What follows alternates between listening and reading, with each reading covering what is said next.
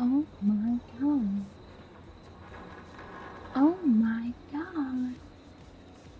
I'll stay crossing off of my list. Got my money and my bitch. That's a check, check, check, check, check, check, check.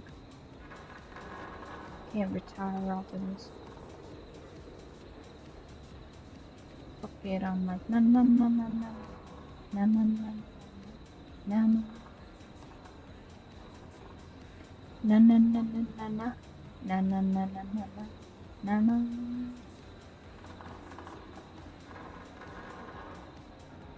That's so crazy.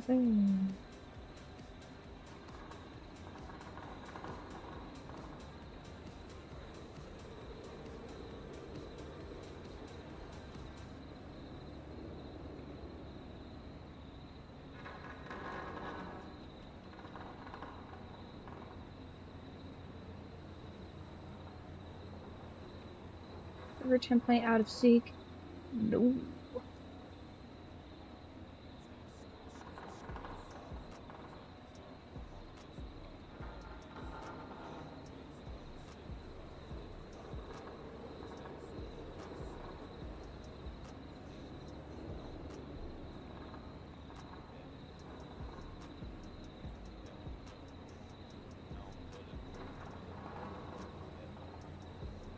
Hello, hello.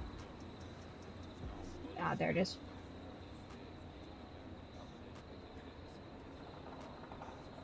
There we go.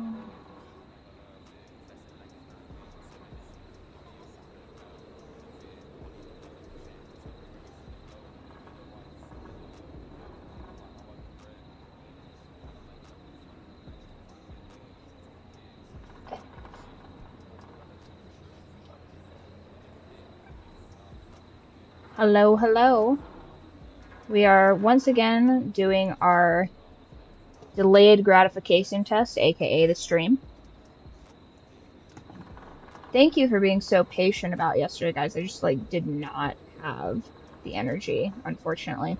So now today is the bonus stream. So that's good. That's good and fantastic. The thumbnail looks so good. Oracle reading. Oh, I finally get to use my chair. Nice. Hello, hello. Yeah. Yeah. Squirrel was using the entire back half of this chair. She was like, how dare you? It's Sunday. Why are you in my chair, you bitch? She, like mommy, does not do well with change, which, you know, is what it is. I've basically put all of my, autistic traits into these cats, like little Horcruxes, so when they're being weird, it's because I'm weird.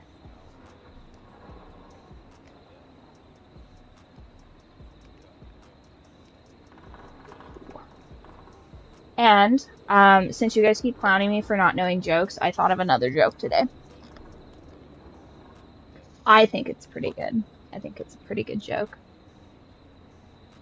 What do you call an anemic girl that's shaving her legs?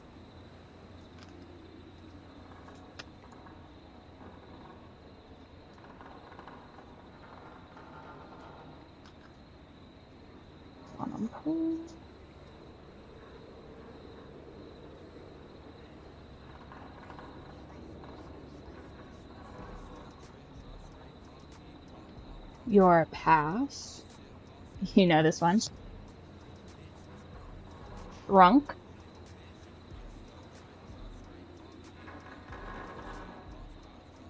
Kind of looks like the boulette, you know, with all of the, You call her an ambulance because that bitch is bleeding all over the place. I'm getting loyalty from the trunk card. Now your present. Rosemary. Double loyalty. Let's see if we can get the hat trick on loyalty. Your future. Sharing burdens, that's basically loyalty. Holy shit. Triple loyalty. That's crazy. That's a crazy pull. Also, all of these things are going to be things that I'm going to be using here very quickly. turns out it's not as cold outside as I thought it was going to be. So I will be certain that I can remember how this works. So, again, I just don't understand mirroring. Okay, this was the last one. This is the middle one. This is the first one. Ooh. Hi, long live crow.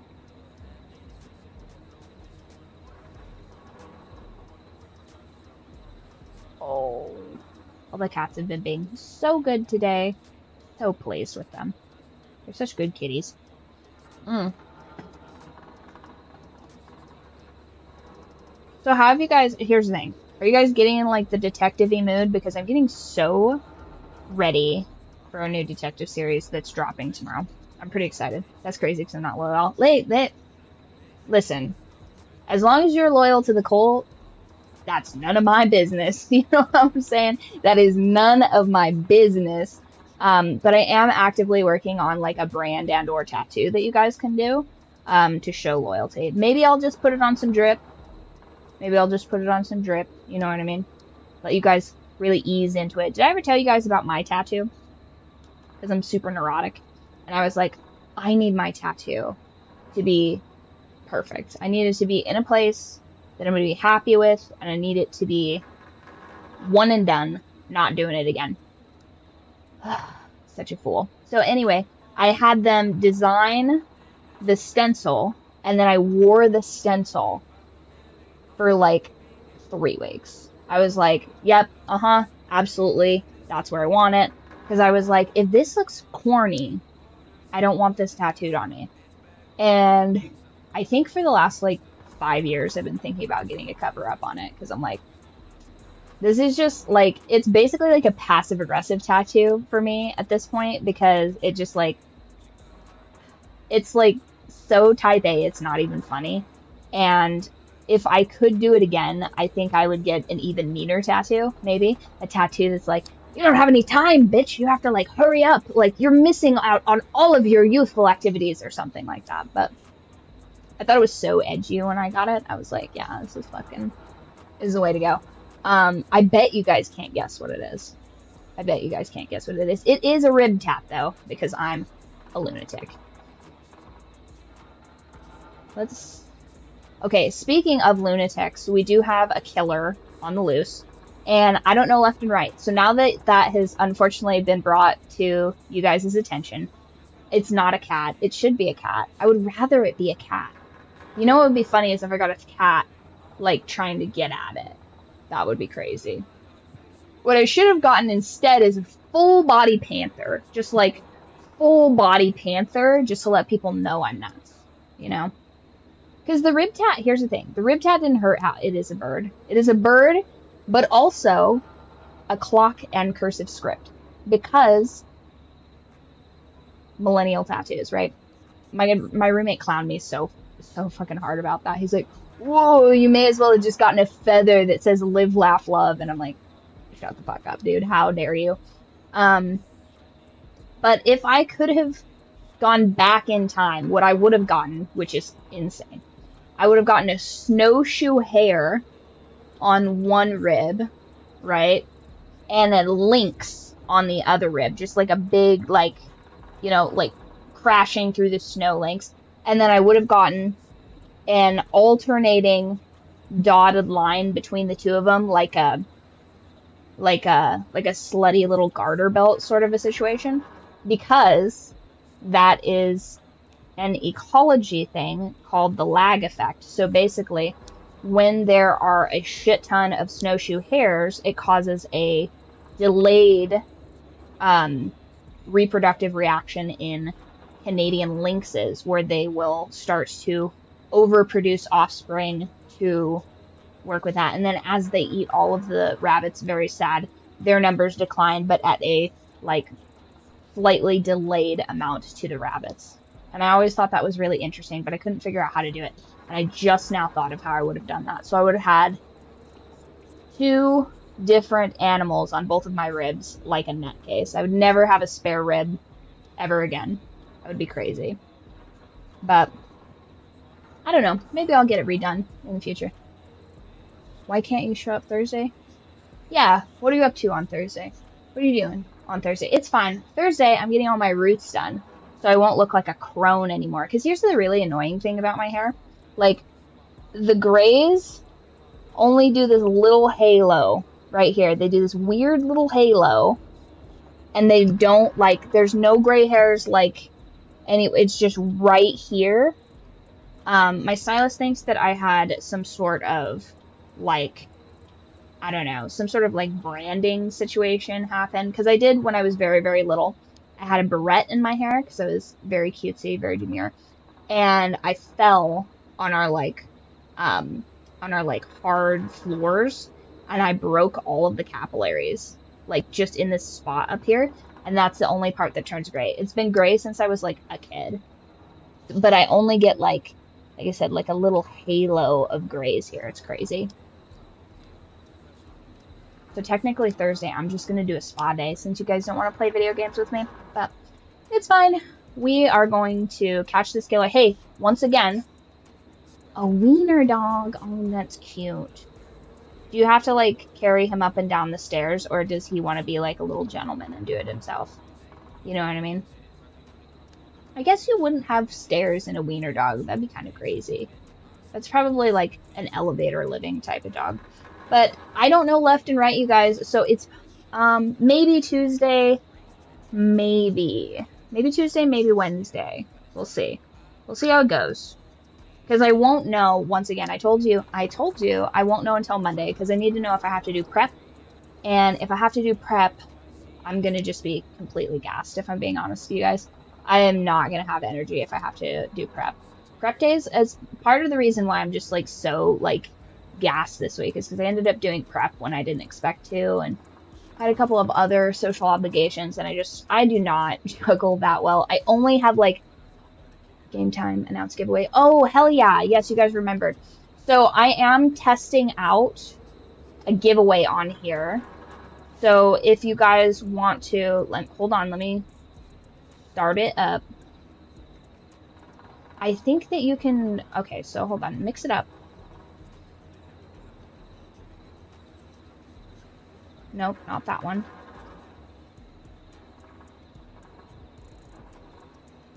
Okay, so this, ideally, this will,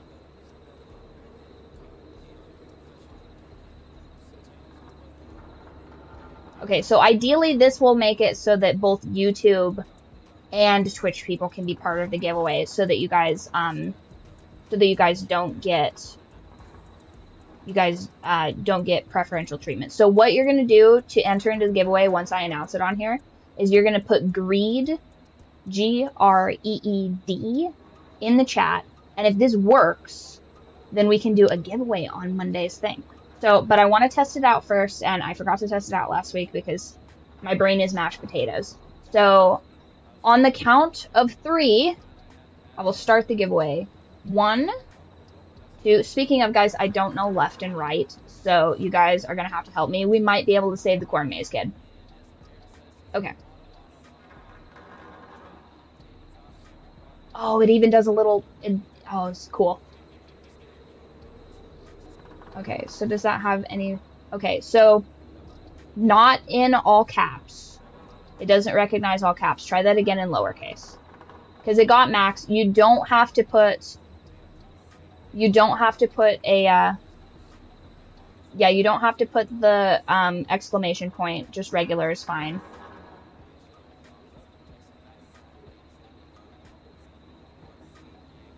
Okay.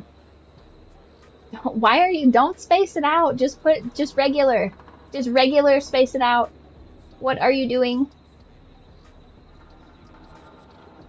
Okay, so I'll check on that in a minute. We'll let that go.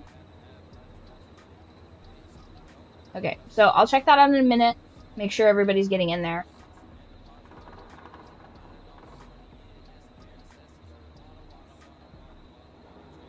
Man.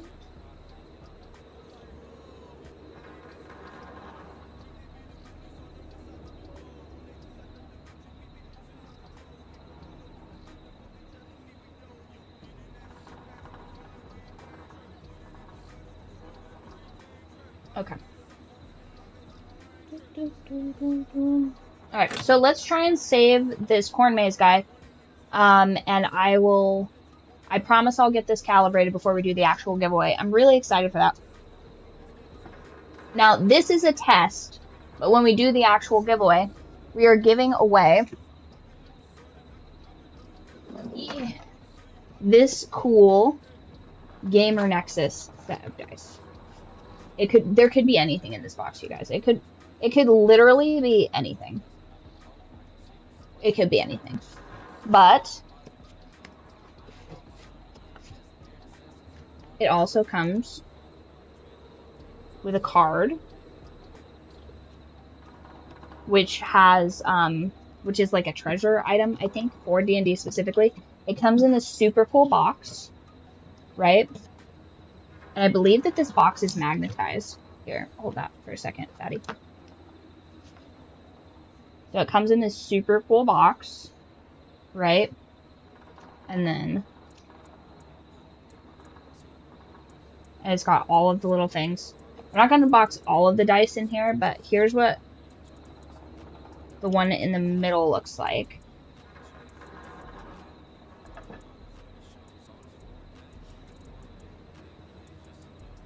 Isn't that cool? So neat. Oh, squirrel gets a little pumpkin spice latte. That's so nice. Gosh, she looks so cute, like a little shiny Pokemon. Okay, I do want to see what the D20 looks like. Do we have the D20 in here somewhere for me to see? That is the D6, D10, D20. Okay, here's the D20. Look at that. And it's got like a little coil in the middle of it. Oh, okay, we got it. These are super pretty, you guys. I think that with how often like dice rolls and stuff like that come up, I just think that this is really cool. And, you know, my loss, your gain. You know what I mean? Look how cool this is, you guys. This is like a nice like metal case. I like that the top is like really nice and tactile and like engraved. But that is, when we get this calibrated, that is what's given away. And ideally, there might be some extra fun goodies going along in the box as well. So that will remain a surprise. If you have any allergies or anything like that, you'll need to tell me if you win the giveaway. But this is the base prize for the giveaway. But if I'm going to have to ship something, I might just put some extra fun stuff in there anyway. Alrighty. Now, once again, I don't know left and right, so we are gonna need to... Okay. What is the deal? This thing is not... Okay, one second.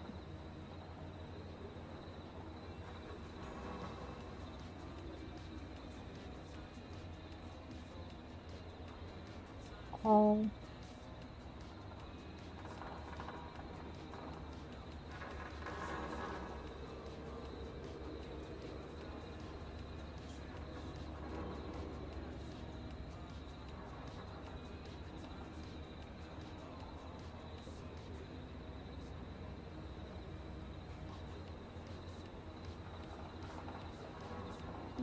Command.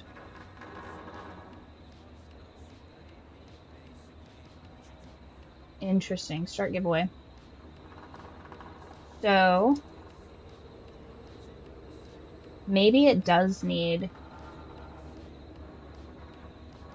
that. Let's see if that... Okay. Yeah, cancel giveaway. Okay, let me start this over. I did this wrong.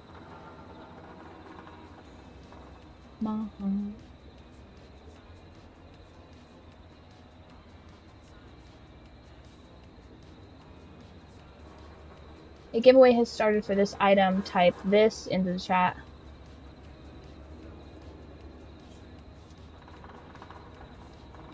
Okay. I was wrong. Max was right. I'm sure he never gets tired of hearing that. You do need to put an exclamation part at the front of it. I messed that up, my bad. Okay. So just to see if it works.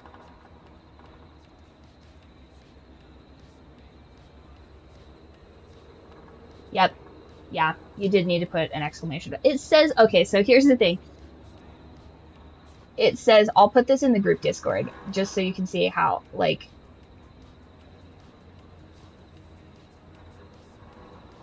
I'm gonna put this in the Discord, just to show you guys I'm, like, not completely nuts.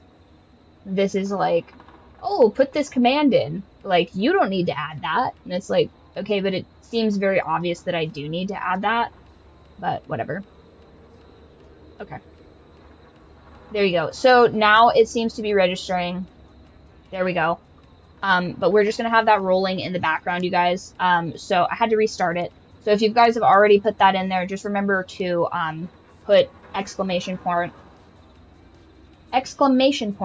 greed, and then that will help me calibrate this. And if it wins, that'll be great. Maybe I'll send you guys, you know, a prize for helping me calibrate this. You know what I mean? I'll figure that out.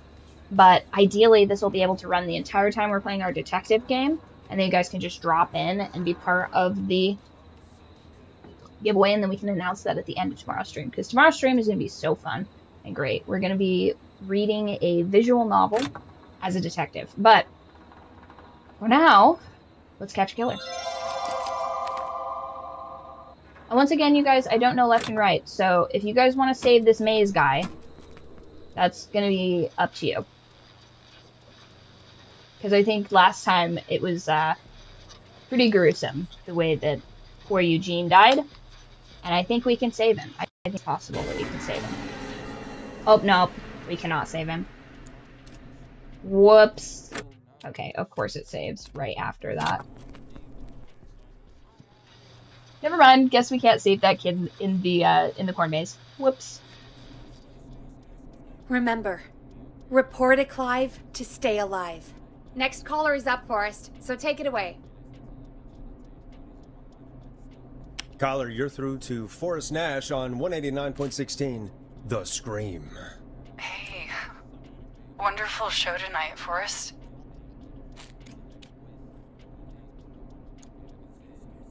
Well, that's kind of you to say. Thank you. What's your name, caller? The You Rizzler. can call me Dawn. Could you play my tune, Forrest? Your tune. Sure. Long Ride Home. That old song. Sure. We got it. I think I played it the other day.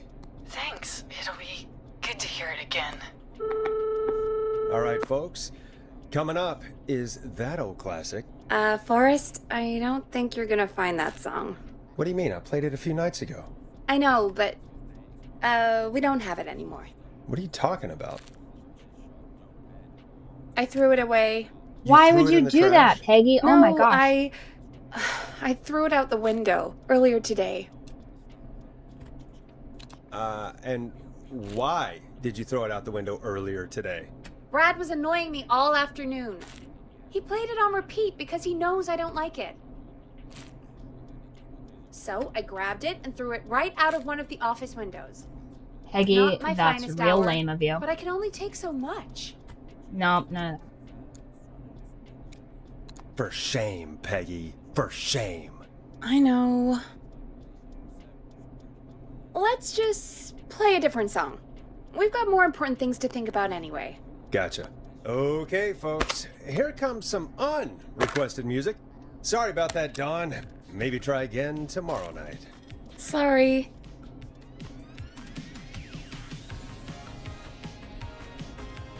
Yeah, what the fuck, Peggy? That's crazy.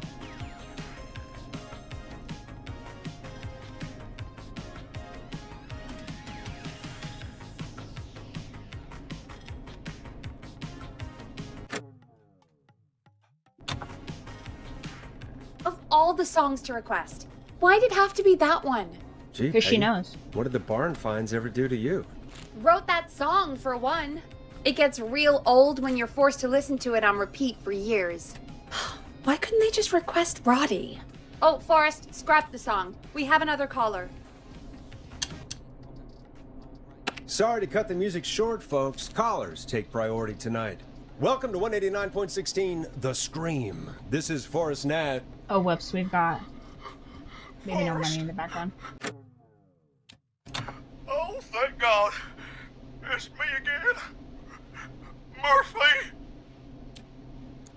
Hey, what brings you back? Oh, the killer got me, man. Why did I ever trust a guy named Master Robin? I warned you not to. Hindsight is 20/20, okay? Forrest, we need to do something. Goddamn piece of... It came to the gallows waste disposal plant. Yeah, and luckily this is a redo stream too. But if you're ever worried that you're missing streams, there is a schedule, and also join the Discord. Anytime that I'm going to do new stuff, I put it on the Discord. This one was kind of impromptu, but I am happy that I got to redo the stream from yesterday. That was whack. Sorry about that, you guys. But all of the other stuff I checked seems to be correct. So that is a good way to not miss. I use the schedule to remember what we're up to. Carry me inside and lock me in a dumpster. I got a flashlight, but... Oh, goddamn. I smell smoke. I think he started a fire. This Hold guy on, sounds Murphy. like We'll Papa call for Meat. help right now. You gotta hurry, man. I need someone here now or I'm gonna die. Peggy, get the fire department on the line. On it. All right. Now just... Come on, pick up. Hi. Yes, I'd like to report a fire over at the Gallows Waste Disposal Plant. It's an emergency.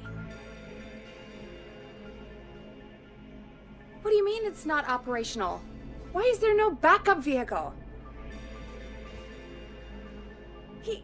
Oh, god damn it! Forrest, that evil son of a bitch slashed the tires on the town's only fire engine. They can't do anything. But I have a few friends who live nearby. Maybe one of them can save Murphy. Where do they live?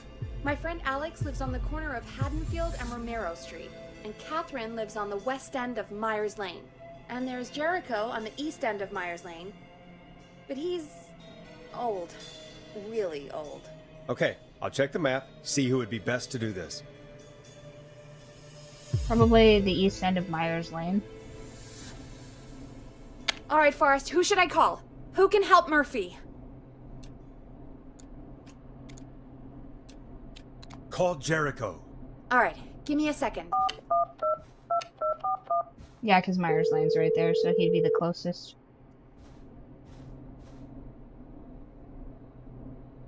Awkward. They're on the way. They'll call from the plant. You can direct them from there. Well, let's hope they get there in time.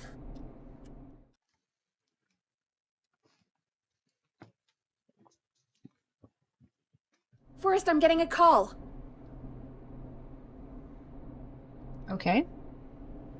Are you sure you can't? Oh, thank you for following. Crushing Turtles just followed. What's happening, Peggy? Old man Jericho wasn't fast enough. I don't know no. why I even mentioned him. But I did. The plant burned down. It collapsed. So Murphy is... Ugh, lame. Poor Fernando is gonna be crushed. My best party trick? Jeez, that's no way for anyone to die. Terrible way to go. Yeah, why did she Yeah. even mention that guy? Murphy, I promise we will Oh, stop the this. Romero one would have been For good. you and for Fernando. Peggy, My It's gonna best be all right. party trick? Forrest, we have another caller. Let's not waste time. Being on command or being devil jointed. I don't think any of those. I think all right, I think folks. Another being of our a good I think citizens being a is on the midnight line. ballerina is a pretty Let's good see what they have to say. party trick, but I don't really do parties anymore, man. Welcome to 189.16 The Scream, with me, your host, Forrest Nash. Forrest, Teddy Gallows Jr.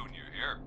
I just want to say that my thoughts and prayers are with my Gallows Creek neighbors during this awful time. Oh, it's mayoral candidate and scion of the town founders, Mr. Gallows. Are you in danger? We need going to be a town of law and order. We need cops who have the tools and funding they need to keep us safe. Okay, Teddy. I know you're an outsider to our little town here, Forrest. But you're really stepping up to bat for us all tonight. I just want to say thank you. Oh, yeah, Taking pretty much. a swing. I don't know, I used to be pretty good at beer pong. Jackass. Right. Thanks, Teddy. Now, are you... Teddy, you lowlife. This is not the time to promote your damn campaign. I just want to make sure our town is safe and prosperous. We get That's 65 why five the more. Gallows Family Factory, founded by my father, Theodore C. Gallows, God rest his soul, which employs over 200... Teddy, unless you've got an emergency, I'm cutting you off. Ooh, 2 more. You know what? I do have a problem. A problem that's ruining our town. You know what it is? My God. I didn't ask about a problem. I said emergency. The problem is that woman, our current mayor, Linda Cartwright. Oh, here we go. She just Cut this guy. Dude, isn't one of us. they are Linda being way too Cartwright slow to cut is these people. un-American, unstable, and You're not better than anyone, Teddy. Just because you inherited half the town. your producer sounds a little unstable too. Don't you dare speak to me that way. Cut him off, Peggy. I can guarantee this People kind are of thing way will bad not at cutting happen people when off. I take office. The moral decay of... And that's Boo. enough of Tomato, Teddy tomato. Gallows Jr. for one lifetime. I always feel disgusting after hearing him talk. Just play an ad, Forrest? I need a minute. We'll be right back after these messages.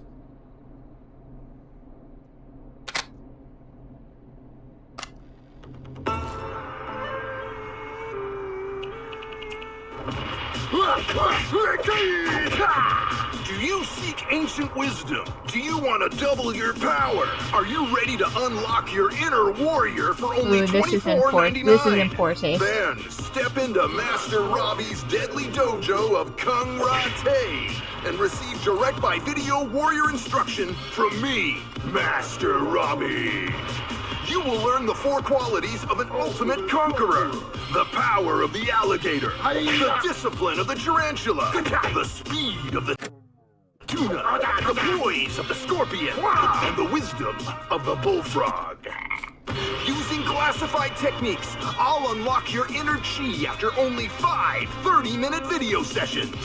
Ultimate Impossible. power and wisdom can be yours now for the low, low price of only $24.99. Just call 555-7861 USA to take your first step to becoming a champion.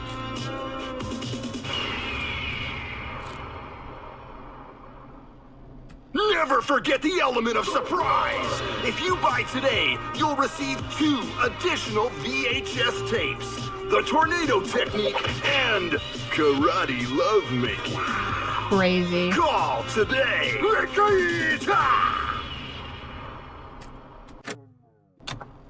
Jesus, you know, after what happened with Murphy, I think...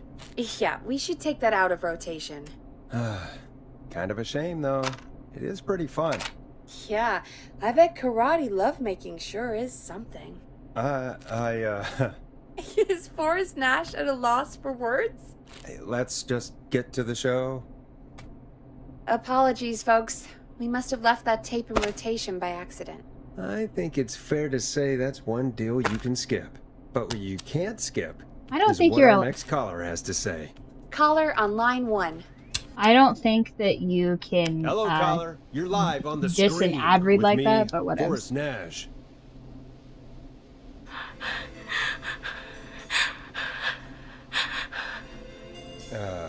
Hello, caller. Who is this? I need the police. I'm Forrest Nash. I'm standing in for 911 tonight. What's wrong? There's a guy hunting me and my friends. I think he's killed some of them already. That's He's outside. I can see him from up here. God damn it. She's just a kid. Where are you? Are you somewhere safe? Oh my god, oh my god. Stay with me, kid. Focus. I can't do this. Yes, you can. Focus. Tell me, what's your name?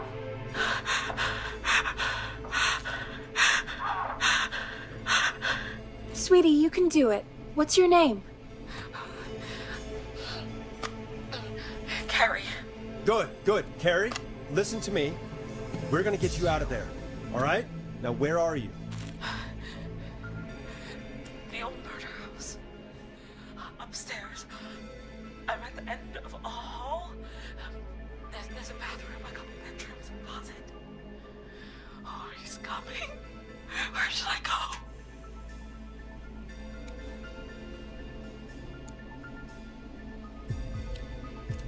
Go to the bathroom. Okay, I'll...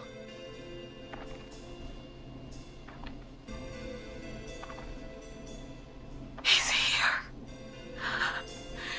He's here. He's gonna kill me.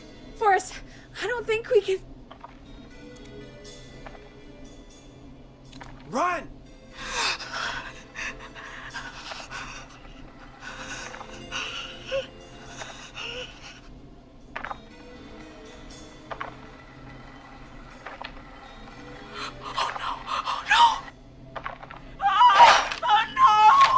Ooh.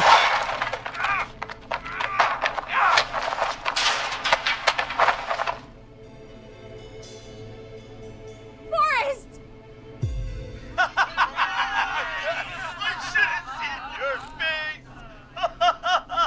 What? What? What? Are you kidding me? Okay, what the hell is going on here? Oh, who's on the phone, Carrie? The cops? It's just a joke, jeez. Wait, isn't that... Jimmy, that wasn't funny, you sicko! Of course I called the cops, but some guy just answered instead. 82 glasses. Forrest Nash, what the hell are you all doing? It's prank night, old man. We're just having fun. That's the kid! The kid who called in earlier pretending to be the whistling man. That's it. I'm out of here. Jimmy, this is a pretty sick thing to do. What? It's whistling night. That little idiot. Whistling night? It's a stupid tradition. Especially stupid since that one kid died back in... Would you take off that stupid mask if it's hard to breathe? Who's under there anyway? Is that you, Seth? Idiot. Seth is right next to you. That's, The actual killer. Wait, Oh no. who are you? Oh no, man!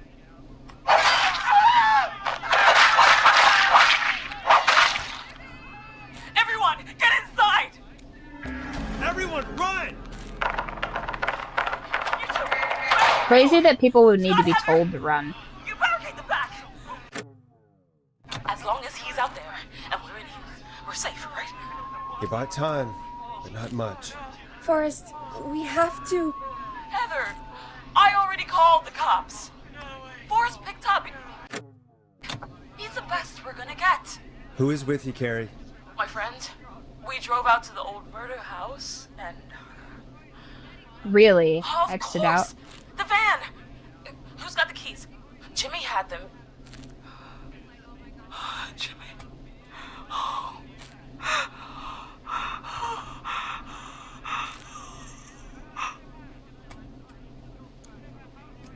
Focus, stay focused, Carrie. Focus. Yes. Sorry. I'm here. We'll figure something out. Between all of you, there's gotta be a way to beat this. Just sit tight, okay? Heather, shut up. If we do that, we're gonna get killed. If only Jeannie were here. Jeannie? Jeannie McPherson? Our intern Jeannie? Yes. She's my best friend and the smartest one out of all of us. She Yikes. stayed in tonight. Forrest, listen. We'll see what we can come up with, and, What? Scott, you're not any good at... And... No, Jack. Everything okay? No, we're figuring out a plan, but everyone's volunteering to do things they're just bad at. Hey, I I got think we 100 can figure baskets. out what Nice. to do, but I don't think we can agree on who should do what. I think you'll have to be the tiebreaker. Or else Lame. these idiots are gonna get us killed. But I... Shut up, you... Ugh. Forrest, I'll call you back. But I don't know anything about your friends. Ugh, these damn kids never learn. They're just dumb kids. Ugh, they do this kind of thing every year, Forrest. People get hurt. All right, folks. We're gonna work out a way to save Carrie and her friends. This next one goes out to all the trapped kids out there. No.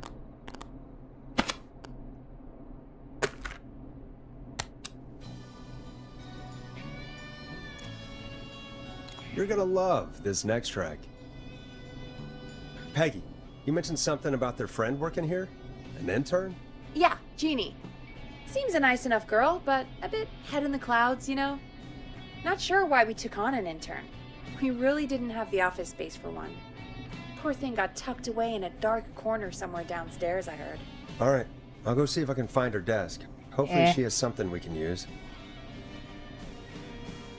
Okay.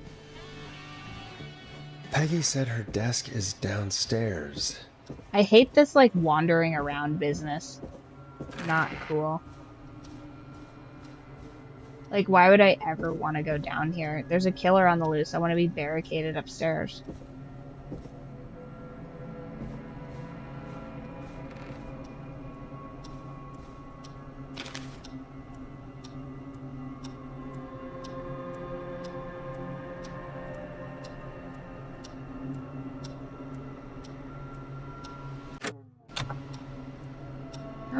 What? I can pick up multiple things? Oh. I can pick up 2 things.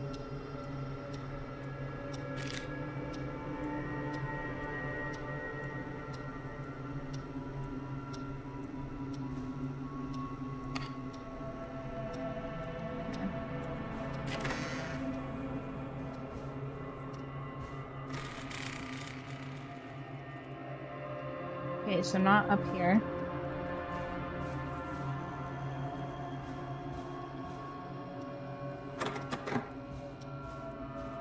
Locked. For now.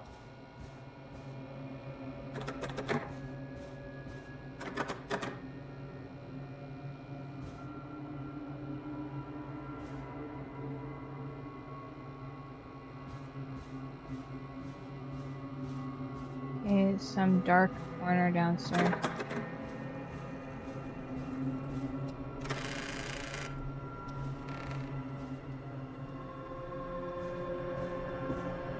Would that have been her desk over here? Jeez, they really tucked Jeannie away.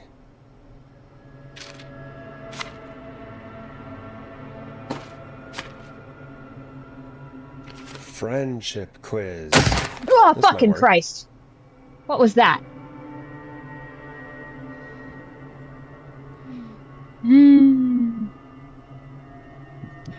Hated that.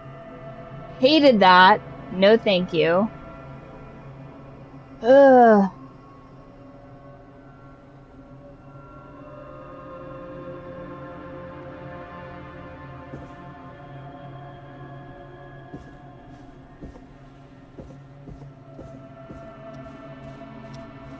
What even was that? Has Peggy been murdered?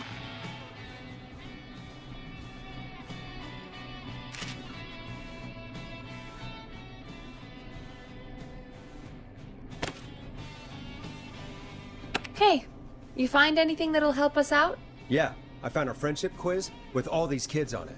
If you think that'll help, then good enough. Carrie's on line 1, whenever you're ready. Okay, Forrest, shut the music off. This is Forrest Nash, back again with an unlucky caller on this unlucky night. Carrie, are you there? Yes, we've got a plan, but we can't agree on who should do what. You want me to be the tiebreaker? Exactly. I'm ready. What's the first step? Okay, first things first, we'll need a spotter. Someone who can keep an eye on the killer. We'll need someone on the roof. It's gonna be a hard climb. We're deciding between Heather, Kyle, and Hot David. Heather's got this. Yes, Heather, he picked you. Now please, stop talking about all your cheerleading trophies. Part 2, the Whistling Man padlocked the gate back to the road. Before we drive out of here, we need someone to pick the lock. Seth, Jennifer, and Scott all want to do it. Most likely to end up in prison.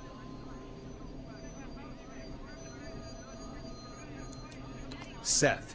Seth, what are you talking about? I don't know that smashing into windows is really... Oh god, fine. Anyway, that brings us to part 3. Getting the van keys. I'll volunteer for this. I don't know Jimmy as well as you guys, so... it'll probably be easier that way. Then is part 4. Well, this is a long plan. How much Listen, more I is didn't there? mean to. I don't know left and right, Max. You're doing great. What's the next part? Part 4, we need someone to lead the Whistling Man away. We need a fast runner. For this one, we're trying to decide between... who was it again? Hot David, Cynthia, and Scott. Hot David. Yeah, you spend a lot of time Oh, running whoops. shirtless. You got this, Hot David. Sweet. Okay, let's recap. We get the eyes on the roof. A runner distracts the killer while we grab the van keys and pick the lock on the gate. Now the tricky part. The getaway. Ooh, what's the plan there? Well, we can't all outrun the Whistling Man. But he thinks we're just a bunch of stupid teens. So, let's use that against him. Part 5. We trick the killer into a trap. Someone can pretend to be injured. Who would make the most believable bait? Who you got? We got Lisa, Tammy, and Cynthia.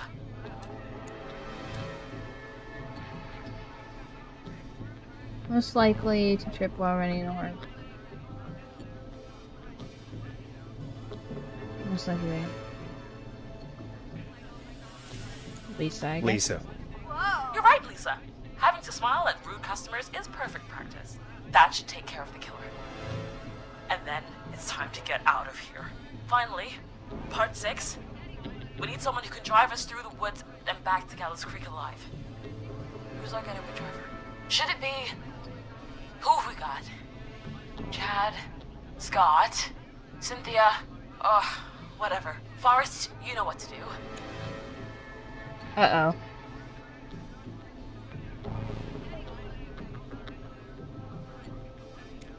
Chad. Oh, perfect.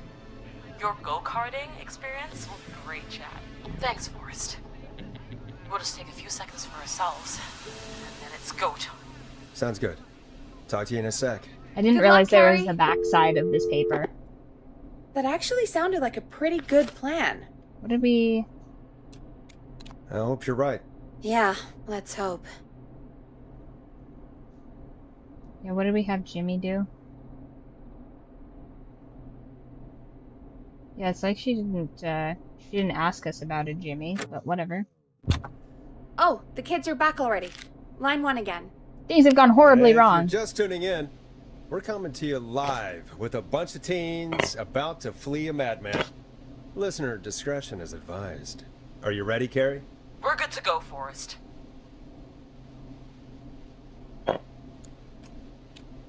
Good luck. And Godspeed. You got this. Here we go, everyone! Spotter! To the roof! Go, Heather! She's off and away! Alright, Renner. Get ready. Wait for the spotter's signal.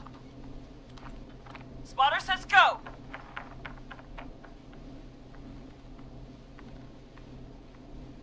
He took the bait. Lockpicker, go! I'll get the keys off Jimmy. Oh, Jimmy is dead. That's why we didn't get to choose him. Oh, Jimmy. Oh, his face is... The keys. Carrie. You need to get the van keys. His face is lying next to him, Forrest. He got cut. Oh, God. Just, focus. Breathe. Right. The van keys. Got him. And Hot David should be back any second. Lockpicker's still working.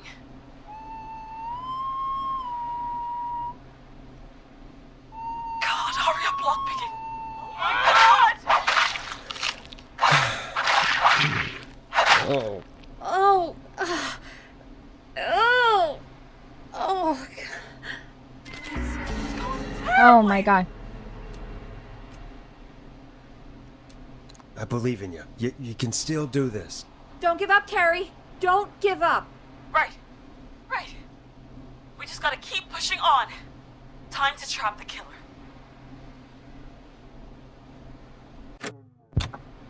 All right. Bait. Get into position. Everybody else, hide.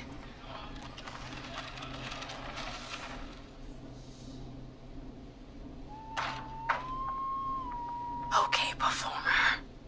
Now, act like your life depends on it. Oh. There he is. He's buying it.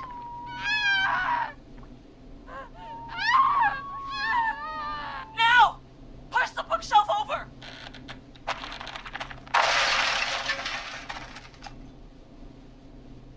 Oh my God!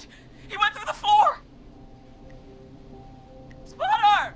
You need to climb down now! We gotta go! He's coming down. And yes! Heather! Quick, everyone to the van. Driver, take the keys.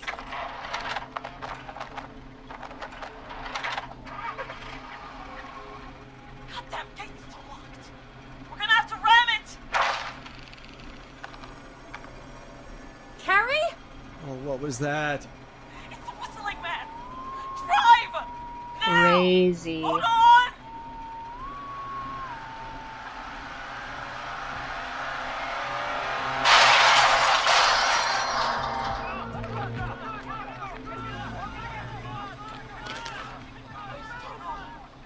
Get out. No.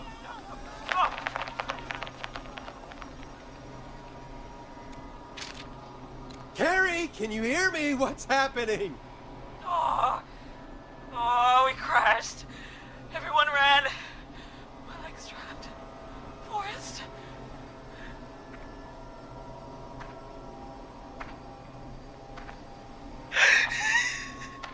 Damn.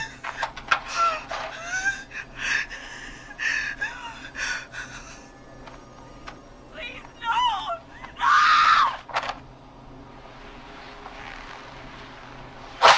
Right. Carrie?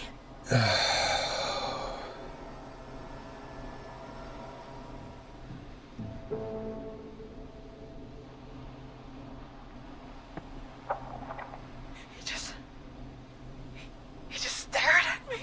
Carrie! Carrie? He just stared at me and got my leg out. I don't understand. Plot armor. Thank God you're okay. Can you get somewhere safe? I can make it home. Thank you both for helping. If you hadn't, I guess the plan was just... I'm sorry about your friends, Carrie. Thanks.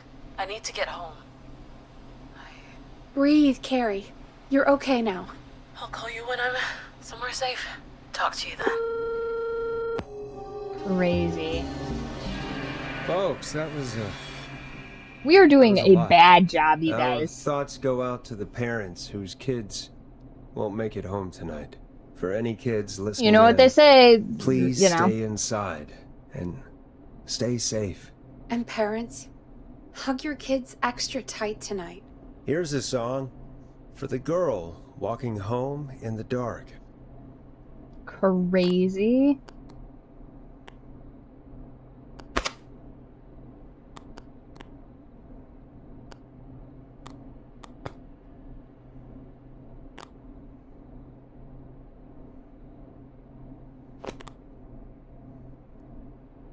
Whatever. Play a record, Forrest.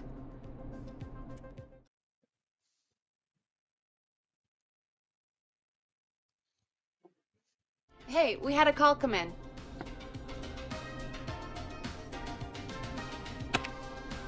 Time to turn the music off. Listen. This is as much your Forrest job Nash as here. it is mine. Listeners, we've got another caller live on 189.16, The Scream.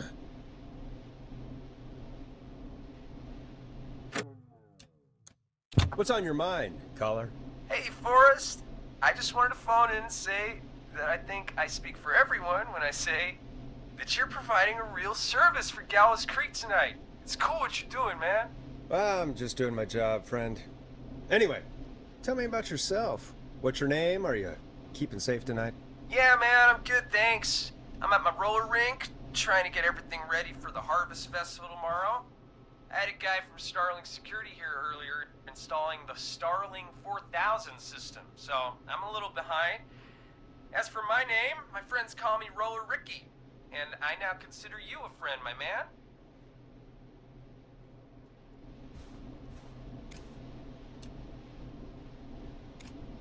I don't allow self-promotion on my show. I'm sorry. Sounds like roller skating is more than just a job to you. So is this vocational? I wasn't always Roller Ricky. Once upon a time, believe it or not, I used to go by just Ricky. Yeah, back then, things were pretty rough. I used to roll with a bad crowd. Not all bad, but there was one guy. Anyway, some bad stuff went down. I harbored a lot of guilt for a long time and turned to the bottle. I didn't really talk about it or even know how to talk. It's just how it was. That bottle took the best years of my life. Or so I thought. It's never too late, Roller Ricky. How did you turn things around? I joined a support group. I opened up about my problems, and sharing that burden just took so much weight off. It's a long story from there, but I found roller disco. I learned how to have fun again, cutting loose and making shapes. Now whenever I get down, I get down. I'm finally free from it all, man. It's important just to talk to somebody. That's the first step. Ain't that right, Max? Oh no. Nothing better happened to this dog. Well, he certainly sounds like a good boy. Max is my emotional support dog. He's a rescue dog, but I Nothing better happened to this dog, guys. I'm gonna be so pissed. Best dog a guy could ask for. Of course, the first thing I did was teach him how to skate. He's better than me now, a real pro. Max can skate? Yeah, man. At first they said it couldn't be done, and then they said it shouldn't be done. But Maxie loves the rink, man. Is that another train, Maxie? Maxie loves trains, man. He's even got that special how to greet them. Maxie sounds like a really special boy. Maxie appreciates all the positivity you're throwing out, my man. Nothing better happened to I'm this actually dog. hosting free skating lessons tomorrow at the festival. I think it's a great opportunity to give back to the community. Man, all this talk of skating's got me itching for a boogie. Before I switch my radio off for the night, can I request a song for us? Something I can groove to, you know, something funky. Sure. It'll be me and Maxie's final boogie breakdown tonight. Then I think we'll take it down a level. I can do that. Thanks again for calling. You and Max, be safe now, okay? Bye, Maxie. You got it, man. Peace. Well, folks, this next one goes out to Roller Ricky and Max. Enjoy.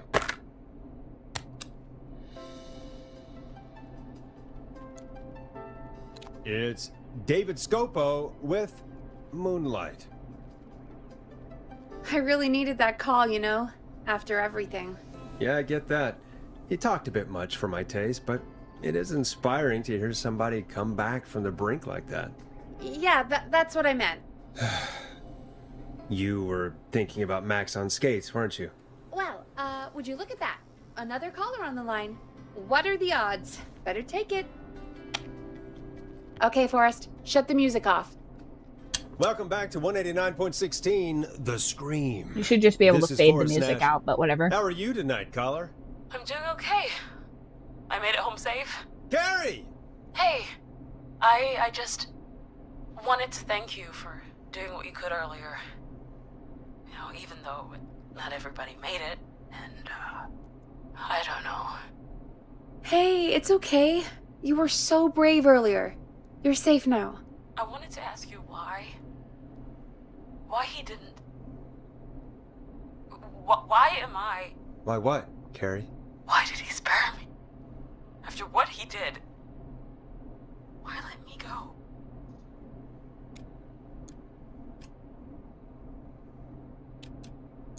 Maybe he only wanted to hurt the pranksters. Maybe. Did he just think everyone was making fun of him? Did he always hate these hazing rituals? I mean, if he did, why wait all these years to... Why do this now? These stupid hazing nights have to stop. Carrie, you did so well tonight. Stay safe and rest. Help is coming to Gallows Creek. We just need to hold on. Thanks, Peggy. Hey, Forrest? Could I request a song? Of course, Carrie. What song? Any song by Blast Processor. And thank you. This next one goes out to Carrie. Wild song choice, but whatever. You know, what Carrie just said has really got me thinking. About what? The whistling man left her alone. Why? There must be a reason. When it comes to masked whistling killers, I don't think a reason is a key part of their process. Well, it's something to consider. I need to take a break. If you want to stretch your legs, now's the time. Just hit the Peggy button when you want to get back on air. Okay, now we're gonna collect things throughout the office.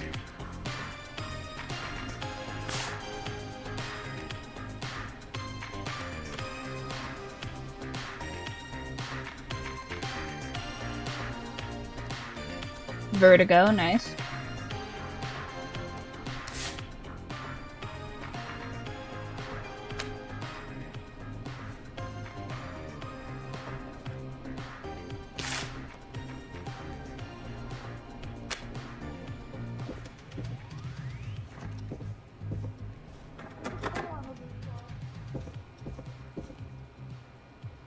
Not getting in there tonight.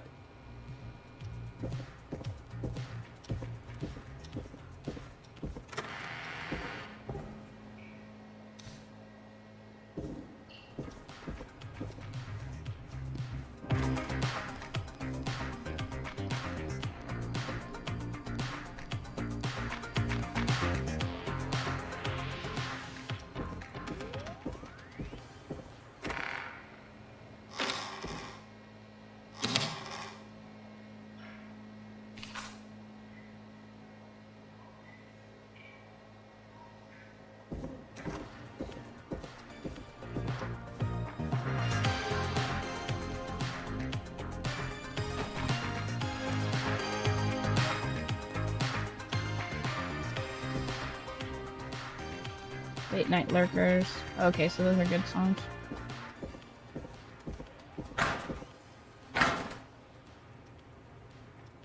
The fuck was that, you guys?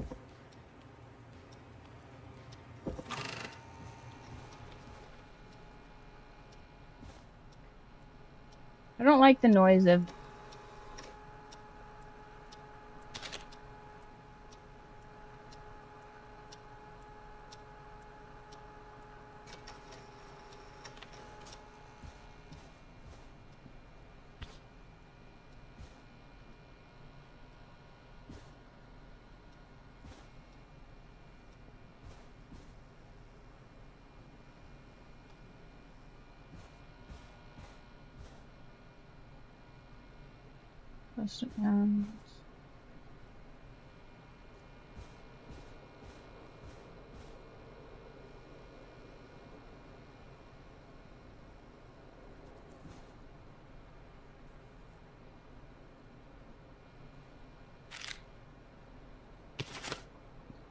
What's this? Roller Rickies.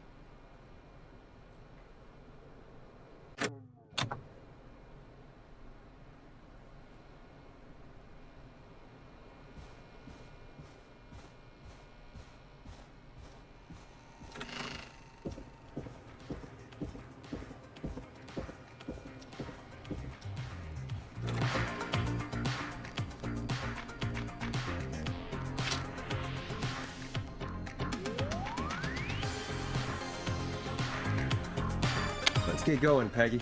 Alrighty, we could run another segment or... Scratch that, Forrest. We have a caller. You're through to 189.16, The Scream. What's your emergency? Hello again, Forrest. Oh, that call with the teens was awful. Those poor kids. Still, I'm glad the girl didn't get hurt. Thanks for your concern. Are you in trouble? What's on your mind? I wanted to ask you again to play my song, Forrest. You said you were gonna play it, but you didn't. Your name was Dawn, right? What, Peggy? Yes. Oh, well remembered.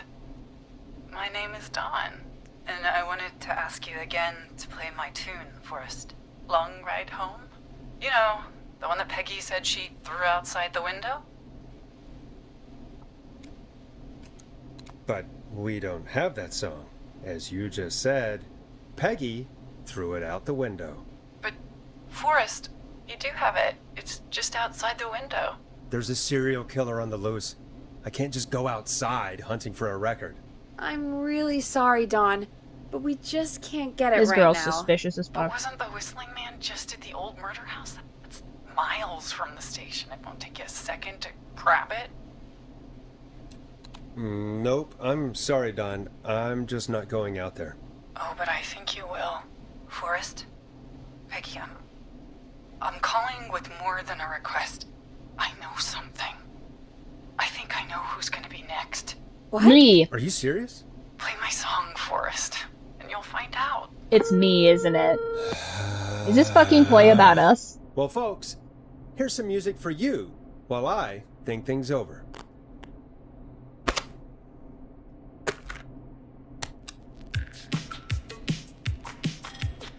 It's funky, it's groovy, Yeah, it's not cool. Stab in the Twilight by Knife and Easy. Is she serious, Peggy? She's serious about hearing that song, that's for sure. Peggy, I mean, is she serious about... I don't know, Forrest, but we don't really have a choice, do we? We do. If I can she's just tell telling her the to kick truth. rocks. Then why don't you go and get it? It's one of Reggie's K-Fam regulations. I can't leave the booth while we're on air. Peggy. Well, how... You can do it, okay? Fucking Peggy. Fine. You're a good man, Forrest. I'll slide you the key to the fire door. Wait. Our fire door has to be unlocked? Yeah, you know, I never thought about it, but yeah. We should talk to Reggie about that later. Anyway, I'll hold the fort down while you're out. Maybe I'll even get a caller. That could be exciting. 189.16, The Scream. With me, Peggy. Peggy.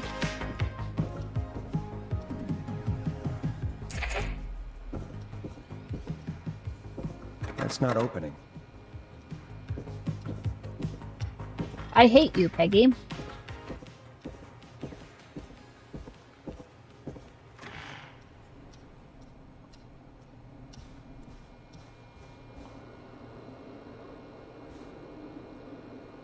So it's not that door. Very suspicious, that door, but...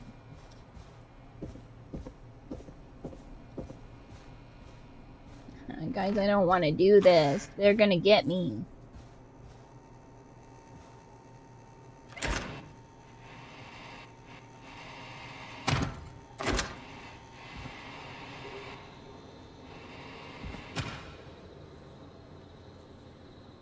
You know, I hope she'll be happy when I'm brutally murdered by the Whistling Man. Out here, in the open, alone.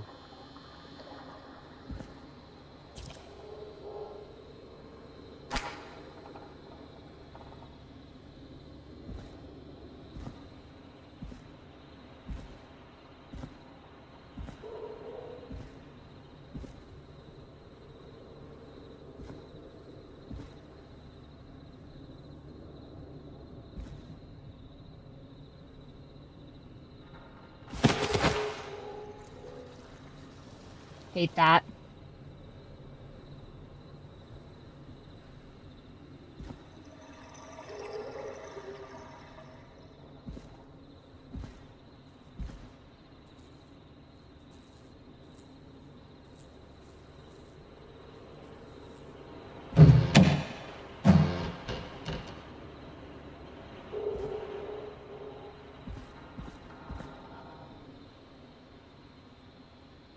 Alright, which window would she have thrown it out of?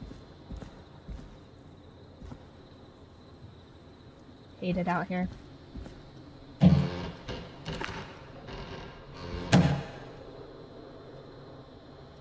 Guys, I'm about to be murdered, aren't I? Oh no.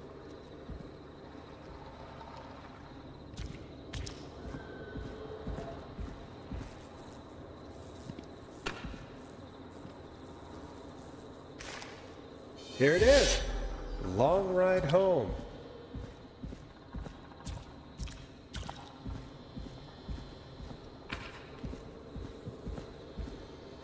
Of course, it locks behind me. And of course the key doesn't work on this side. Fantastic. Guys, no. He's gonna get us. He's gonna get us, you guys.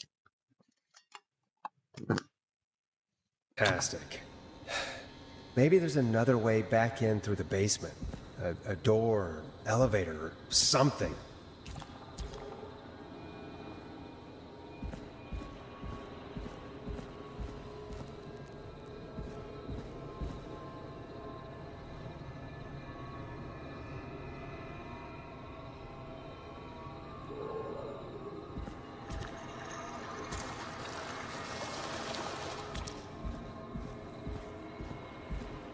Guys, I do not want to be out here. Help. Help.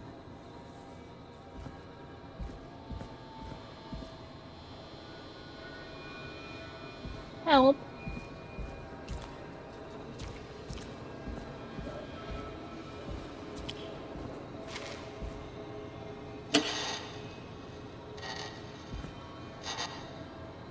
Looks like I'm gonna have to hunt around for some new fuses.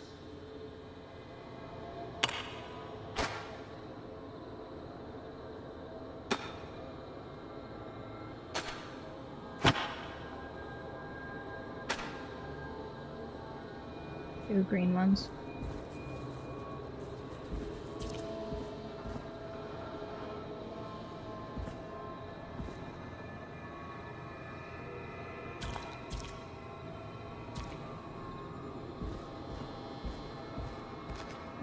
Guys, I'm gonna get murdered.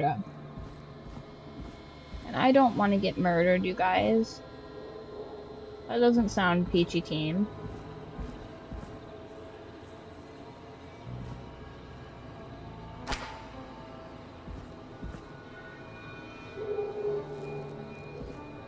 Guys, I don't want to be murdered.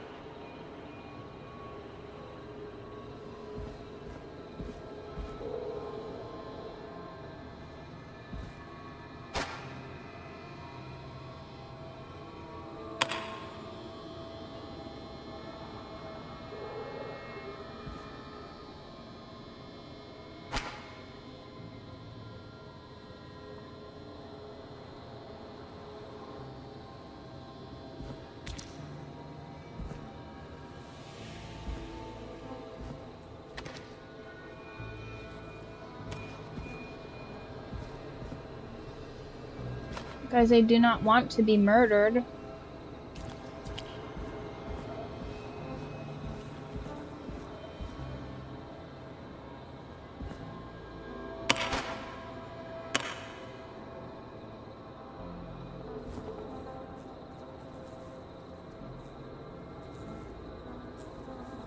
Right? Like, why?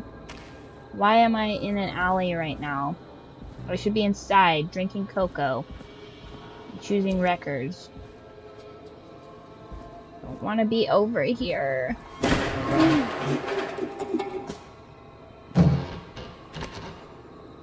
Don't want to be in here.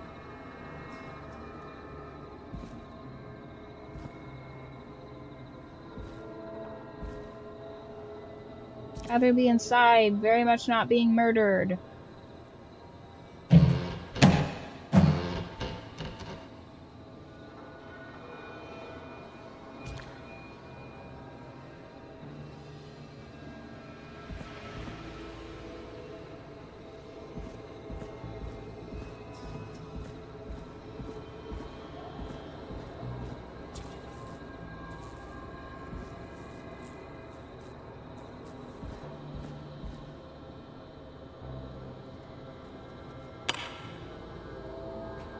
Nah, that's not right. Do the fuses add up properly? Oh. I see. 1, 2, 3, 4.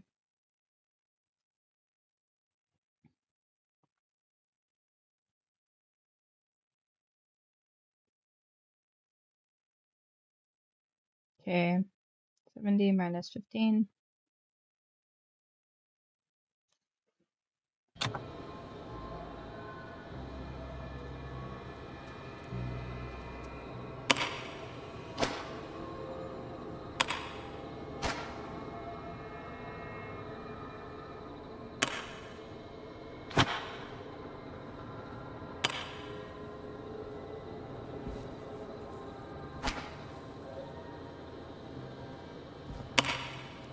$30.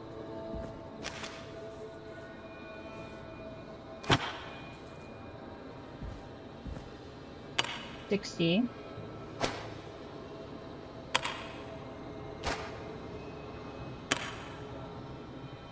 Bingo!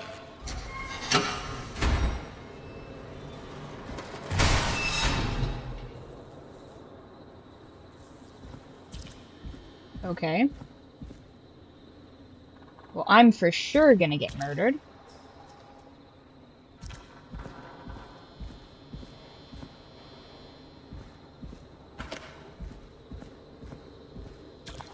I could probably survive that fall.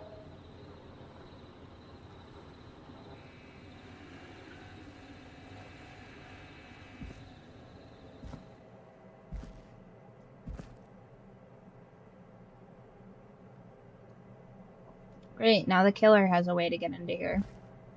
All because of this stupid bitch.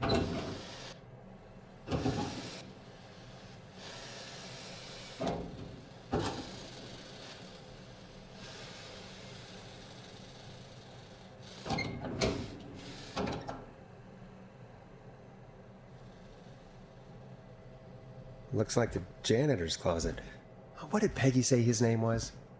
Clive?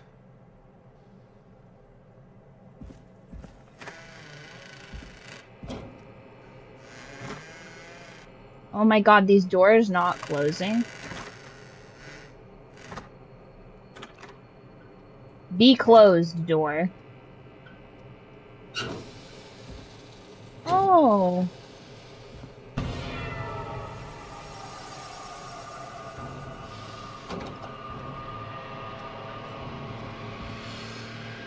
Well, I fucking hate this. What the hell? Peggy is not gonna believe this.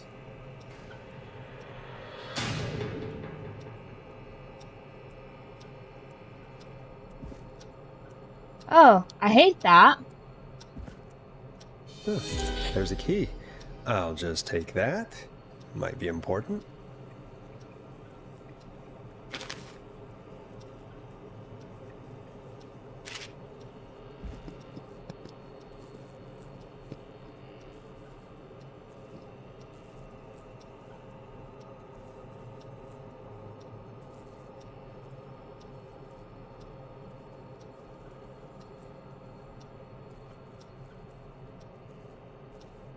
Echo.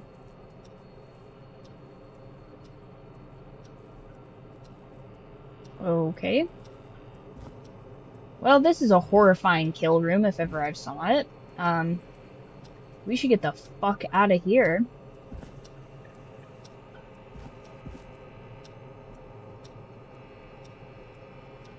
Guys, I'm gonna get so murdered getting out of here.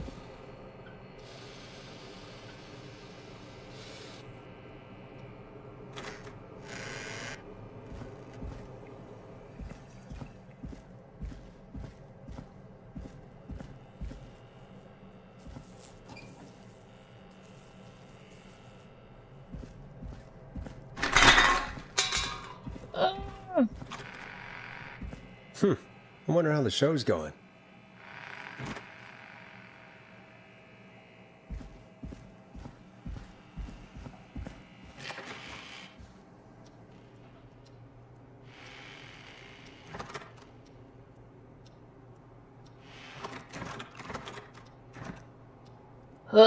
No thank you. I hate it here. I hate it here so much, you guys.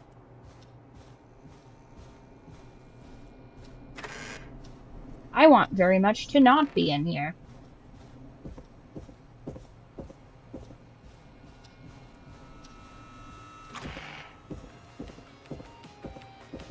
Peggy's dead. Ugh, she's been dead this whole time. Isn't that such a good song, folks? And now for...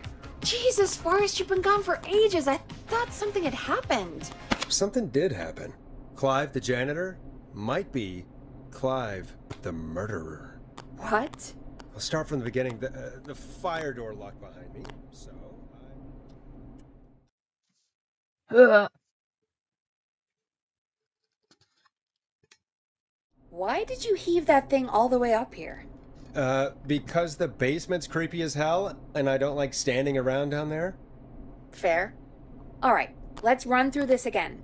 We have a creepy board you found in a creepy basement, made by our creepy janitor, who you think is the creepy whistling man. Yep. And on the creepy board are the names Chuck Brody, Kim Walker, Rebecca Allen, and Aunt Williams. Correct. And you think one of these people will be the whistling man's, Clive's, next target. That's right. And we've got to find them. You said there are 4 locations listed there too? The hospital, the power station, the gas station, and the trailer park. Clive must think the target is at one of those locations. Forrest, you're gonna have to figure out if any of the potential targets are at one of these locations tonight. Hit the button if you need any help.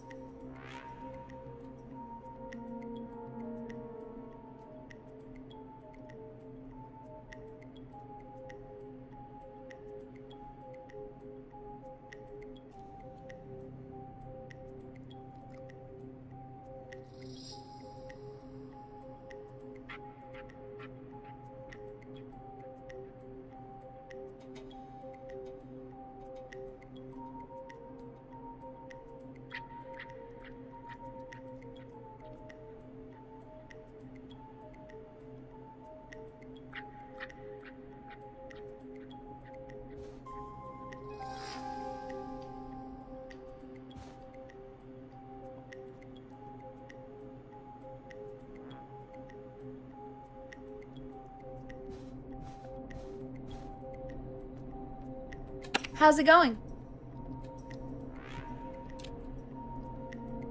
I'm okay, thanks. I think I've almost got it. Good luck. Okay. So guys, at our crime board.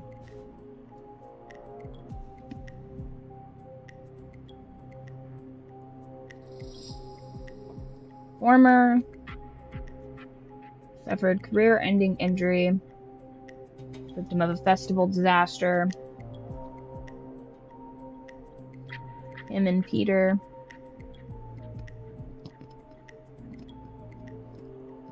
Hey, baby.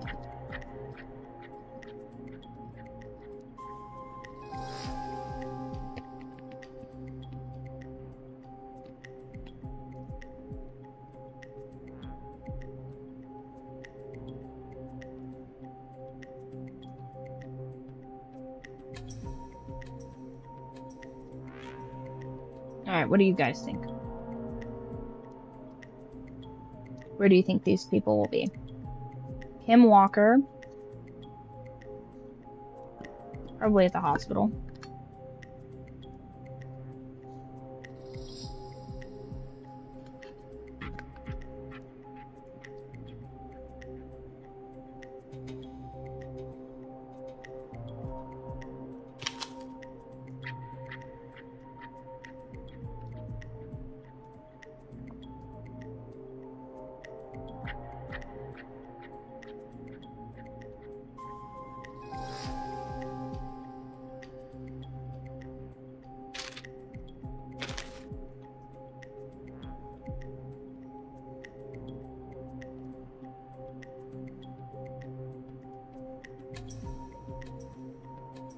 Okay.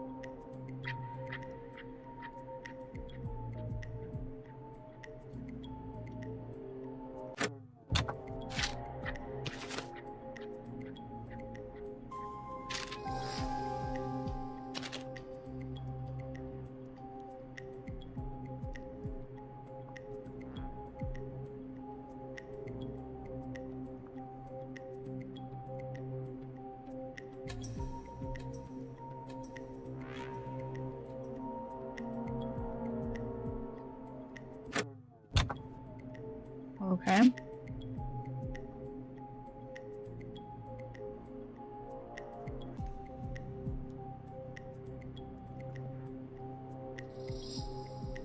Cat Club.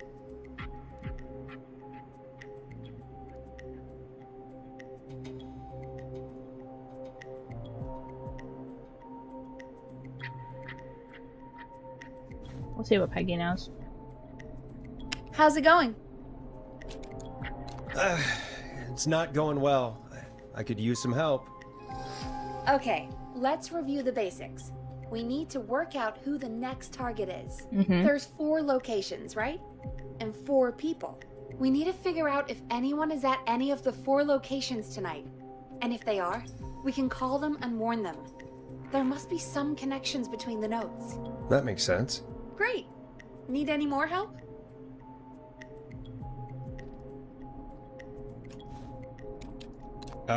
Yes, please. Sure. I think you should be methodical with this. Try grouping the notes by who they're about. You could also have a look at the dates and make a timeline. Maybe that will help rule out potential targets first. Got it. Thanks, Peggy. No problem.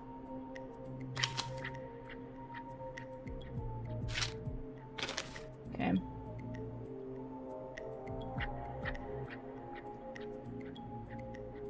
D. Rudd. Okay. M.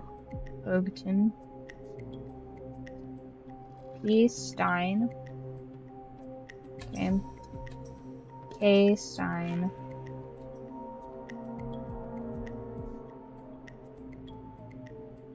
And Mildred. Okay.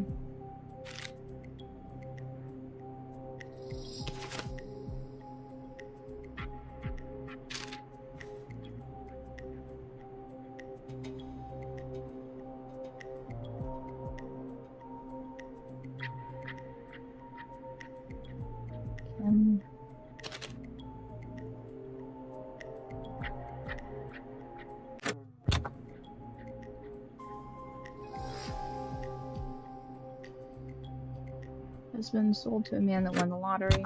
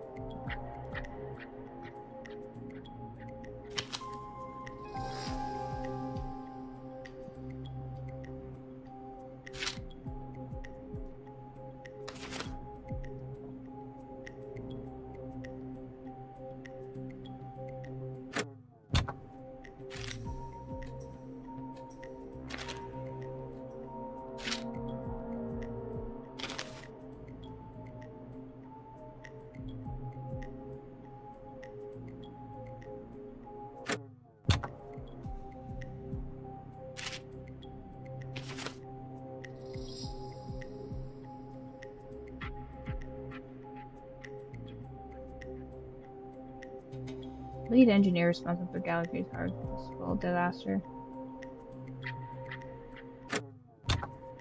Probably the doctor. Gas station winner bought by local.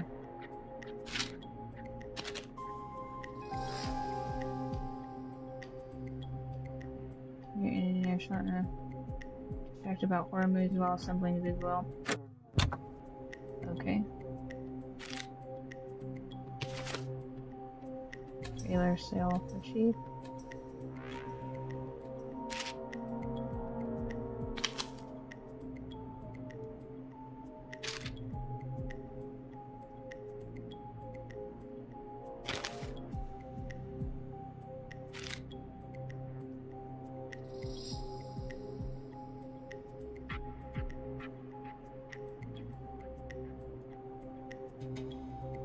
I don't know.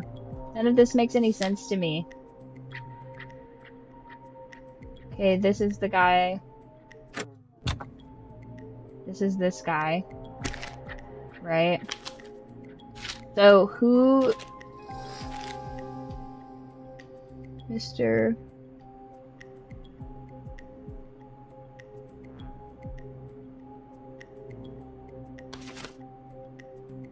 Kim Walker to Peter Stein. Okay, so her husband is dead.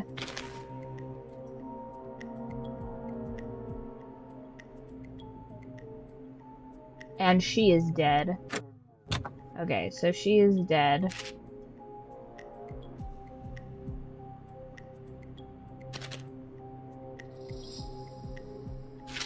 So she's dead. So maybe he would be.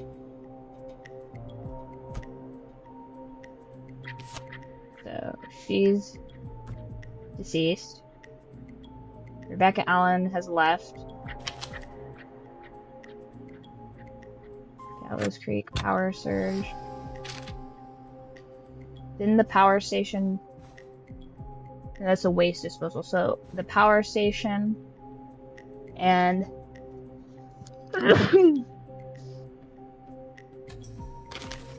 bought by local ex-lottery winner.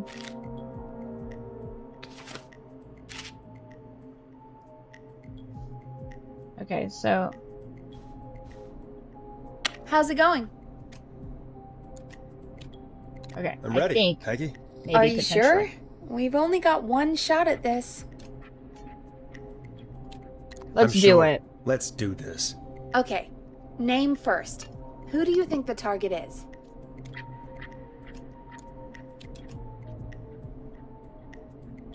Not Kim Walker. She's dead. Aunt Williams. Aunt Williams. And where will I find them? The power station. Okay, I'm dialing. Maybe. One moment.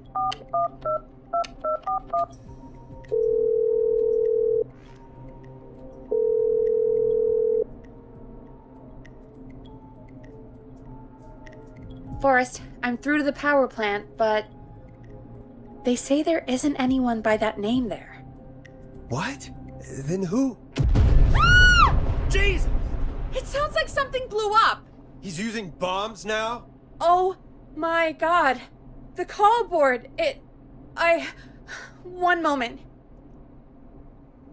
Forrest, I'm getting so many calls. Just let me... I'm gonna take us off air for a moment. Okay. Wrong. I was wrong. Peggy, what's happening in there? Peggy. I'm back. He blew up the gas station, Forrest. Okay. I spoke to the fire department and the hospital. The fire department is useless now, as you know. And, the hospital's only ambulance was at the gas station. Forrest, you've got to say something on the radio. You have to tell the town. I'm putting us back on air. Now. Gallows Creek.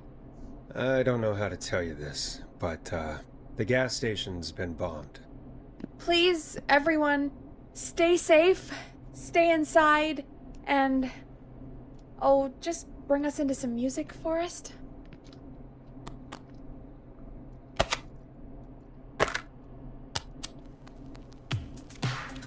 Here's some music while we regroup here on KFAM 189.16, The Stream.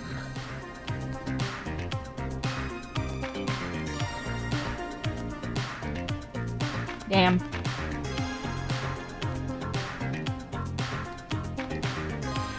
We're gonna have to replay this at some point, you guys. There's gotta be more in the basement to show us who Clive is targeting. And if that's the case, we can get ahead of him. Stop the killings before they can happen. Forrest, we need to go back down. By we, you mean me, right? Yep. Like I said, I need to handle all these calls. Maybe start with that creepy mannequin room you mentioned before. I still have a lot of questions about those, by the way. Me too. Well, I don't want to do that, but...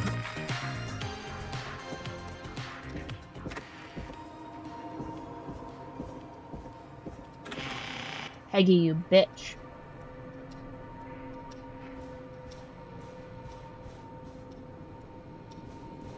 Can I get a stairwell key? Guess not.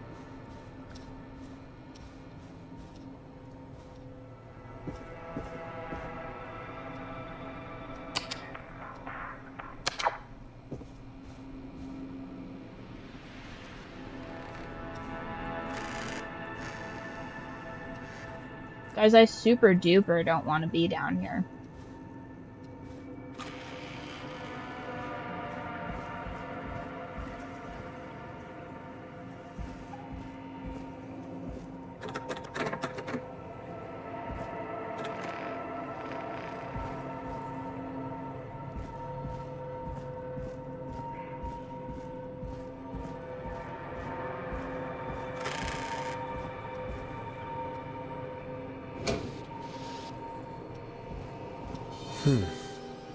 The key? Was this always here? I must have missed it when I brought everything upstairs.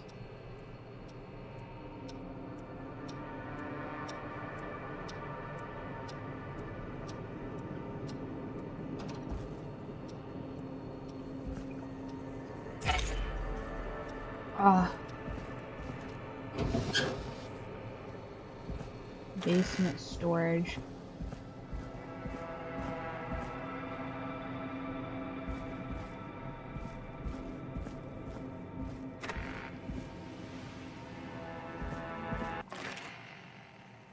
No, because see, I hate this.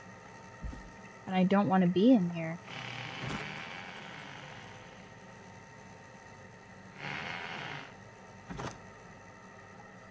Hey, Forrest! Peggy, give me some warning before yelling down the intercom? Sorry. Buzz the intercom when you find something and want to discuss it. Didn't like that.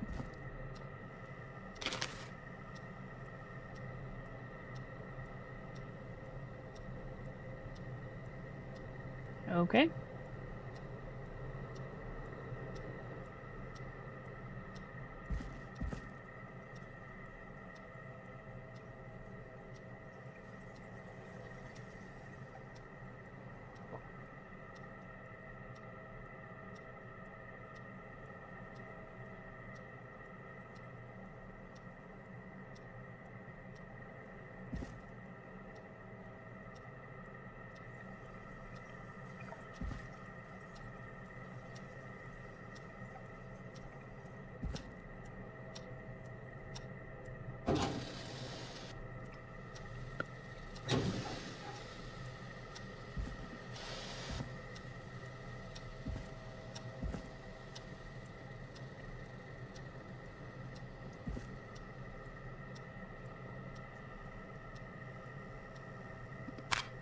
Peggy, I've found a tape and a map down here. A map of what? Looks like it might be to somewhere in this storage area. Weird. Well, maybe the tape will give us more information. Give it a play.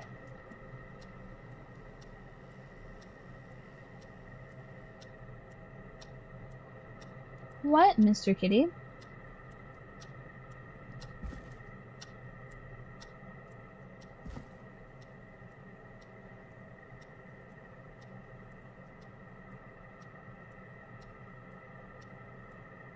Hmm.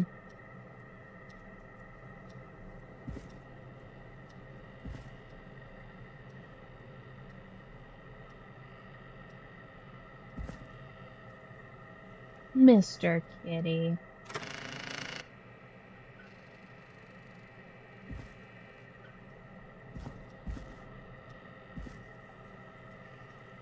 Forrest, you should listen to that first tape you found.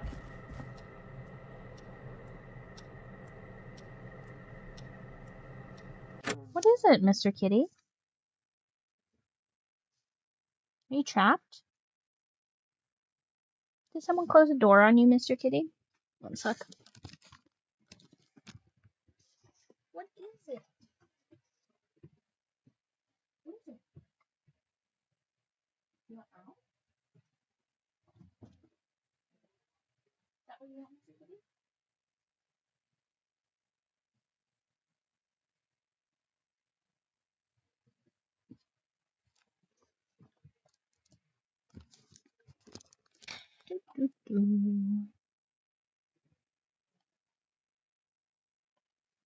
Let's take a quick commercial break.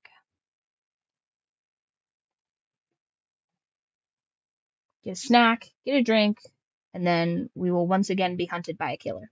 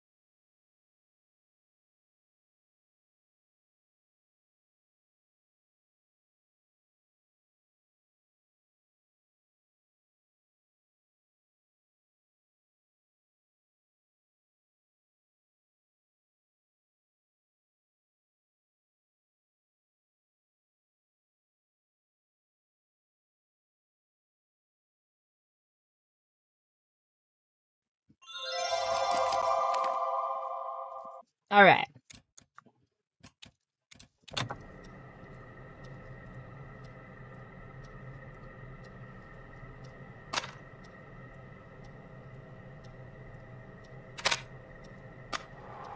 George Barrow, 1968. That's when this all began for me. Follow the maps, find the tapes. I'll be waiting. Wait, George Barrow? We all heard that he drowned after a night out drinking. Was it actually Clive? Has Clive really been the whistling man for that long? He says I need to follow the maps and find the tapes. I guess that's what this map is about. I think we need to see what else is hidden down here. Be careful, Forrest. Keep looking. Buzz the intercom when you found something.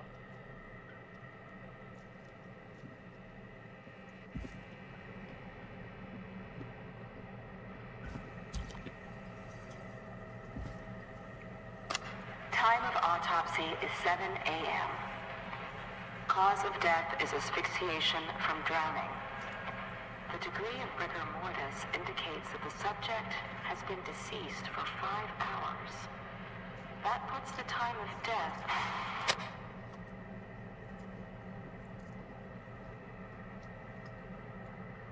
Why was a shitty janitor?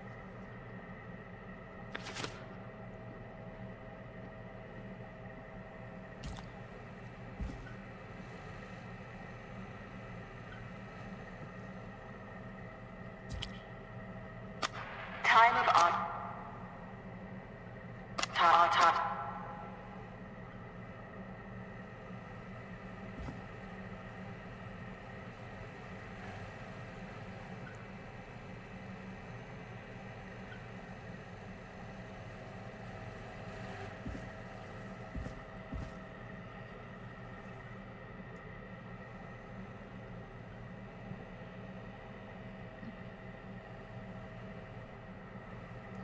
Oh no, my inability to tell.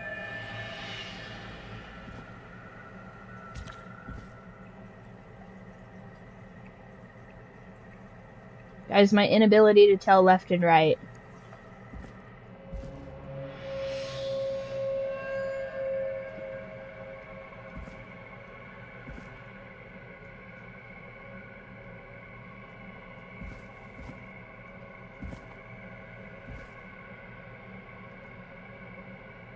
Oh, it's so dark.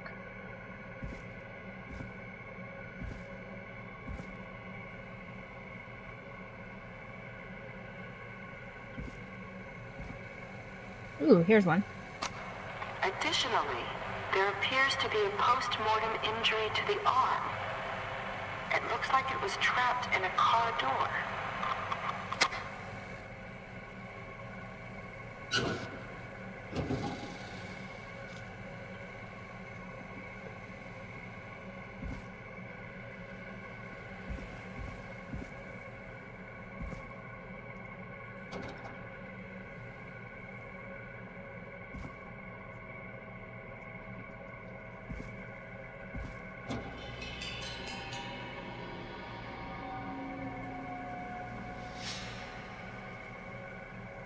Uh-oh.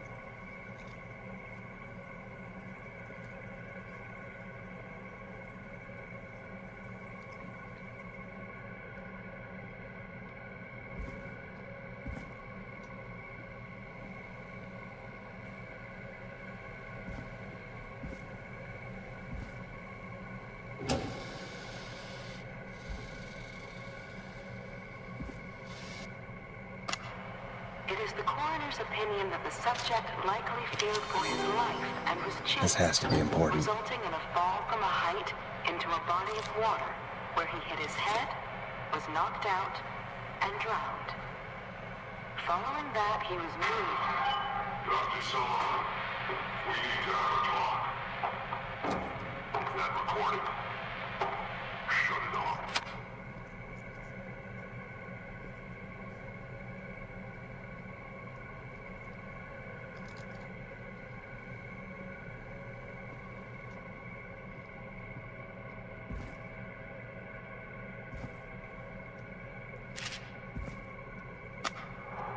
you're listening to this, then I'm probably dead.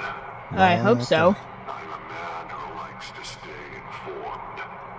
I've got subscriptions to newspapers all over the country. A few weeks ago, I noticed headlines cropping up in those papers, one after the other. Each headline about a murder. Each murder, the death of someone I knew almost 20 years ago. And each one drawing closer to Gallows Creek. Drawing closer to the anniversary. None of us are innocent, but I don't think we deserve killing. All I hope now is that I can save some folk from the worst. And I can. I don't know. Do something to make up for what I did back then, I guess. I didn't kill anyone, mind you. But that's past mattering. Now, there's more I could say. That I should say. But my employer made it clear that my family would pay a high price if I ever spoke out. So, hopefully I've said enough for you, listener, whoever the hell you are, to start putting the truth together. What the hell? Peggy is not gonna believe this.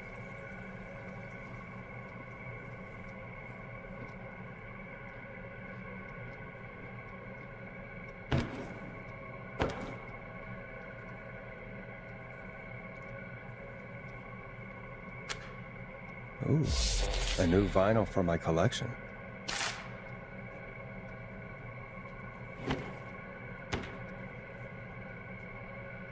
That's all he's interested in is this record. Nice.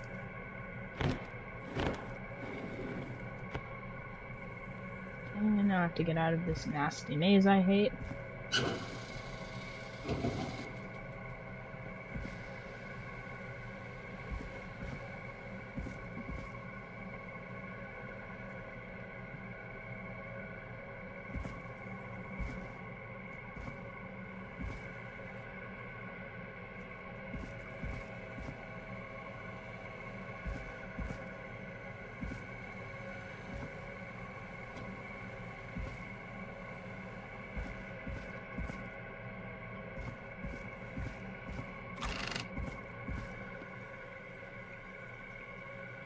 What have you found, Forrest?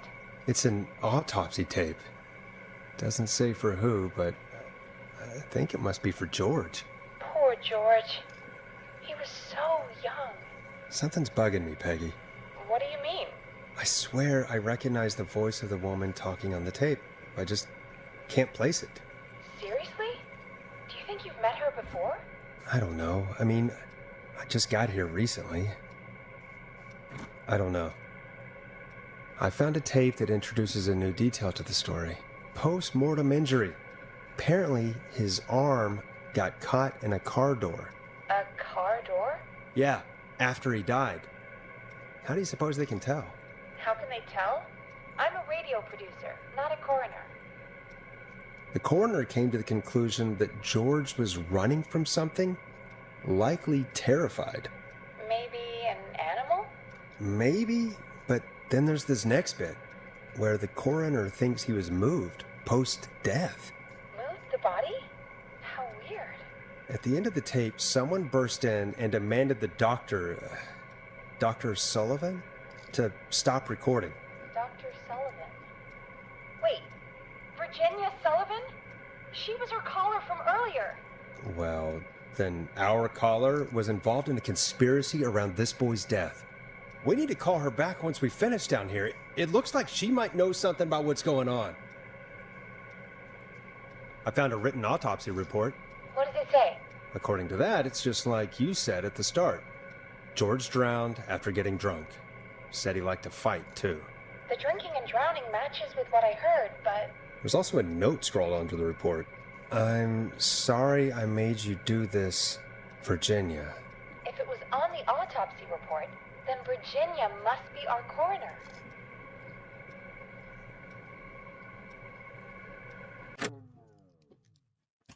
Wait, the caller from earlier, when we had to call the takeout restaurants, wasn't her name Virginia? I think I found Clive's last recording. I think Clive might be gone. Gone? I found a confession.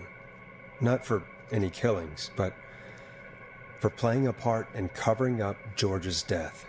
He left this behind in case he died. He hoped someone would find it. Do you think the Whistling Man already got him? Possibly. We've had a lot of callers tonight, but maybe not every victim made it to the phone, you know? We don't know how many there really are. Christ, Forrest, that's dark. I know, but Clive said he had read about other murders in other towns, and that the murders were all folks who knew about the incident. And the killings were getting closer to Gallows Creek. He said he wanted to do something good for once. The board in his office. He wasn't tracking people down to kill them. He was tracking them down to save them. Ugh, why didn't he just come out with all of this? He said his employer threatened his family if he spoke out about any of it. His employer? The one who orchestrated the cover-up? Oh, Clive. I'm sorry for thinking you'd killed all those people. Do you think you found everything, Forrest? I think there's gotta be more down here. I need to find all the tapes. You think so? How much did Clive hide down there? Well, if there are more tapes, then there must be more maps to follow, right? That seems to be the case. All right then. Buzz the intercom when you find something and want to discuss it. Oh no.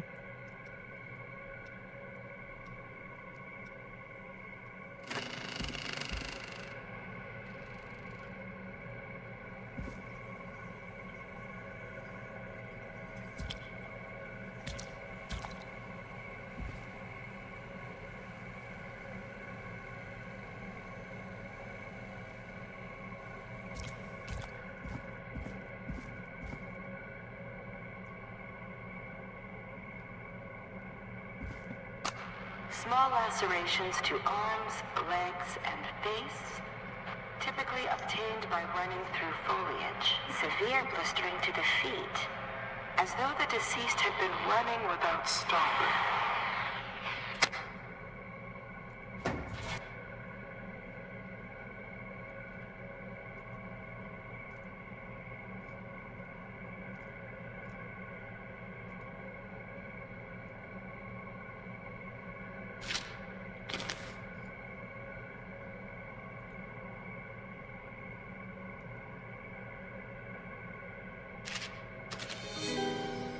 This looks useful.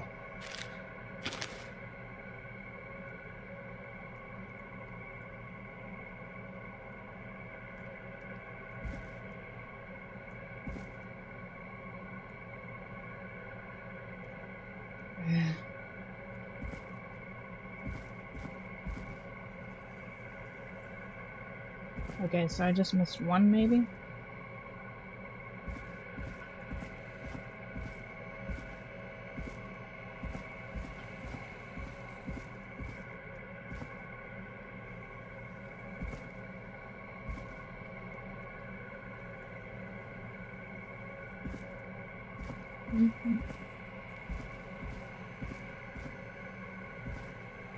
I can't see, and I don't know left and right.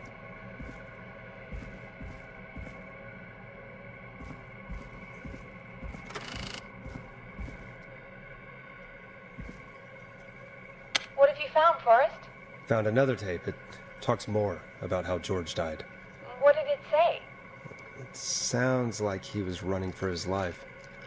Sprinting through trees and bushes, getting cut up all over. What would drive someone to do that? I'm not sure yet. I found a police report. Mentions a friend from earlier, Sandra Sharp. Sandra. The jazz runner? That's right. She found George's body washed up at the reservoir. The reservoir? Yeah? What's strange about that? George got cuts from running through foliage, right? But there's no forest around there. Also, How did it wash up at the reservoir? What do you mean? Reservoirs don't have tides. But that's what the police report said. It's not possible, though. I did a school project on reservoirs and got an A. But, yeah, not important right now. The important thing is that it doesn't make sense. What are you suggesting, then? That the body was originally found somewhere other than what the report suggests? That the sheriff tried to cover it up, but accidentally let something slip?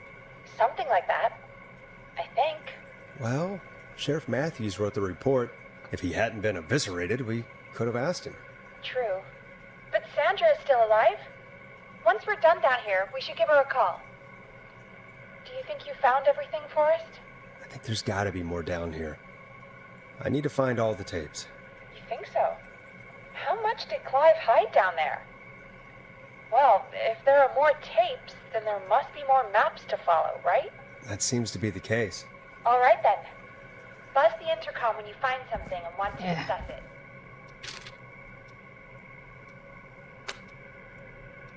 Fine, I guess I'll go back into this creepy maze.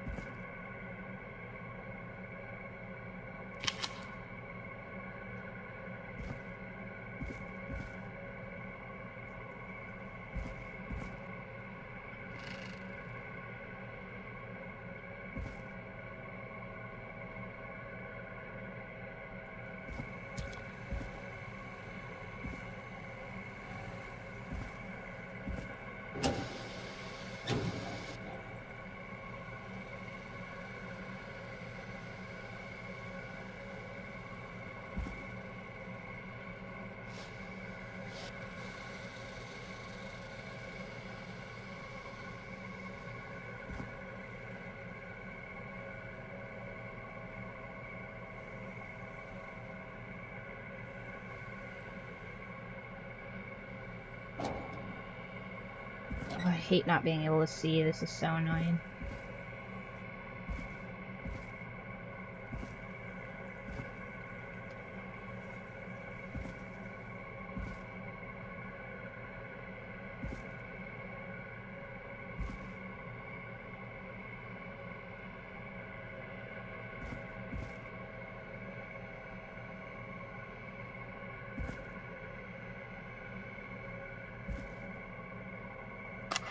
Preliminary toxicology results shows no signs of inebriation. However, a high amount of cortisol was found, indicating elevated levels of stress in the immediate moments before death.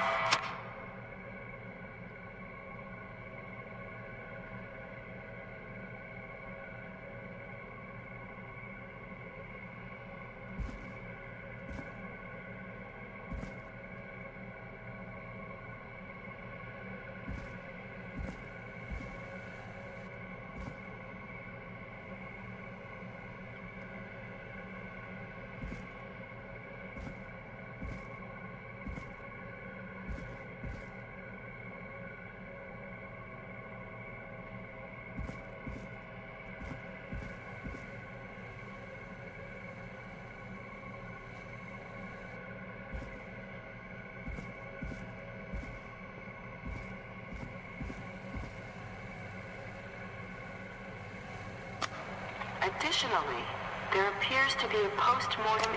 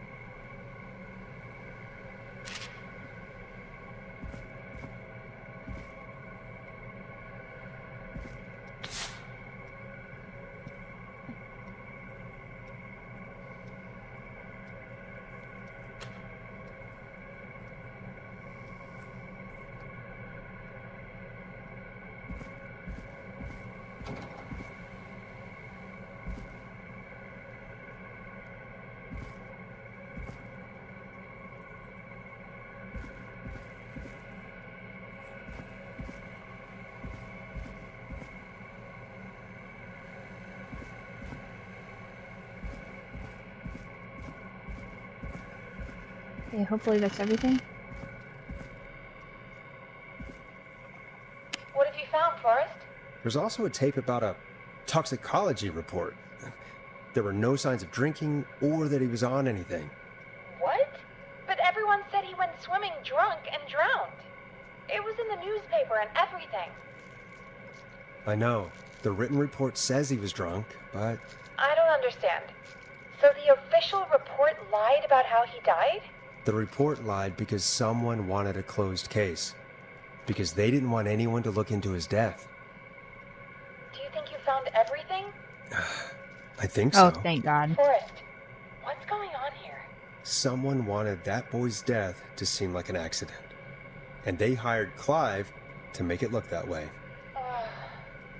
Come back upstairs when you're ready. We need to figure out our next step.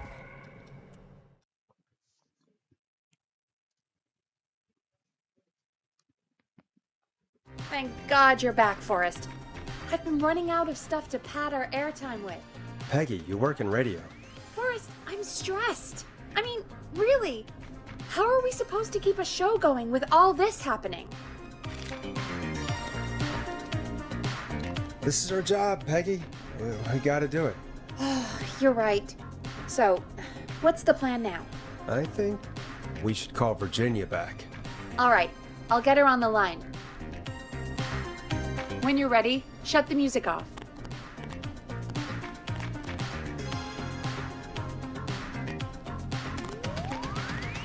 Hello again, Gallows Creek. This is Forrest Nash. We're circling closer to the truth behind tonight's events. To this end, we're calling back one of our earlier callers, Virginia Sullivan.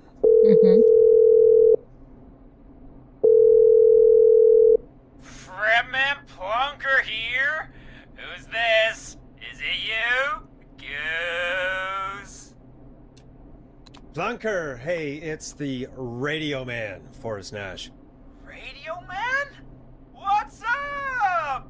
Solving mysteries, saving lives. The huge. Right on. Plunker, what are you doing at Virginia's house? She asked if we could stay to keep an eye out for that whistling turd. So we're hanging out, bro. Well, that's big of you, Plunker. No, it's nothing. Can I speak to Virginia? Sure thing, Radio Man. I'll just go get her. Who is this? Hey, Virginia, it's Forrest. I'm glad you're still okay. Oh, Forrest. Sorry, I'm still jumpy.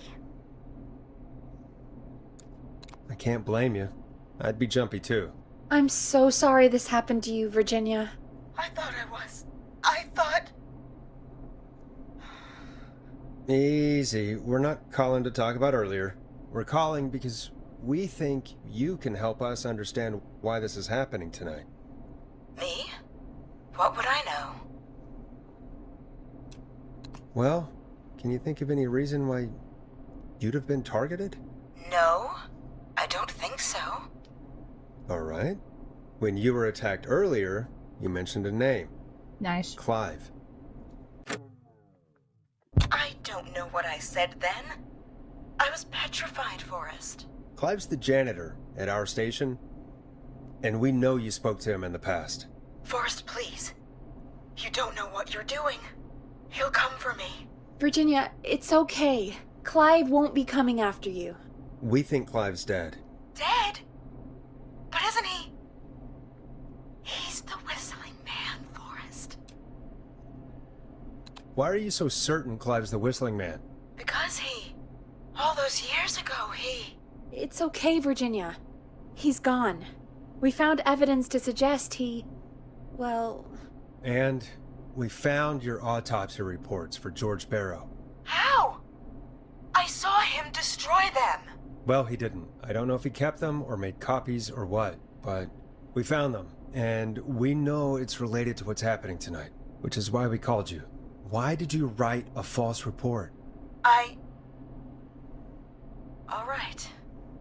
One day, I came into work to find a boy on my slab. And as I finished the autopsy, this man, Clive, he just burst in. And he started making demands to give over the reports, to falsify what I found. Of course I said no.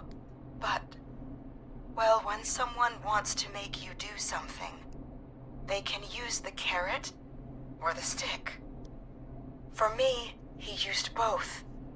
Crazy. You see, my sister is sick. She has a chronic condition that's never going away. It's expensive to treat, and it was getting to where I couldn't afford it.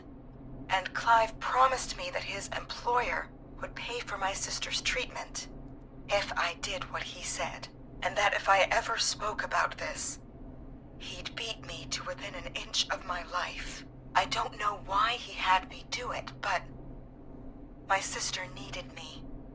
You have to understand, she needed me. We understand. Thank you, Virginia. That was brave. God, I just want this nightmare to end. This will help end it, Virginia. Thank you. Stay safe, Virginia.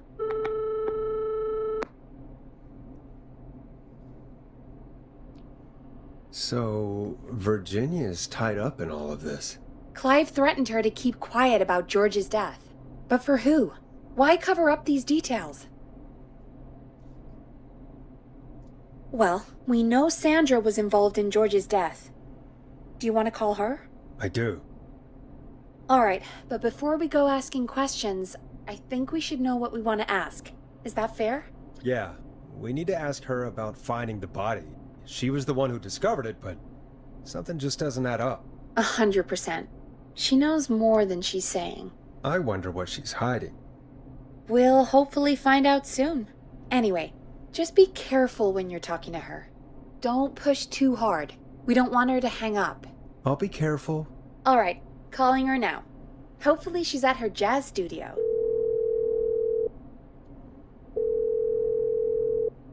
Aha! Forrest, you're through.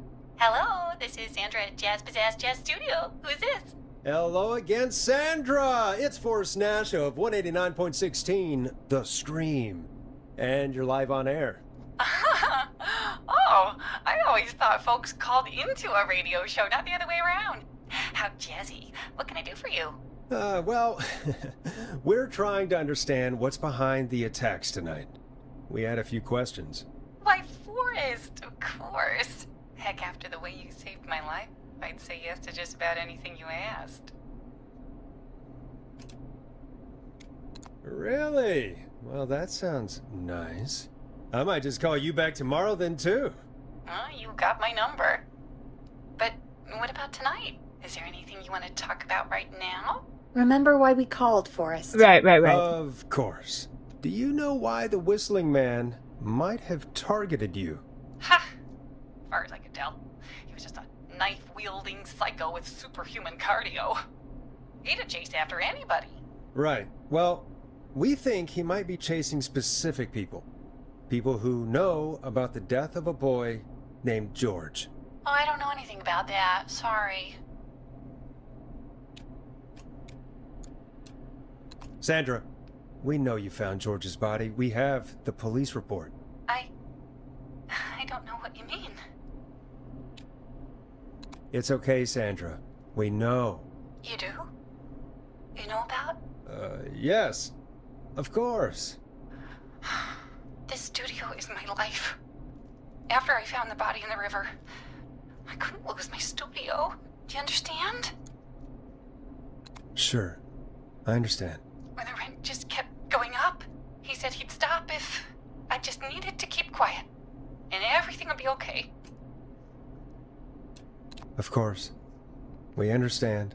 I mean, it's not like I killed him. What was the harm in saying I found him in the reservoir instead of the river? Right? Right? I'm sorry.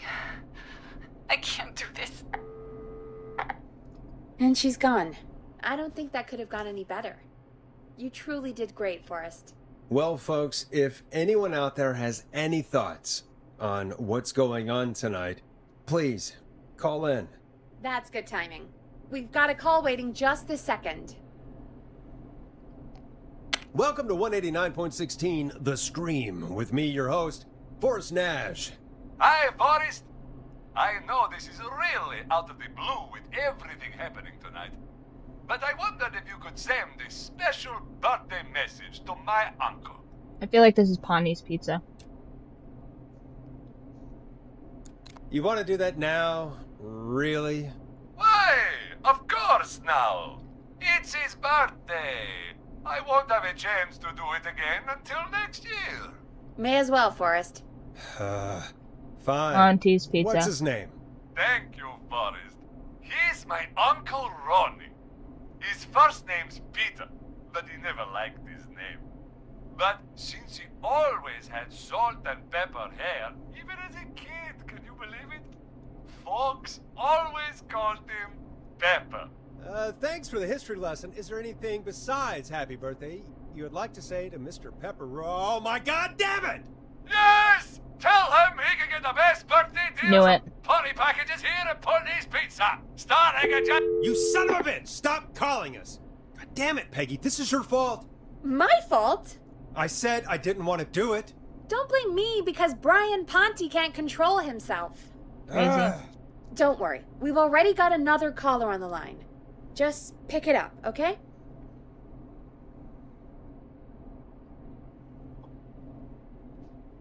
This is 189.16 The Scream.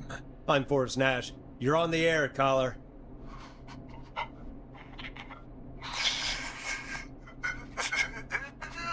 Caller.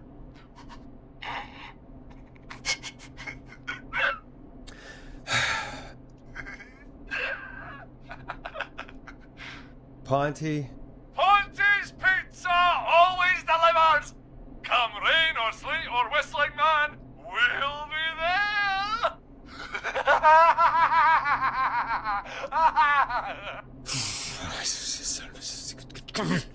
Forrest? Forrest? Are you okay? Forrest? I hope the whistling man gets him with his own pizza slicer. Jesus, Forrest? Sorry, that was too much. It's okay. It's been a high-stress night. Don't worry about him anymore, okay? Not for Mr. tonight, Kitty, come anyway. here. I think he's spent for now. Come here. We've got another call, whenever you're ready. Folks, don't spend your money at Ponty's Pizza. That's all I'm gonna say about that.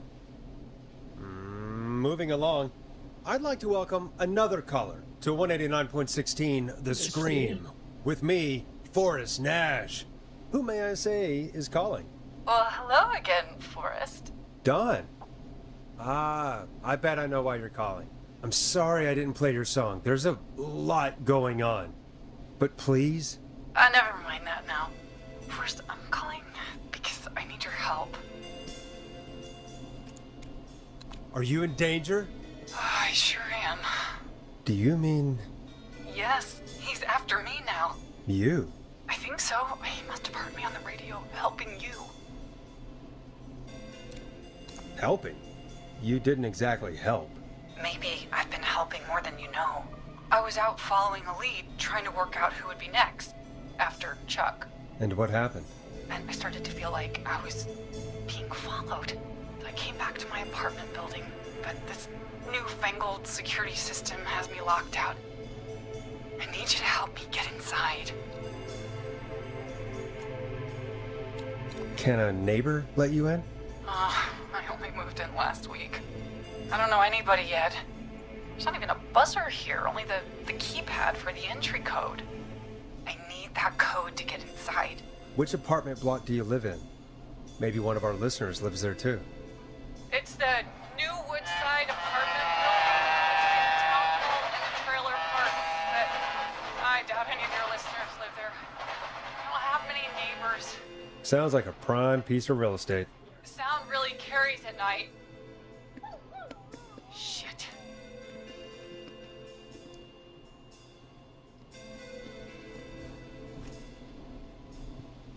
I'm guessing you're not a dog person.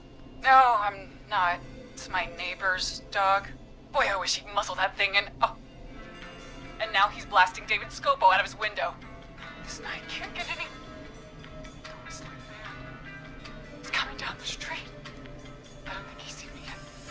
Forrest, please. I need your help. I need the code for that security system, or I'm gonna die. What's your neighbor's name? I don't know my neighbors, remember? Please, I need to get in. Can you get your neighbor's attention? That the whistling man will see me, Forrest. I can't do that.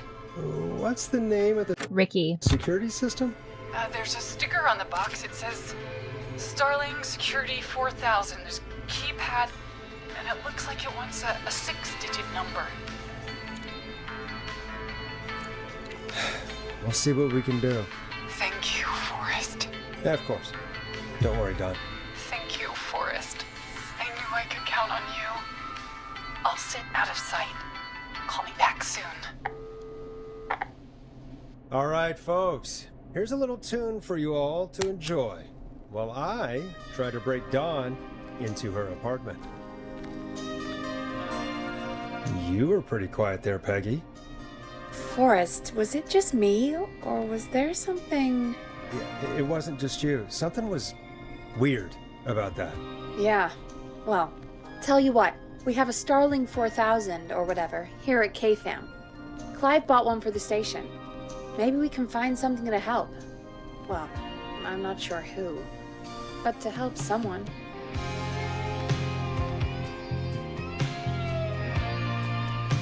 Okay, so she's locked out of the Woodside Apartments, and somewhere, Clive probably has the papers for the Starling 4000. Welcome back, Forrest. Find anything? Nothing by way of key codes. I see. Any ideas, Peggy? Dawn says she's stuck outside the Woodside Apartments with the whistling man nearby.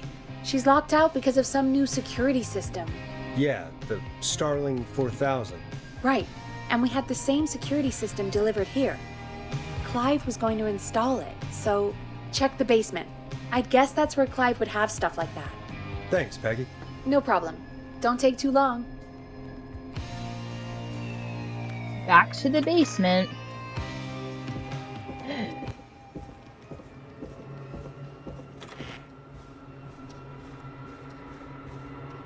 Because why can't I just have her call her neighbor?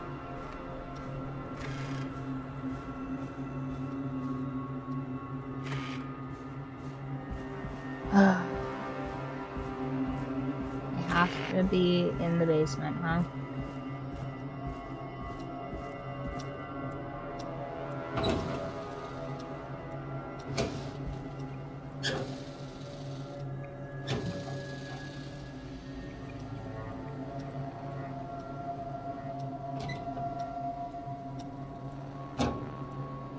Oh, the doors close themselves. I hate that.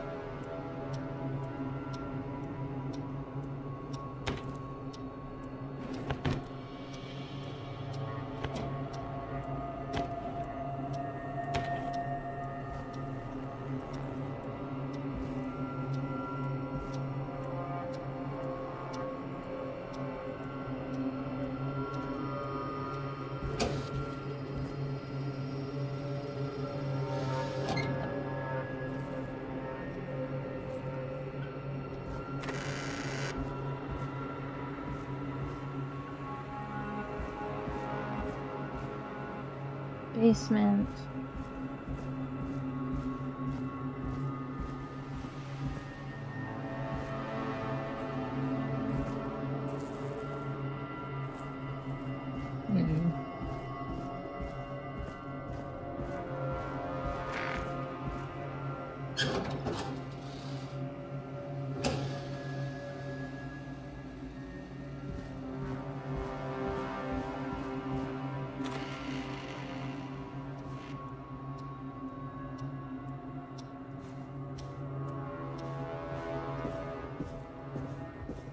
Locked tight.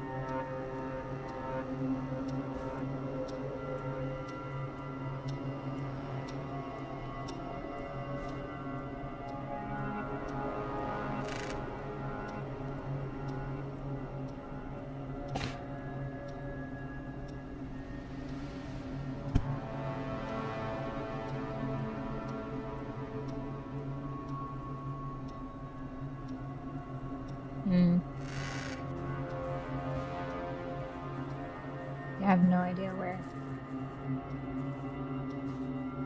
Maybe these, like, boxes would be.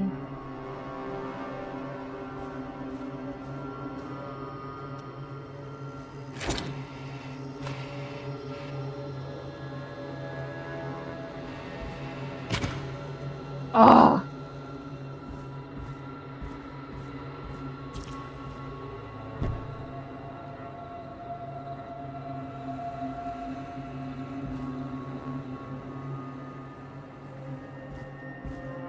Yeah, I don't see literally anything I need down here.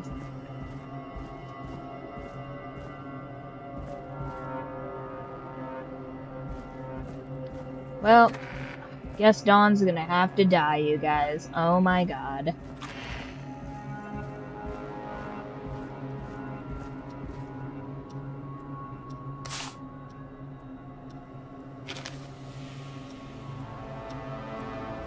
Yeah, I see no security system.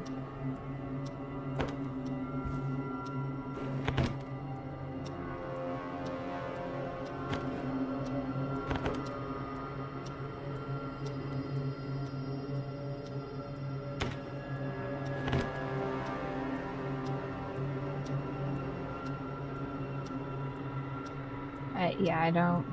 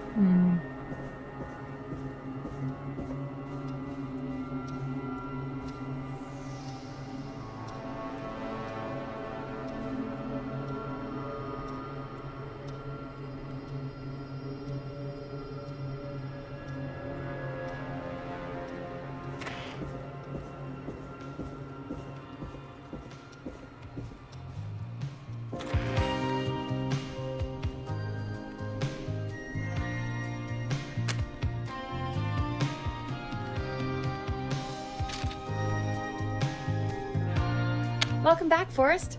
Find anything? Nothing Nope. by way of key codes. I see. Any ideas, Peggy? Dawn says she's stuck outside the Woodside Apartments with the whistling man nearby. She's locked out because of some new security system. Yep. Yeah, the Starling 4000. Right. And we had the same security system delivered here. Clive was going to install it, so check the basement. I guess that's where Clive would have stuff like that. Oh my goodness. Thanks, Peggy. No problem. Don't take too long. Where would this be?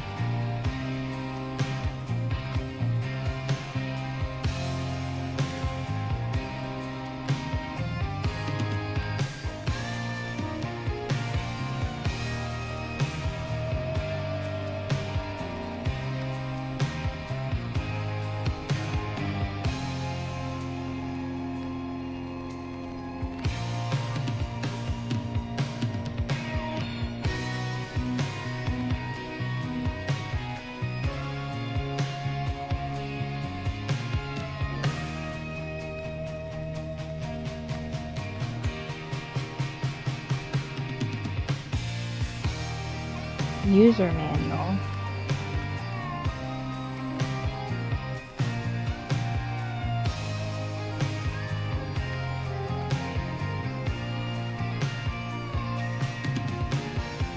Oh my god.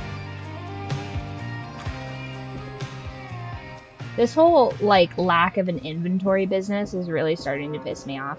You mean to tell me I have to wander all the friggin' way back down here?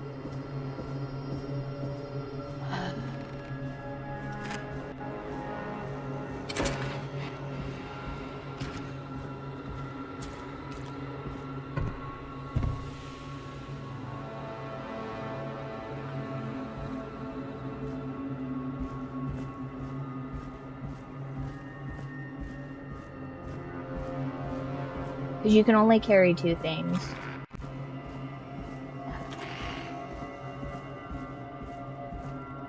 In this nonsense room. Starling 4000. User manual.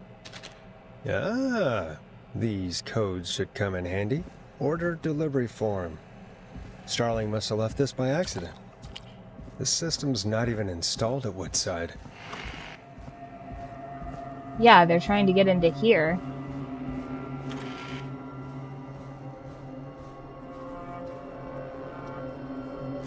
She is a sketchy bad person.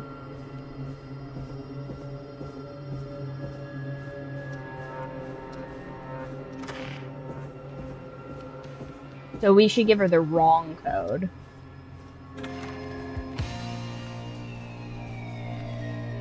Welcome back, Forrest. Find anything? The Starling 4000 security manual. It's got a bunch of codes. Good. And did you find anything else? I saw a list of everyone else who bought the Starling 4000. Know who was on there? Oh my god. Roller Ricky! Do you think we should give him a call? Is that crazy? I don't know what you'd say, but...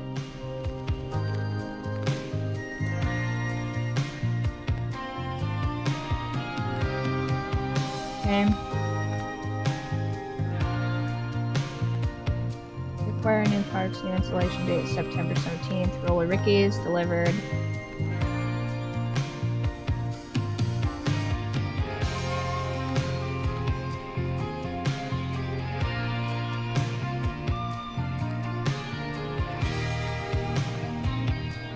Yeah, I don't know. I feel like they're trying to get into here.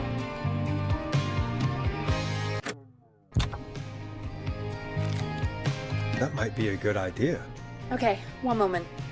I got the number here. Patching you through.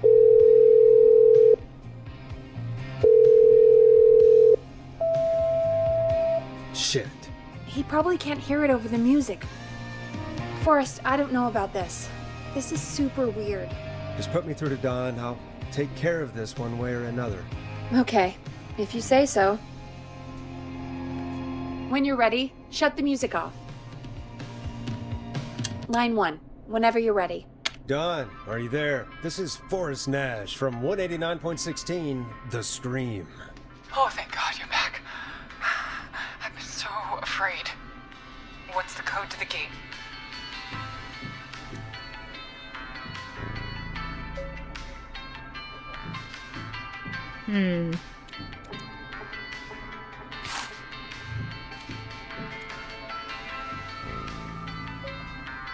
Which one do we give him, you guys? You guys are better judges of character than me. I don't think we should give her the entry code. Personally, I feel like she's sus. Okay? Oh, my neighbors don't know me. Oh, I need to get into this place. And it's like, okay. I don't want to give her the entry code to get into here.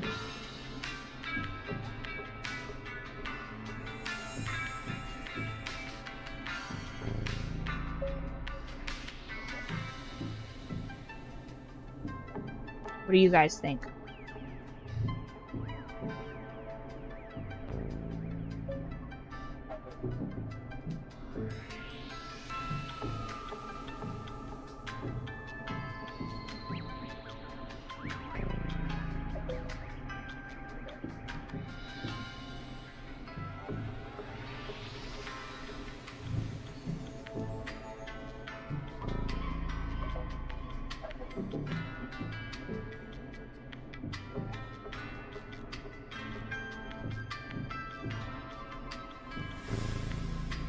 Oh wait, I can do a poll.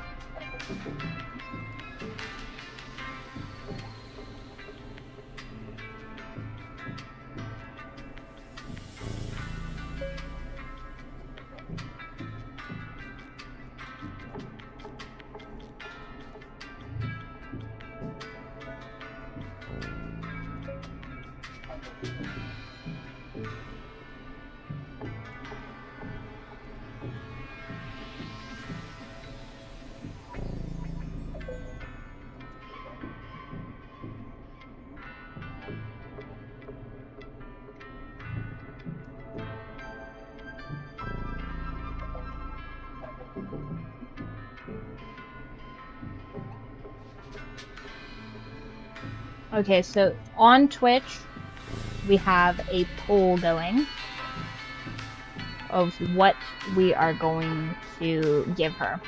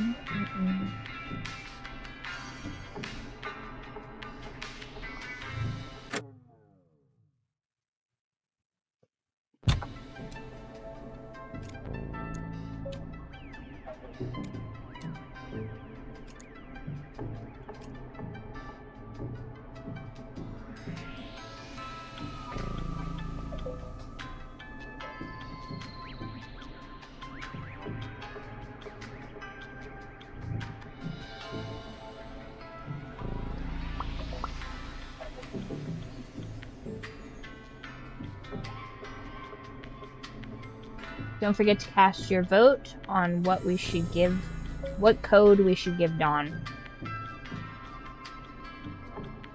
Bum, bum, bum, bum, bum. Bum, bum, bum.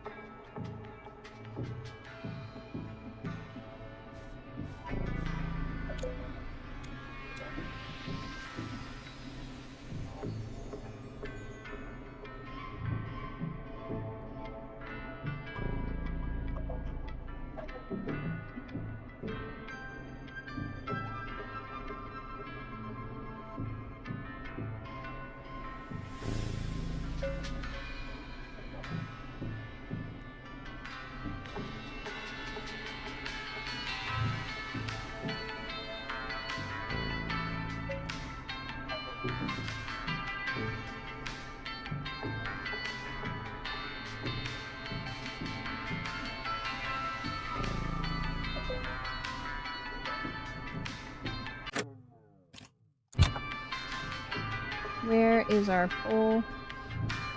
Alright, well, looks like it's dealer's choice. I think that if we look at the calendar here, it says it's the 3rd. Today is the 3rd.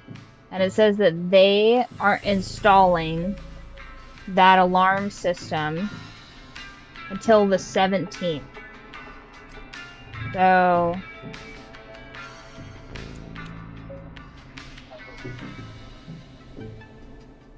I'm gonna do the alarm test. The code is 191519. Thank you, Forrest.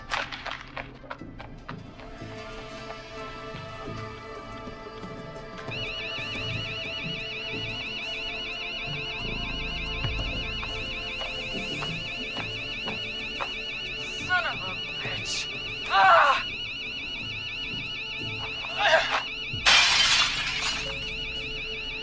Is she? Breaking in here?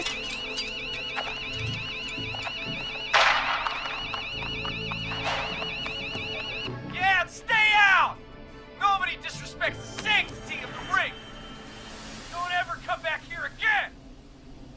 I'm calling the cops! Thank God. Hello? Is someone there? Sketch. Ricky, get back She said inside she was and turn on the helpful, and radio. she was not. Whoever that was, she was trying to break into the ring. She? Forrest, man, you got no idea. That was him! That was the whistling man! The alarm gave me just enough time to get my rifle. I don't like hurting folk, but I can't let anything happen to Maxie. He's my best friend, you know?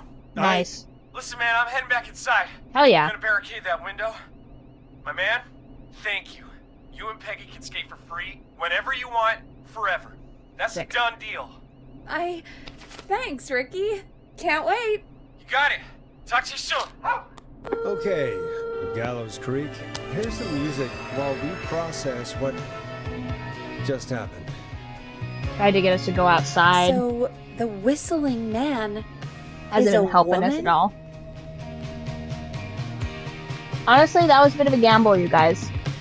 Seems like it paid off.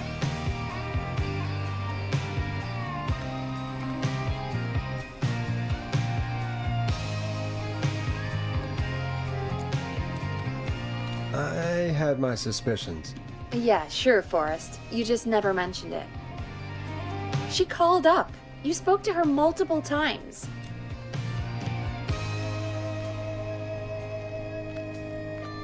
I knew she wasn't right.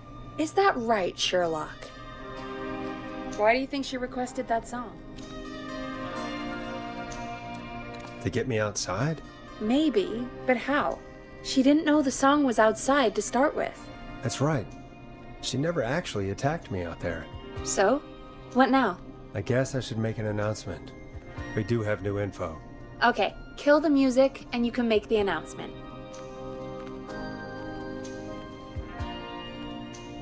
Okay, you're live in 3, 2... Hey folks, this is Forrest Nash here. I hope you're all safely locked inside. For those of you listening to that last call, you might be wondering what to make of it all. Here's our take. We now believe the killer is actually a woman. What? One who might manipulate you into letting her in before she attacks you.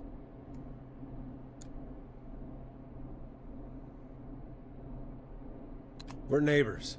Look out for each other and stay safe. The killer was calling themselves Dawn. This could be a fake name. If anyone needs help or you have info on the killer, please call in. You folks have my new number, right? It's 911. Hopefully, our next caller can help shed some light on our killer. It would be cool if it was the killer Hey, again. we had a call come in. Okay, folks, time to take a call. This is Forrest Nash, and you're listening. Please help me. My name is Casey Moore. I'm at 25 Nancy Drive. My best friend's been stabbed. He's bleeding everywhere. I don't know what to do. Please help me. Easy, easy. Take a breath. Relax. Okay. We'd been out at the reservoir. We were heading back to his place when we heard this whistling all of a sudden. He just started freaking out. He screamed at me, told me to hide. I'd never seen him like that, and I just panicked and ran and hid in a bush. Oh no. Forrest. Then what happened? He went up the road and talked to someone. I couldn't really hear or see anything. It sounded like he might have known the person, and they just stabbed him.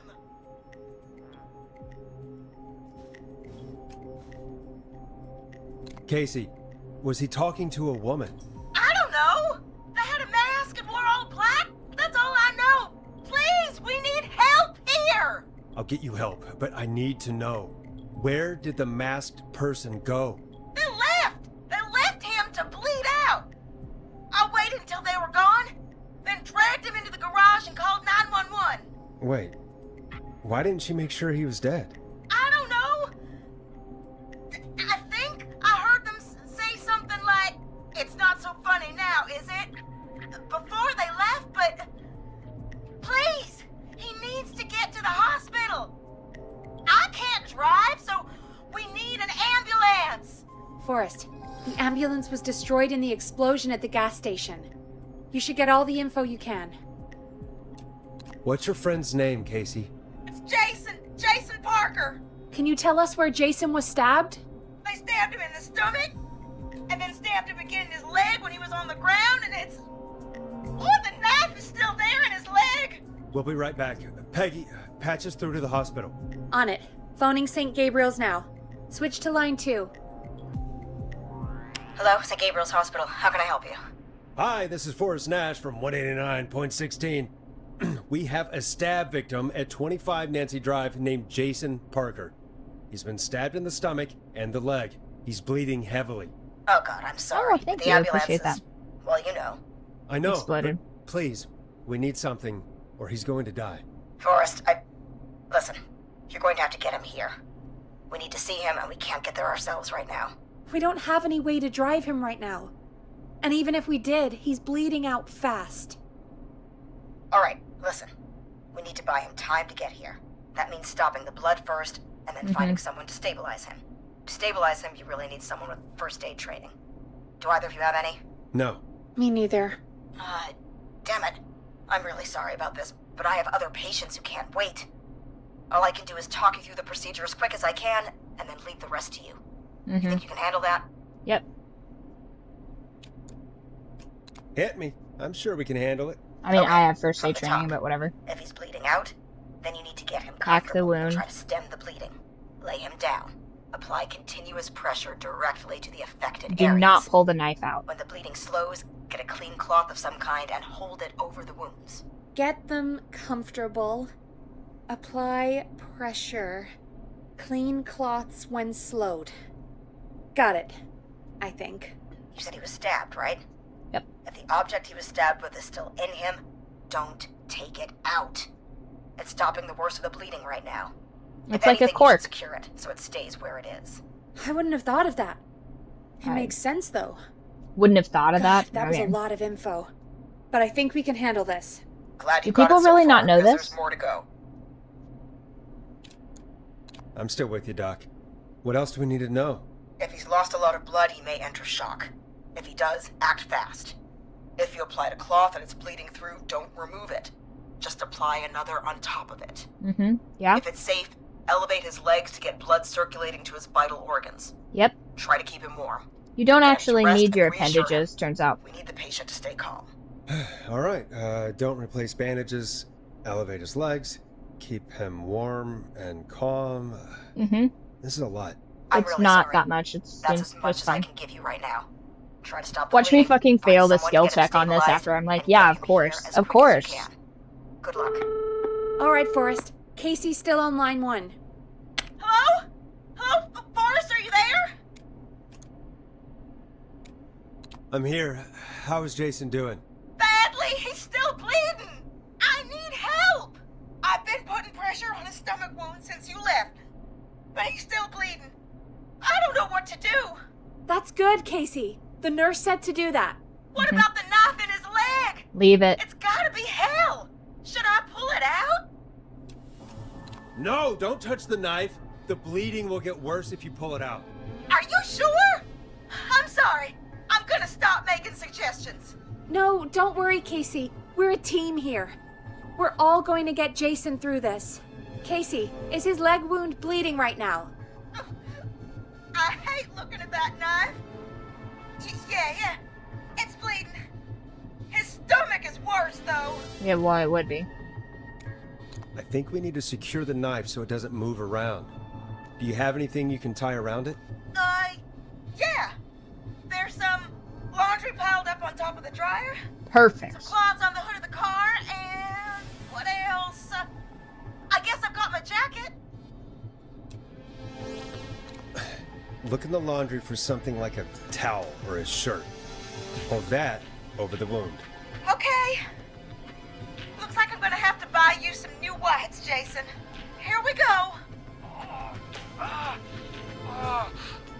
sorry, Jason. It's secure. I'm putting pressure on his stomach again. Oh, I'm starting to think we might make it. Forrest, can I have a word?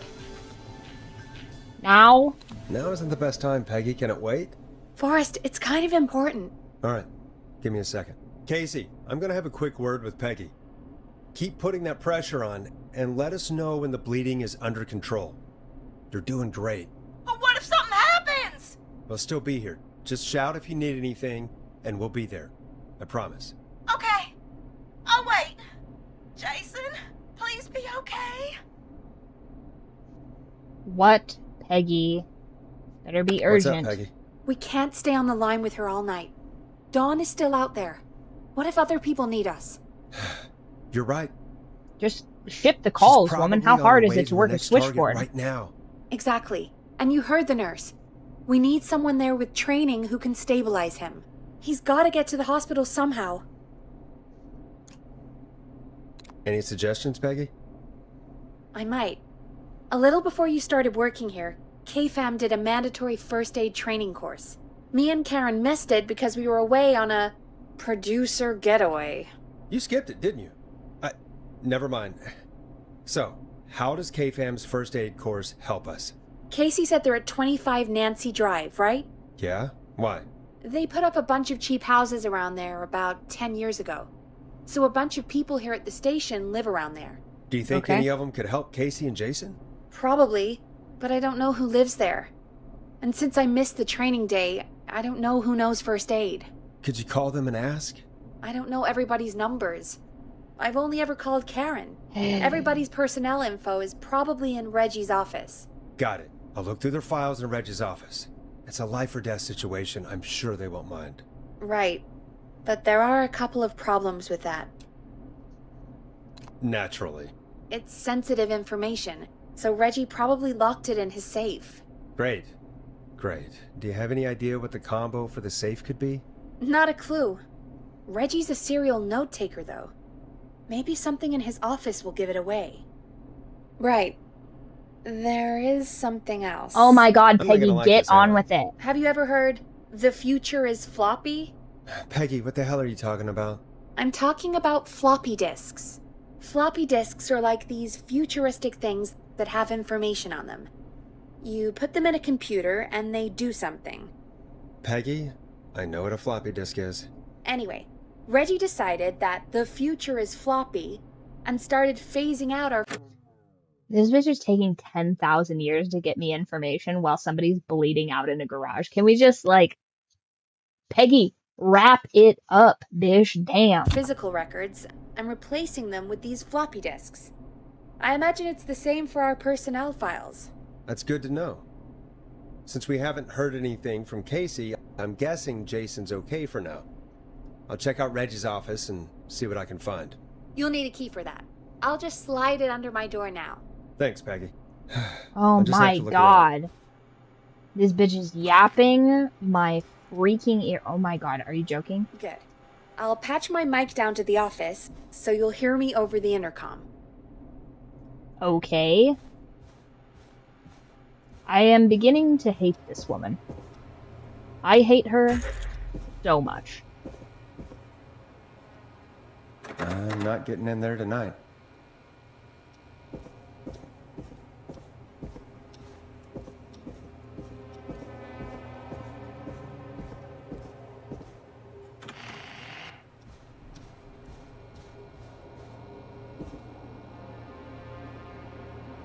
I don't understand. Where's his... Why would his office be downstairs?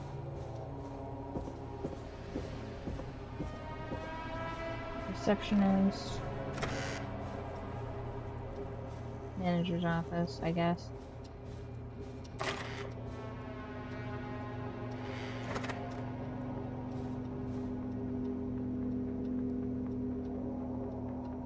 It just says killer. Oh, Reggie got... Can't we just call Reggie? Looks like I need a 4-digit code.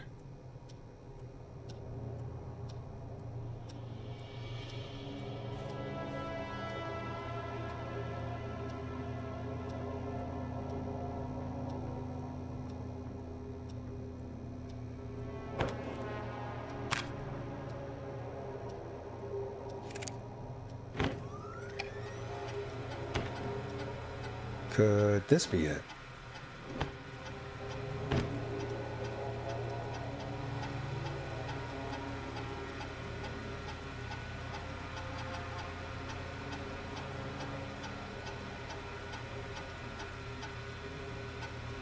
$11:07.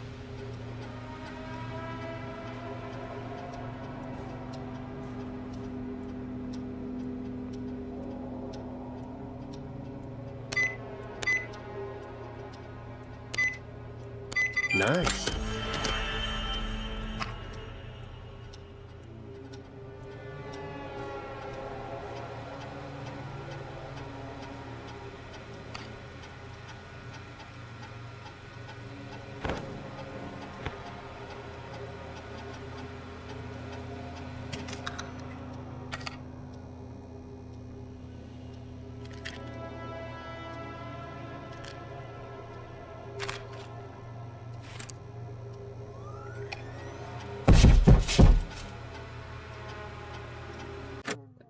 What the hell was that? I hate that. I hate it so much. Why are there all these crazy noises going on?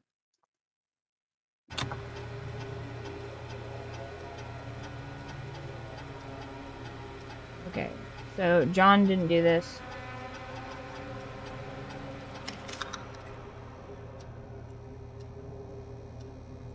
I'm just gonna put the nose in this drawer here.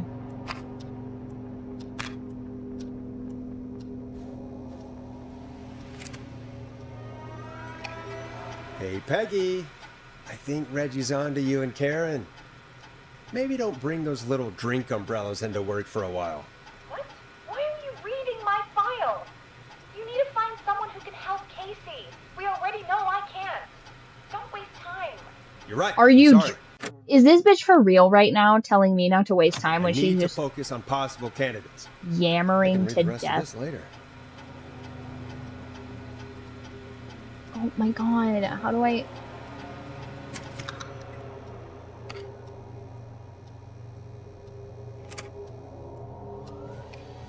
Get a load of this, Peggy.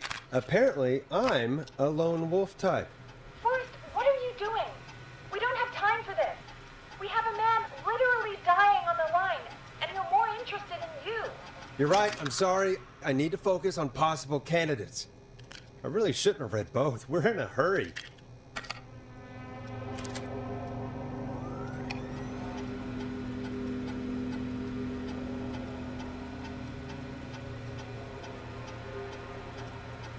Missing most of first aid training sessions. Okay, so not this person.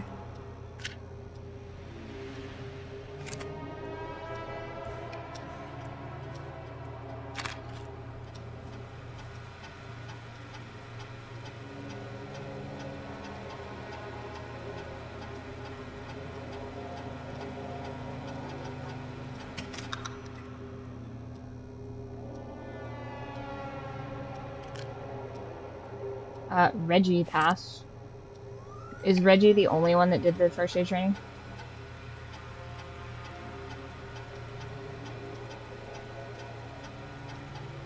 Okay.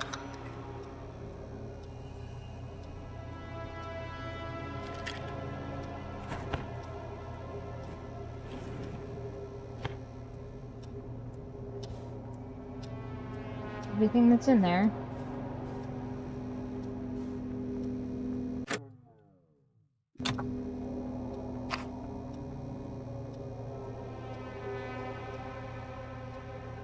VHS tape.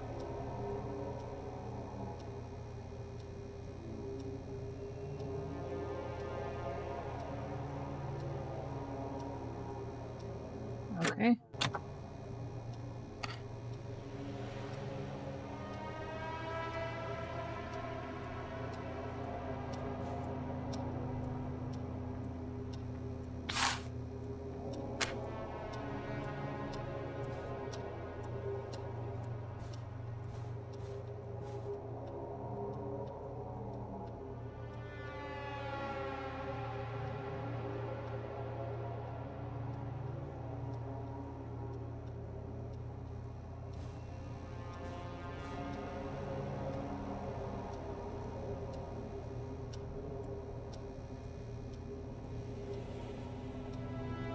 Hey, Peggy, you there? Yeah, I'm here. Did you find what we need? I think I know who our best bet is to help Casey and Jason. All right, good work. Who should I... Hello? Is anybody there? Please pick up. Casey, I'm here. What's wrong? Jason started going pale. I tried to get him to rest, but he just threw up everywhere. What's happening? What do I do? God, it sounds like he's going into shock. Casey, just stay calm. It's going to be okay. But the bleeding seemed to slow down. Did I mess up? Jason, I'm sorry. Casey, calm down. You've done everything right. I need you to listen to me, okay? For Jason. What did the nurse say to do about shock? Casey, I need you to elevate Jason's legs. We need to get the blood flowing to his vital organs. Got it. Jason, stay with me. I'm just gonna move you. This might hurt. Okay. I propped his legs up on some boxes. I'm looking at my notes. We need to get Jason as warm and comfortable as possible. Do you have anything you could use nearby, Casey? Yeah. I still have some laundry next to me. I'll wrap him in some blankets. Just give me a second. Sorry. Jason's bleeding through his bandages. Should I get him new ones? Or... Oh, God. Don't remove the bandage. Apply another one on top of it. Do you still have something you can use? I've used the rest of the laundry to keep him warm, so...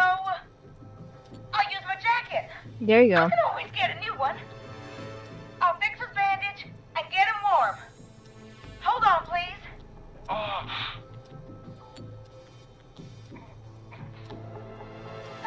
Sorry. I'm done. You're gonna be okay, Jason. Just relax now, okay? Boris, I'm scared. He's not doing well. Is he gonna... Casey, I need you to be strong for Jason. Sit with him and reassure him that everyth's gonna be okay. Okay? Okay. Please. I can't give him what he needs. Please, help. I can't lose him. Alright, Forrest, we need to hurry. Jason doesn't sound like he's doing too well. You said you knew who to call earlier? Who was it? Reggie.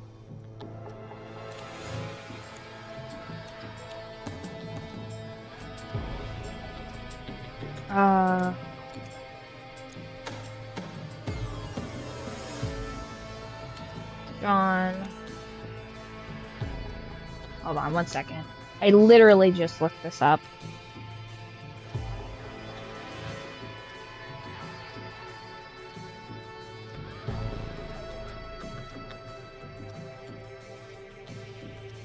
John. I could have sworn it was John Reggie, Hedges. though. He lives on Nancy Drive. He didn't really participate in the first aid training, but he's a former war medic. He's probably the most trained person we have. Really? I never really spoke to him before. A war medic, huh? Yeah, and according to Reggie's notes, John keeps all of his old equipment at his house. He's something of a hoarder. Alright. What's his number? 5420735. Calling now. Let's hope he picks. Who the hell is this calling me at? What time is it? John, it's Forrest Nash here at KFAM. We have an emergency and we need your help. Forrest? If this is a work emergency, Nope. then it can wait until the goddamn morning. Just leave me a note like everybody else. John, no, this is a medical emergency. A man has been stabbed by the Whistling Man, or never mind. He's badly hurt and he's going to die unless we get someone to him now. The Whistling Man? What kind of joke is this? John, we're not kidding. A man is gonna die if we don't help him right now.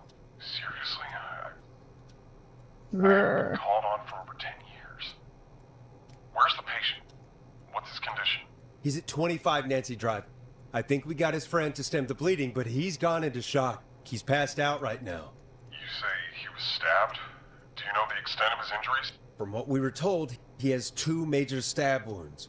One to the stomach and one to the leg. The knife is still in his leg, and the stomach wound is open. Understood.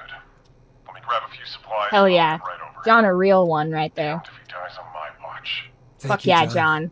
We'll let him know you're on your way. Good luck. Hello, Casey. Are you there? How are we doing? Bad.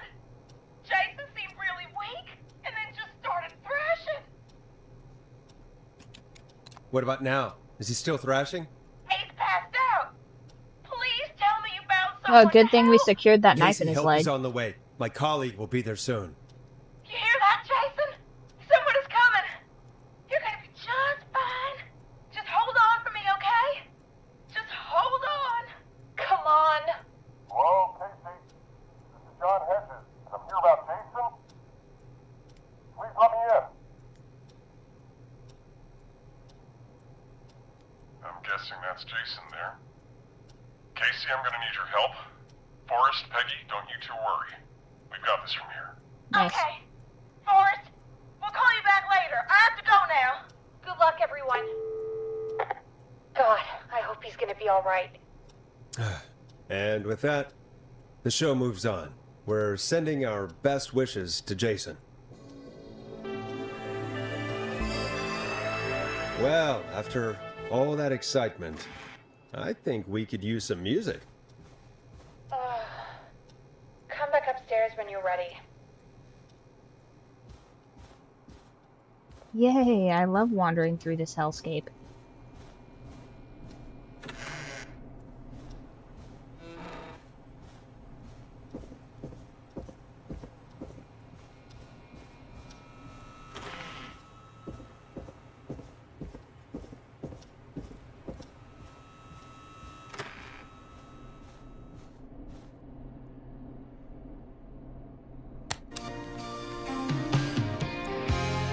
Coming up for your listening pleasure, it's Caged Tiger with their single, One Last Goodbye.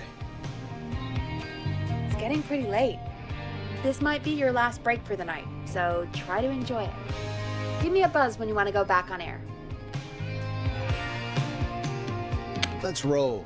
You got it. We've got another call coming through, too. Okay, Forrest, shut the music off. Welcome back to 189.16, The Scream. The Scream. I believe we have another caller on the line. How are you tonight, caller? Forrest, it's me, Roller Ricky. Oh, and Maxie's here too. Good to hear from you again. How are you both doing? Oh, we're good, man, thanks to you. You're like our guardian angel. That wouldn't be a bad look for you, Forrest. A little White Wing Halo number? Maybe something for the K-Fam Halloween party. All right, everyone, let's calm down. Ricky, I'm just glad we could help you and Maxie. Is there anything else we can help you with, Ricky? Actually, I think I have some info that might help you. Oh? Oh? What's that? You see, man, me and Jason know each other. You know each other? Yeah, we went to Gallows High and played on the football team together. He was a gnarly offensive linesman, and I was our star wide receiver. Runner Ricky, they called me. All right, and what does that have to do with tonight? Well, because George, the guy who drowned, he was on our team too. Tell me about him. What was George like? I didn't know him for long, man. Sad to say. We had our first team party on the night he drowned. He seemed like such a good dude. Ricky, were you there when George drowned? No, man. Once the party turned, I beat feet out of there. Man, I remember George and his girl there. There was a whole lot of love, man. I could see it, you know? Ricky, please. What was her name? I never got her name, man. He just called her Bean. I didn't really know her before or see her after that. Then what did she look like? Please, tell us anything you remember. I just remember a pretty girl, man. I'm sorry. Ricky, you said the party didn't last long. What happened? We were just having a good time, and then the next thing I knew, everyone was running for their life. I looked up and saw a goddamn whistling man in the trees. And I never ran so fast in my life. I ran straight home. Didn't know about George until next morning at school. I'm guessing it was whistling night, wasn't it? That the whistling man was just another kid. Yeah. I don't know how George died, but I always felt like if anyone deserved to die that night, it should have been me. And Ricky, it wasn't your fault. You're not a bad person. I know that now, ma'am. It took a long time to learn, but yeah, just thought I'd tell you all what I know. Thank you, Ricky. This helps. Thank you. You got it, man. Anyway, I think it's time for me and Maxie to free up your phone lines. Thanks for listening, man. I'll let you to it. Night, Ricky. All right, folks. Looks like we got a new lead in the case. If anyone has any info about this mysterious being, please call in. If she was George's girlfriend back then, she's probably in her mid to late 30s now. Ooh. Huh. Oh, we have another call coming in, but hang on. What's up, Peggy?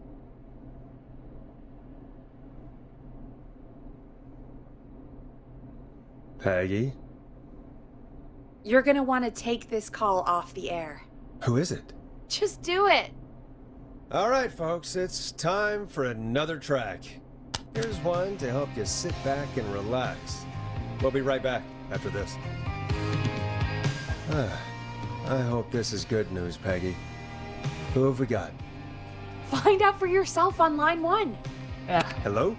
Forrest, I'm glad I got back through to you. Sounds like it's been a busy night, huh? Oh, okay. Surprise! I was like, if it's Leslie, fucking our Ponty's Pizza 911 again. Operator, leading the charge from Henderson to come save us. It's so good to hear from you. Are you okay? We're doing okay. Sarah and I are both happy to be headed back home.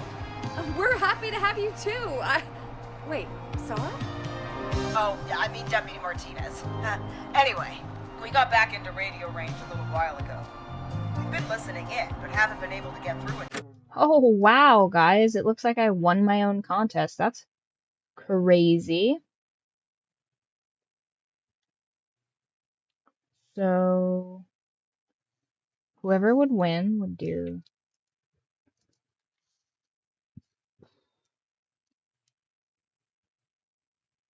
Nice. Okay, so good news on the giveaway, you guys. It appears that it was grabbing people from YouTube and Twitch. So that's good. So that means that tomorrow when we do our Umeneko stream, we will be running a giveaway for, once again, just reminding you guys in case you forgot, this mystery box. Gosh, what could be in this, you guys? What could be in this box? But anyway, that's what we'll be sending out, and then you guys will just give whoever wins will just give me their information, and then I can ship that to you. I'm sure we can figure that out. Listen, it only like 4 people did it, and I was one of the ones that tested it at the beginning, so naughty, you guys. But now that I know how it works, I won't have to do that next time, so it'll be impossible for me to win. Ooh, wait. I didn't click allow past winners, so the next one I set up should make it so that I can't win, even if I try next time. So that's cool. The next one, like I said, I'm going to try. So this one is 180 minutes, which ended up being like 3 hours. So the next one will be double that. So it'll be 360 minutes, I think. Because that's 6 times 30. Okay, so for 6 hours, there's how many minutes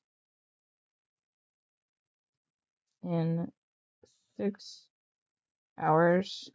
Okay, so the next one will go twice as long. What did you just redeem? I did not see that. 1 second, I'll find it.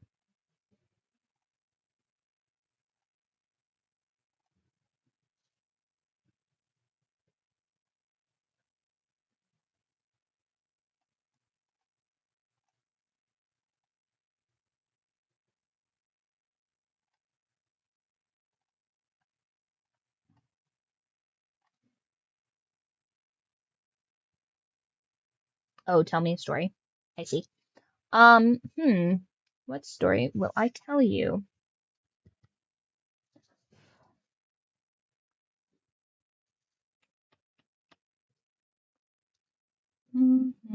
I think I actually have like a literal story I could tell you. Oh, yay, they updated my Pages app. Lame. I didn't want any of that. Lame. Okay, so under, I want to say it would be notes.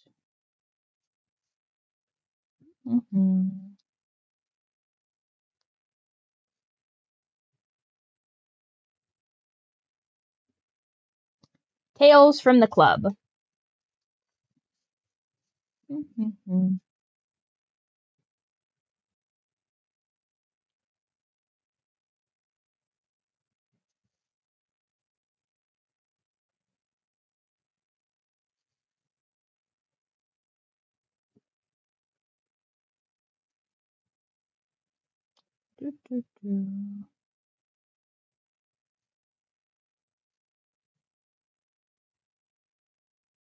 Wow, I don't know.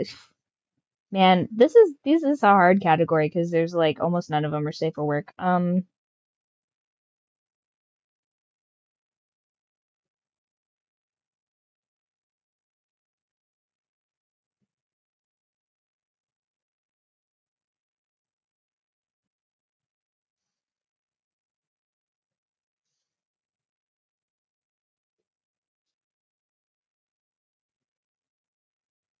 Crazy.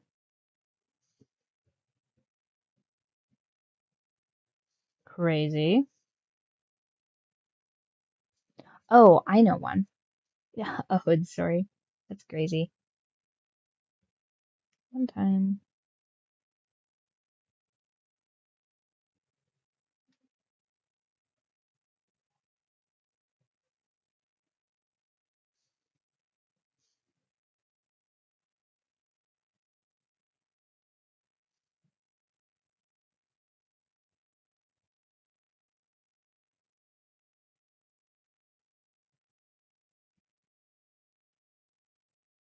That's crazy. Oh my God.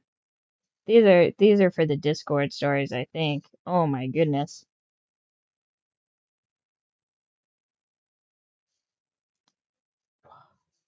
These people are such nonsense creatures, you guys.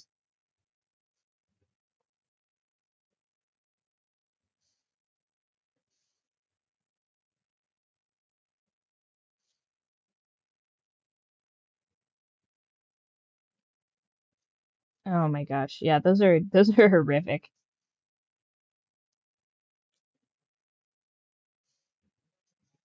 That's crazy. Yeah, those are too insane. Those are way too insane. Let's see. Hood Tales from the Hood. Okay, so one time, you guys. One time, one of the homies, who's no longer a homie, switch on back to the yap screen. So one time, you guys, one of the homies says, "Hey, go pick up one of my buddies. He's gonna come over and we're gonna kick it." And I was like, "Okay, cool."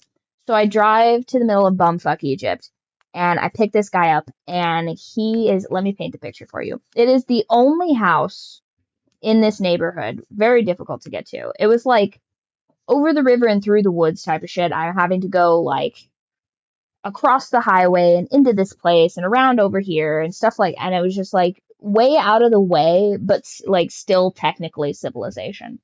And it's the only house on the street that has all blacked out windows. And I'm like, okay. And there is like the loudest music you could ever possibly imagine coming from this place. And I'm like, huh, why is everything all blacked out? This is crazy. So then I'm just like, okay, well, this is sus. Human beings don't live like this. That's where vampires live. So I text him and I'm like, yo, dude, like, are you ready to dip? Like, cause I am not walking up to this place. First of all, absolutely not. And he gets in the car and then I'm like, okay, whatever. And he's like sketched out or whatever. And I'm like, hey, like they told me to come pick you up, dude. And so like, I guess I'm your Uber or whatever. And we get back to the house and we're talking and I'm just like, yo, like, and I'm like, clearly this guy's in like a weird sitch now. He's in a weird situation. And so I was like, hey, like, not going to bring that up, right? Because it's like Tweak City in that house, crazy. And so I was just like, hey, man, like, you're like, why haven't you been coming around often? Because, like, so and so, like, you're like one of his great pals and this and that and the other. And he's just like, oh, yeah, and I finally, like, as this is such a long ride, right? And I finally pull it out of him, right? As we like pull into my parking spot at our apartment or whatever. And he's like, yeah, like I like hanging out too, but it's just like it's weird being around you and like on account of the affair. And I'm like, the affair? What the fuck are you talking about, dude? And he goes, yeah, on account of the affair that like you and like homeboy are having. And I'm like, what? Like, are you sure you're talking about the same person? Because like once again, it was like a weird situation where like me and like one of his ex-girlfriends had the same name. So I'm just like, just to clarify, like there are multiple people in this person's life with like similar names and stuff like that, which is one of the things I really enjoyed about the club is like there's only one alimony. You know what I mean? Like there's only one person with that name. So nice. And he's just like, no, dude, you're who I meant. Like like you're the hoe he lives with. And I'm just like, huh, this is weird. And so I've like talked him down on this ledge for like 15 minutes. I like make him a snack because like clearly homie needed a meal or whatever. And I'm just like, no, like, I don't know, like where you're getting this or whatever. Like this is like I don't know where you're getting this or whatever, but like, it ain't even like that, dude. And he's just like, yeah, it's just like, with him and, his girlfriend or whatever, like, I don't know. I just can't be around if like you guys are like up to shenanigans and like, I gotta sit here and talk to like his girlfriend and stuff like that. Like, that ain't the vibe. And I'm like, yeah, I imagine it wouldn't be, but like, that's not the case or whatever. So I like hand him a sandwich and I hand him like a glass of juice or whatever. And like, right at that moment, homeboy like comes into the apartment and he's like, hey, what's up? And then does the craziest shit he's ever done where he just like grabs me. He's like, like we're like frat bros, and he's just like, like, yeah, you made it, dude. But he's like, I'm like fully engulfed in his arm or whatever, like the most amorous embrace, and I'm just like, what in the fuck is going on right now? Like, am I in the Twilight Zone? Like, what is happening here? Because like, I know for a fact, I don't know this motherfucker biblically. Why is he touching on me? And also, why is this guy scared to death? Like, he's in witness protection over this. And then like, why are you coming in the house all weird like that, dude? This, by the way, same guy. I go to reach for the remote on the couch, right? Big ass couch, right? I'm on one side of the couch. He's on the other side of the couch. Go to reach for the remote. Dude flinches. And I'm like, calm down. We don't own a coffee table. That was a design choice you made. The fuck is going on in my house? So then after that endeavor, never saw those two people in the same room again. Because I'm like, what's going on here? And to this day, that's one of the great mysteries of my old apartment. The hood life. The hood life is not the good life, you guys. So tell me what your fan theories are on that, because ain't no way. Ain't no way, homeboy. How about you give him 2 hits for killing? No, I was just like, listen, here's the thing. Like 100 years ago, I told him I had a crush on him, and then now it's like constantly my problem because, like, why are you acting like I'm trying to like put you in cuffs? Like, calm down, calm down. I would like to change the channel. No sudden movements, okay? I can stand up and move and grab that if that would be better. But also, like, why you acting all weird, dude? This is your buddy that's terrified, right? Just terrified. His eyes are like big as sausage, and that could be from something else. That could be because he's been just tweaking. You know what I mean? Who knows? But I'm just like, what kind of fanfics is this homeboy writing while I'm out here working that track, trying to make that money? No, I'm kidding. I was at the club at the time, but I'm just like, and at the time I was working a bunch. I was like midnight ballerina my ass off. So I'm like, what little AO3 Wattpad stories is he telling that makes his buddy terrified to be like, I can't be in a room with you guys because like, what if I just like snap and I just like blurt out that, I'm just like, which is even crazier because at the time I was exclusively dating women. So I'm like a lot of these things aren't adding up. I like to think that he was out there running his mouth, which is what I think the case was. I think he was running his mouth trying to talk about like, yeah, I got hoes in different area codes, brother. And he's just fucking in there playing Madden or whatever. Just in there playing Madden, pissing his girlfriend off and just eating up all my fucking pizza rolls. And he's just telling people like, yeah, like the bitches can't get enough of me. And I'm just like, buddy. Crazy. Absolutely crazy. And then I unintentionally used that guy's name as a character in one of my books, and I was like, fuck. Like, of all the random ass names to pick for one of those characters, of course I used that guy's name because I'm just like, my bad. And all of you guys tried to bully me. So first of all, I'm doing so good at edits for this. I'm doing so. Look how far I am. Look how far I am in that, you guys. Too bright. I am like 35% of the way through the edits of this, and I will fix all of the formatting issues. I was like speed rushing this for one of my homies to read on a trip to Bali, but I'm getting really, really far on the final edits for this. I'm crushing it. And because you guys bullied me, I'll make this into a limited printing signed author edition as well, even though there are at least 5 homies that if they got their hands on this, they would be pissed that I wrote this book. But what are they going to do? You know what I mean? Write your enemies into a book.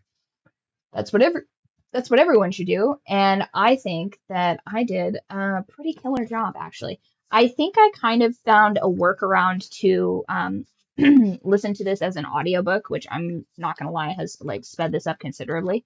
And if I can figure out a way to get the waveform on that file, I'll upload that too.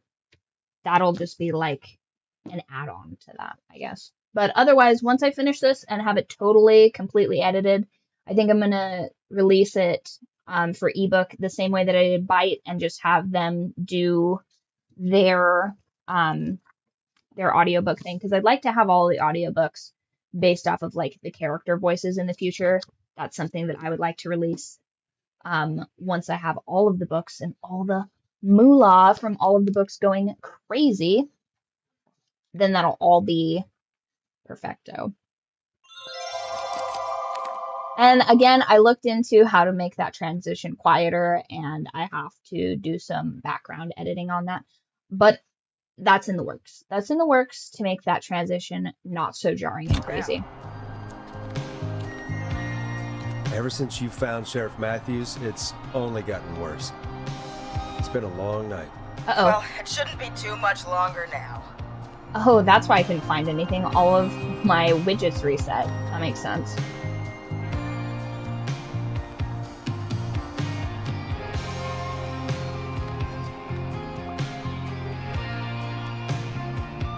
Okay. Widgets restored. There we go. I'm glad I got through to you. I wanted to let you all know what's going on. I made it to Henderson. Turns out somebody had cut the phone lines, and they had no idea what was happening. After I told them, well, their sheriff sent a goddamn squad back with me to stop this. That's great news! That's crazy about the phone lines, though. Do you think the Whistling Man cut them? I'm guessing so. I don't know how the Whistling Man did it. But that doesn't matter right now. Listen, we're coming in hot, but we need your help. I know Gallows Creek isn't a big town, but if we don't know where the Whistling Man is, we can't get him. Her. That's where you come in. You can count on us. What do you need?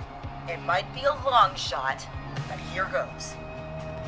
The Whistling Man already called up a few times. I bet she calls again. We're still a little ways out of town, so if she calls, stall her. Buy as much time as you can for us to get in. And while you're talking to her, try to figure out where she is. We'll be listening in, so once her location is known, we'll head straight there. Oh, this is off air. I was like, you're just giving away the plot. I'll do my best. I know you will. Heck, I can see the headlines now. Forrest Nash's interview of a lifetime. Anyway, I'll radio the other cars and tell them the plan is a go. Okay. Hopefully the next time I see you, it'll be with our killer behind bars. Hopefully. That sounds like a tall order, though. We'll see you soon, Leslie. Rents, are you sure you don't want to just be over here and be snuggled over. by Mommy? We're nearly through this. Best we don't waste any time then. Let's get back on air. You got it. Time to turn the music off. Listen. Bringing you back live now. Welcome back to The Scream with me, Forrest Nash. The line is lit up, but before I get to our next caller, I just want to say, things are looking up. It's almost over. But for now, let's bring in our next caller. Evening, caller. This is Forrest Nash. Hello, Forrest. This is John Hedges. I'm here with Casey. I wanted to give you an update on Jason. John! Okay. Is he gonna be okay? He's a fighter. He'll be fine. Nice. We've got him stabilized and resting in a bed. We're preparing to move him to the hospital. Thank you so much. If you hadn't been there, then... God, I don't even want to think about what would have happened. Of course, Casey. We're just this happy is the most he's okay. varied voice John, actors Casey, ever. You two did all the work. I like that though Tell because Jason to get... when they have completely different voices, it's easier to like kind of tell them apart. But also, like, that's crazy. Everybody had to put on a different voice to do all of soon this. from us, whenever he's up for it. Well, why don't you tell him yourself? Is this Forrest? It is. I hope you're feeling better now. Hi, boy It's good to hear you, Jason. How are you? Oh, well, you know. I've got a hole in my stomach, and there's a knife in my leg, but John gave me something to take the edge off. So, I might feel even better than either of you.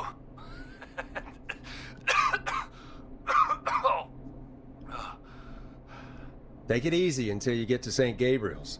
I will. But, No, I'll just let you go. There's no need to be naughty. I'm guessing the Whistling Man is still out there? Yep. As far as we know, anyway. I was worried you'd say that. God damn it. Actually, I'm glad you called. I wanted to talk to you about what happened earlier. Go for it. We spoke to Roller Ricky not long after you were attacked. You spoke to Ricky? Is he alright? He is now. I mean, he was attacked earlier, but Thank this call came after. Hey, guys, I'm really sorry, but there's a call on the other line. I just need to make sure we don't have another situation brewing. You fill Jason in on what happened. I'll be right back. Sure, Peggy.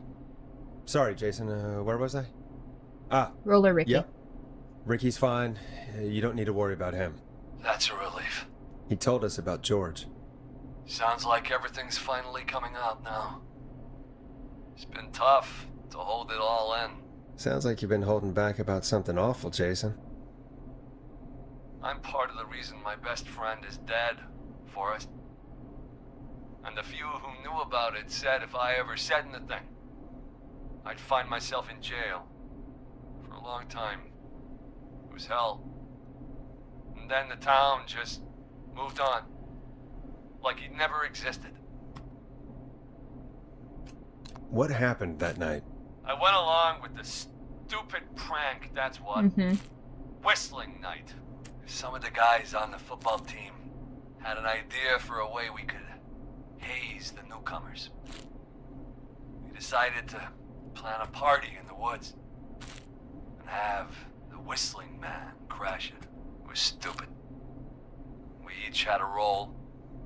I was the stabbed friend. At the party that night, I left the group for a second. Met our Whistling Man. Pretended to get stabbed in front of everyone. Started an almighty panic. Those screams. That was the last time I saw or heard George alive. How did George die, Jason? I don't know. We didn't drown, we know that.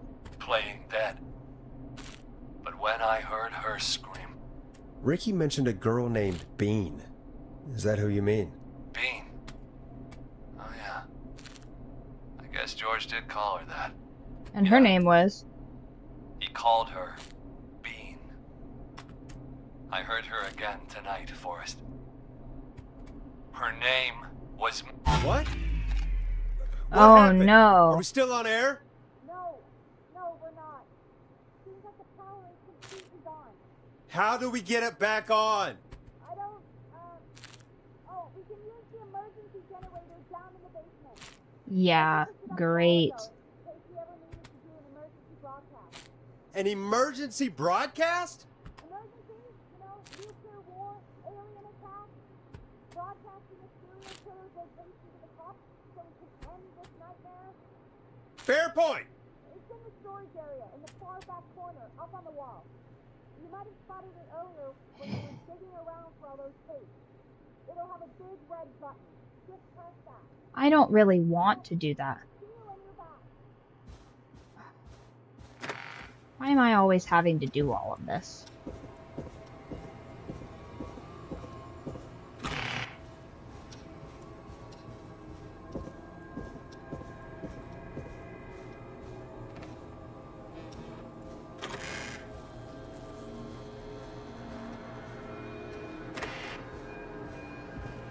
I do not want to be down here.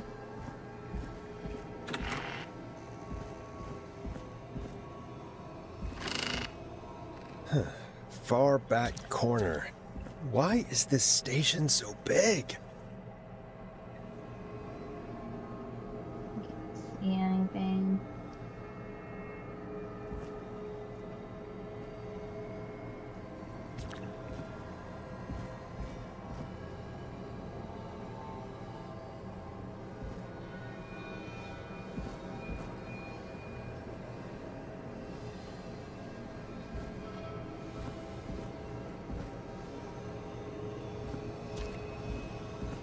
Okay, so not there.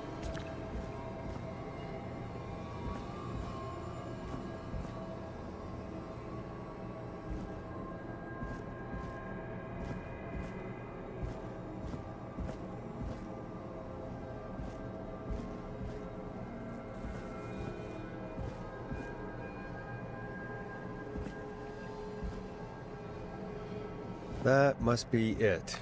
Boom! We've got power!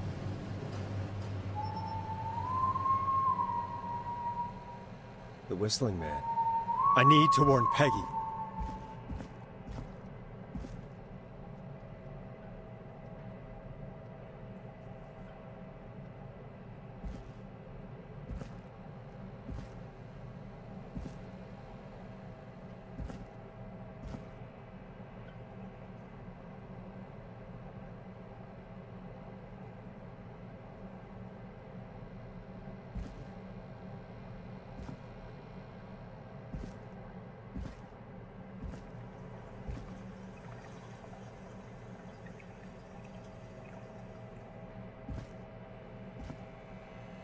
I do not want to be in here.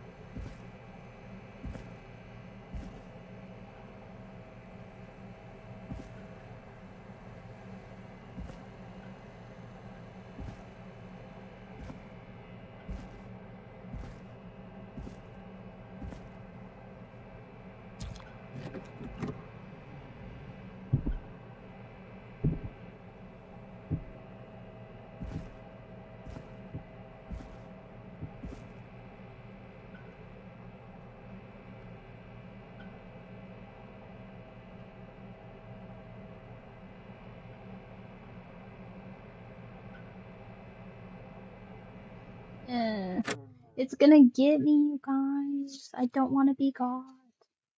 Guess I just gotta be a man about it. Don't want to be in here.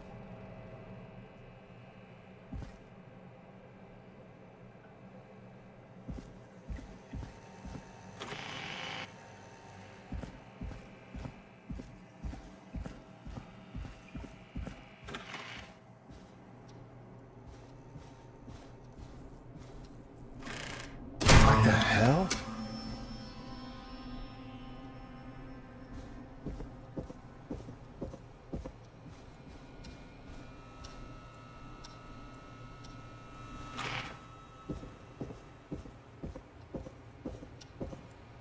Oh no. Oh no.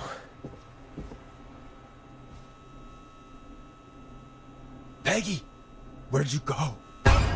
Oh, fucking gross. Get out of here. Ah! Hate that. Hate that for me. Man, I should have had the heart rate monitor on for that, you guys. Oh, I do not like that.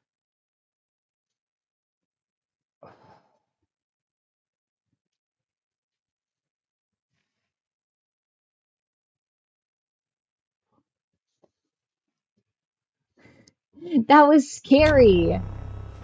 No way. This can't be happening. Very clearly a woman.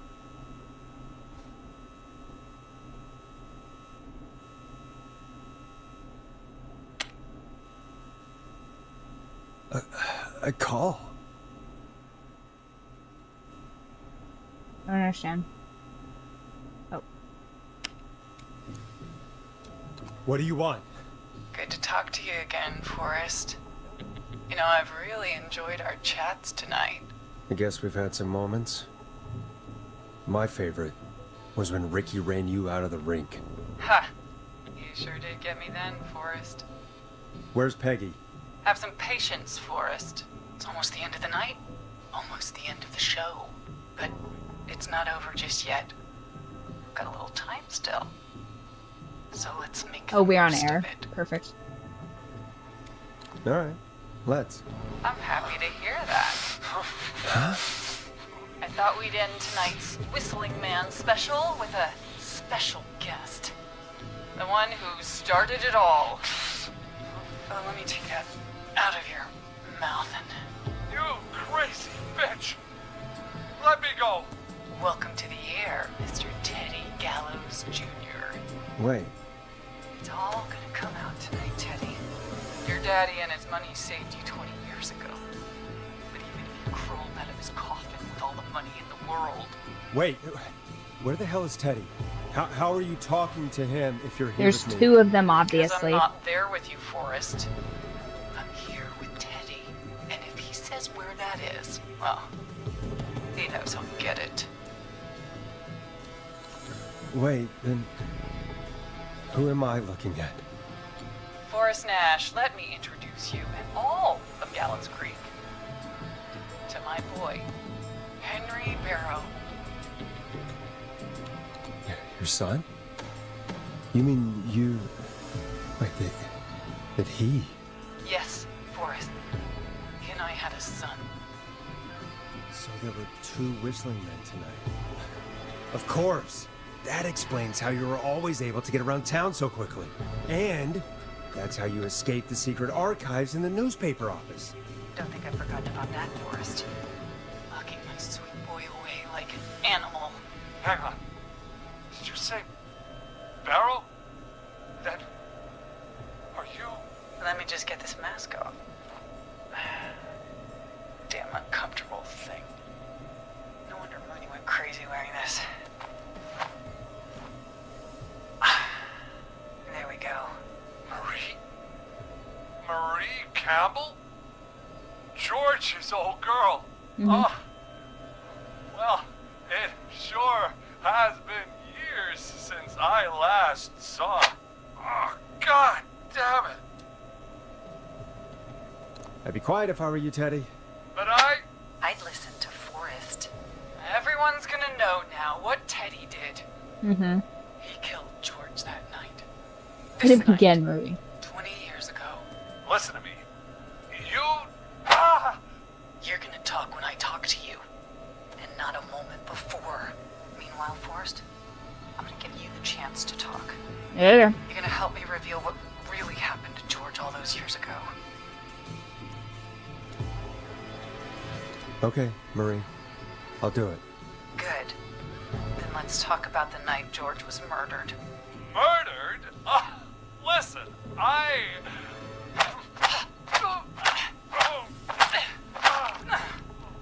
Hey, don't stab him a bunch, Marie. Now, I know you've done some good work tonight in piecing together what happened to George 20 years ago. Hope and so. that's why I want you to interview us. Interview you. All right, I can do that. Thank you. I want you to help me and Teddy tell the story, Forrest. Do a good job. And hell, you might be the only one to leave here alive.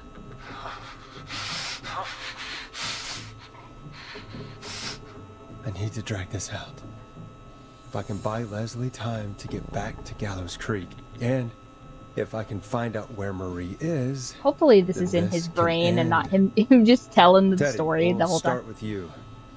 Just, talk me through what happened that night. How did it start? how would I know? It was 20 years ago. Teddy, be honest with me or we're both going to die. Honest? Forrest, I'm trapped here with a psycho. What the hell? God damn it. What a fool. Okay. Our first team party was coming up. And when I saw the date it was scheduled for, I had an idea for a way we could prank the new guys.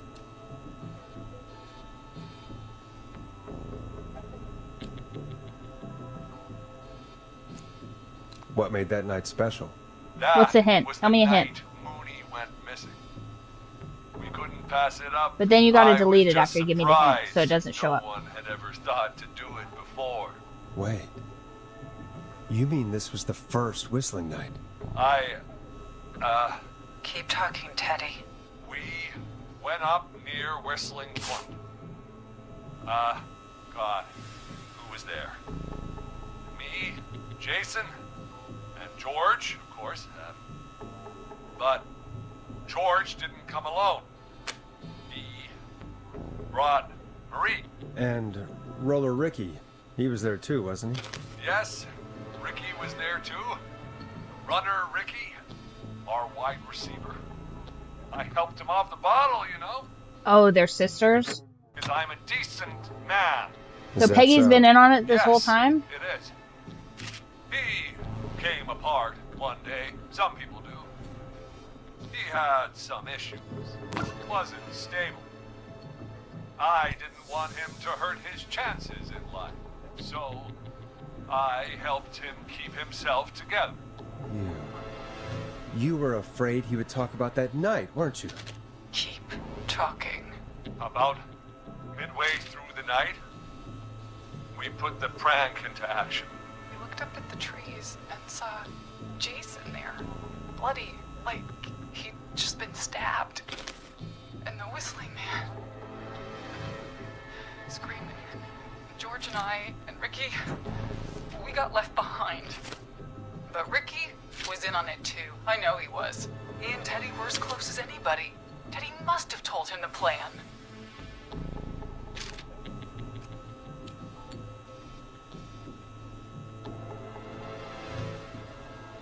Did you ask Ricky if he knew or not?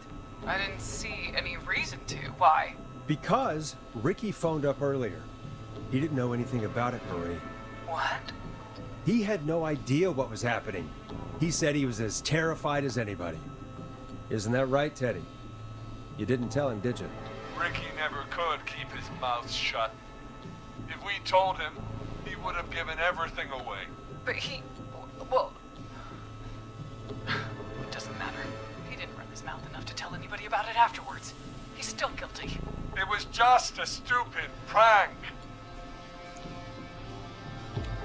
How can you still say it was Did I just save a prank? Ricky and Max? Oh, come on. Ricky is alive, yeah. I don't know about Max. Damn it! You made George think Jason had been murdered. He thought his best friend was dead. And so tonight you stabbed him for real? It's the role he wanted to play. Jason's still alive, Marie. He was with a friend. We talked her through how to stop the bleeding and got him professional help just in time. Oh. Well, shame he didn't have the good sense to die earlier. He's gonna regret that. Enough about him. He and George took off running, but somehow we got separated in the woods. Mm-hmm. I ended up near the bottom of Whistling Point, and when I noticed George wasn't with me, I panicked. And then, I don't know how he snuck up on me, but the Whistling Man grabs me. I scream, and he starts laughing. I'm telling you, it's just a joke. I can stall for time here.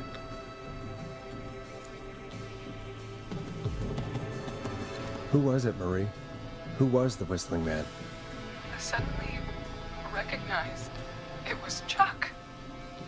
Chuck Brody. He was the Whistling Man. Laughing away. But And that's the then guy he that... stops. And he's looking up. At the top of Whistling Point. Oh What was he no. looking at? Teddy, what happened next? Nothing. I mean, it was just... Teddy? George fell off Whistling Point. Fell off. How do you know what happened? I saw it. You pushed him. You were up there. You were dressed as the Whistling Man too, and I didn't push him, God damn it! I just chased him up there and... And Why would you chase him up there? Backing up. When I saw he was about to go over, I reached out. That's what you saw. You liar! It's not my fault. He didn't know it was a joke. If he'd had any brains, he would have realized. Ugh, Stupid. bitch. Listen, if somebody's about to kill themselves and you're playing a prank on them, the time to tell them it's a prank is right then. It's not to be like, oh, I'm gonna get them right to the like. Also, that's one of the things that pisses me off about these prank YouTubers and stuff like that. It's like, be a fucking adult. Like, this is ridiculous. Like, if your job entails harassing people, find a different job. No one's going to believe. You're playing a dangerous game, and you're gonna learn a lesson.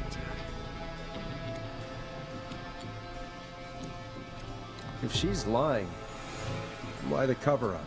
My future was at stake, Nash. You know what it's like. People like us were bred Oh, this guy's for bigger grade A things. scumbag. I'm going to be the mayor of this town, Forrest. And then governor. And then, who knows? I mean, he is political material. He is he's the That worst night person was imaginable. tragic. So. It should never have happened. But it was a mistake. It was just a stupid joke gone wrong. So my father sent Clive out to clean it up. Why should a blip ruin my future? George was a blip? Oh yeah. That's an evil thing to say, Teddy. That's the way it is. Crazy. My father agreed with me. Sandra found him the next morning while out jazz running. She found him in the river, but she lied about that to protect Teddy. She said something about her rent going up, unless she... Yeah. Teddy, did your father own Sandra Sharp's Absolutely. dance studio? Yes, of course. It's Gallows Creek, not Sharp Creek. Yes, of course. I'd answer the question if I were you, Teddy. Yes. ICP album, okay. Great Malenko Track 6. We own most of the town. That's it then. Your father was going to run her out of business, unless she lied and said she found him in the I reservoir vaguely instead remember of the that river. album. What my father Yeah, no, here's the did, thing. It is so easy to not prank people to death that it's crazy. Like, there's one thing where it's like, you know, like you like jump scare someone and then you turn and like fall on something, but why are you scaring somebody when they're around a bunch of stuff that could impale them or whatever? Like, it's just like be an adult. You know what I mean? Like, it's so crazy to me that like people think that stuff is funny. And I just like the rise of like prank YouTubers and stuff like that is some of the dumbest thing I've ever had the unfortunate like chance to witness like in our lifetime. That's just so dumb to me. Like, here's the thing.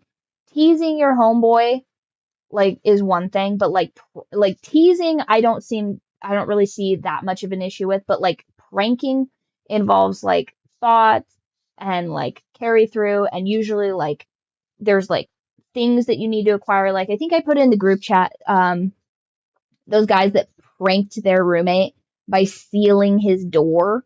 Like they took all of the molding off of the door and like drywalled in his door. So he comes home and he goes to go into his room and like it's just a flat wall. And so then he has to like get in. It's so stupid. Like, first of all, if you just applied yourself, right? If you applied yourself to like literally anything, you would be further ahead than when you're like trying to prank people to do things like that. And it's like so dumb. And I just feel like a lot of people just don't have like the capacity to like make a good joke.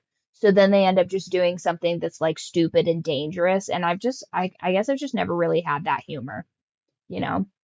Like feats of strength or knowledge, I think are pretty cool.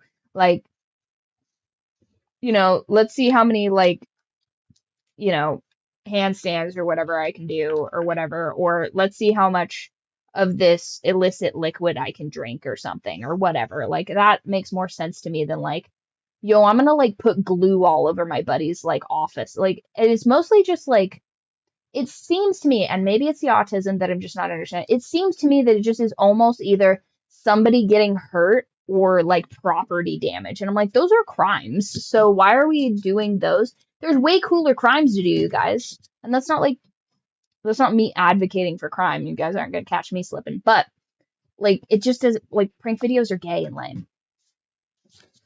Hey, hun, when was the last time you were like jazzed about a prank video? Never. They're lame. And why are they lame? But why are they lame? It's just it's really just a nuisance streamer. That's the name for it, nuisance streamer. Yeah. Somebody that just they're perpetuating a nuisance. They're out. They're just fucking trying to be a nuisance to whoever it is to get views. I hate the dog shit out of one of those fuckers. That's crazy. Also, on air, you can't be talking about that. That's crazy. That's an inside thought, honey. Anyway, Max says, whatever happened to the good old prank of putting your roommate's hand in warm water while they're sleeping? See, that's just to get someone to pee. And like, why are you guys all so interested in your buddies peeing? You know what I mean? Like, that's another conversation I want to have. Like, why is that? Why is like, ha ha ha, he peed, and it's like. What about if it's just funny? Isn't it just as funny if I just piss all over you while you're asleep? That just seems like a thing that you should maybe talk to your therapist about. You know what I mean? Like, why are we involving bodily fluids in these things? I'm just saying. What if I got my homeboy to drink something gross or whatever? It's just like cut out the fucking middleman part, just piss all over them while they're asleep. That's crazy. See, hubby gets the joke. No. Come here, Mr. Kitty. Come here. First of all, I would never do pranks. Now, the kitties do pranks. And their favorite prank was locking their mute sister in the pantry. So I'd like open the pantry, go to grab a thing of noodles, move Muffin out of the way, grab the noodles, close the door, and be like, hey, wait a minute. I think that was Muffin. Because for the first like year, Muffin, through some like nutrient deficiency when she was a baby, could not meow, didn't make any noise at all. She couldn't her vocal cords were like just not vibing. And so you guys would just lock your poor sister in the pantry. And that was naughty. But that was a good kitty prank. You know what I mean? Because after they locked her in there, they would insist upon getting into whatever space they're like, oh, something's in here we want. So they would alert me that their poor mute sister was in the pantry. And I was like, that's all well and good fun. You know what I mean? That's in good fun, little kitty cats. Business dealings is nothing to do with me. The false reports. That's why you killed Sheriff Matthews, too, isn't it, Maria? Not just to get him out of the way, but... Everyone was in on it, Forrest. Even the coroner wrote a fake report. Said George was drinking. That he just got himself into trouble. And... I saw. I'm sorry. For all it's worth, Virginia didn't have much of a choice. She had a sick sister whose treatments she couldn't afford. She played along with the gallows to save her sister's life. And her own. Even still, she should have told the truth. I did my part. I tried everything I could think of. I even went to the newspaper, but no. That coward killed the story. We'll take care of Maurice Russell later.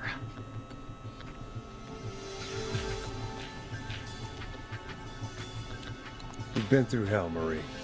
I'm sorry. You've got no idea. Never should have started. You shouldn't have pushed my door down the cliff. You should have been punished. It's coming to a stop. At least for now. Here, where George and I first met, before he joined your football team. It was right after he shot the winning throw. Wait a sec.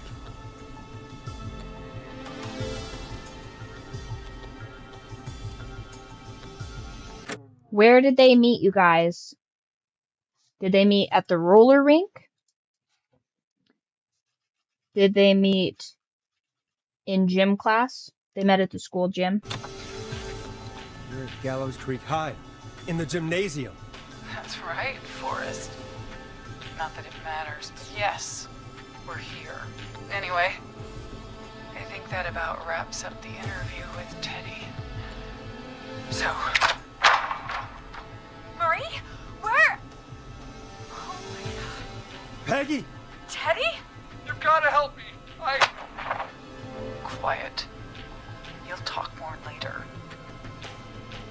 talked to someone who mattered more than you ever did. Peggy. It's been so long since I've seen your face. I worried you wouldn't come. Marie! Oh my god. I thought you... And here I was, thinking you'd forgot me. I'd never forget my own sister. Little sister. Will someone please explain to me what's happening? Want to explain, Peggy? Earlier, while you were speaking to Jason, I got a call. Do you remember? Well, it was from Dawn. She said that my sister Marie was there that night George died, and that I should come to the gym for a reunion. And when you walked in, you found out That my sister is the Whistling Man. Good to see you too, Peggy.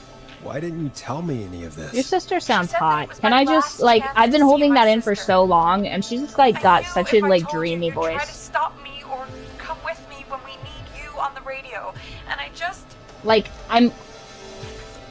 I'm certain she has BPD, and that is all right with me. I know, okay? I should have. But I didn't imagine this situation then, so just... What happened to you, Marie? You just disappeared one day. Disappeared? I was thrown out, Peggy.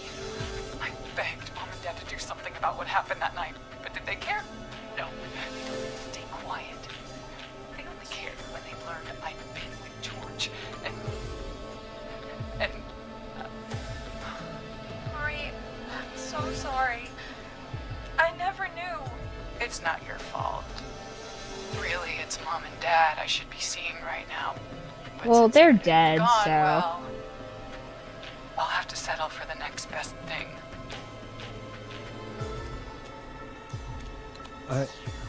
Wait.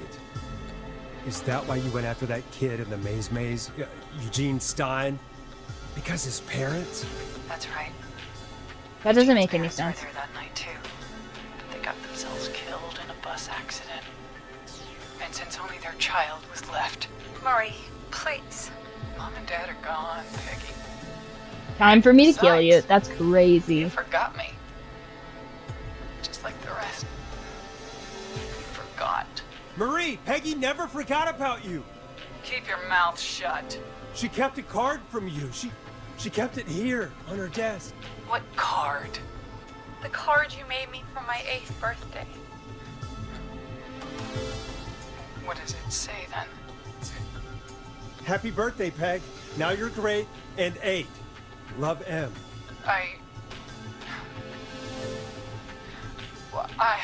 Henderson police! Freeze! No! Henry! Get out of there! Peggy! We have 2 wounded, and we're in pursuit of the suspect. Henderson police! Freeze! Forrest! Leslie, how's Peggy? She's been cut pretty bad, but we're here now. I'll be okay. God, Marie! Hey, Zara! I need you to look after Peggy. She needs help. Now, we got here just in the nick of time. Where's Marie? She bolted right as we got here. The police are right on her heels. It won't be long now. It's over, Forrest. Did we do it? Well, folks, it was a long night, but we made it. Daddy, I through don't know why together. you insist on I'm eating gonna out of a head dog off to go bowl. check on Peggy. My little puppy cat. This has been Crazy. Forrest Nash.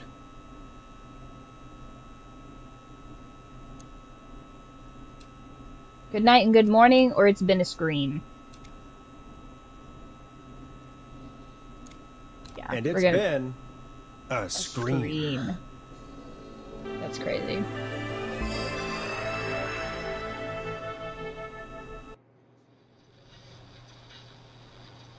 Oh no. Look how many people died, you guys. I did a bad job, I think. I think we're gonna have to play this again. Let's see. Yeah, so many people perished.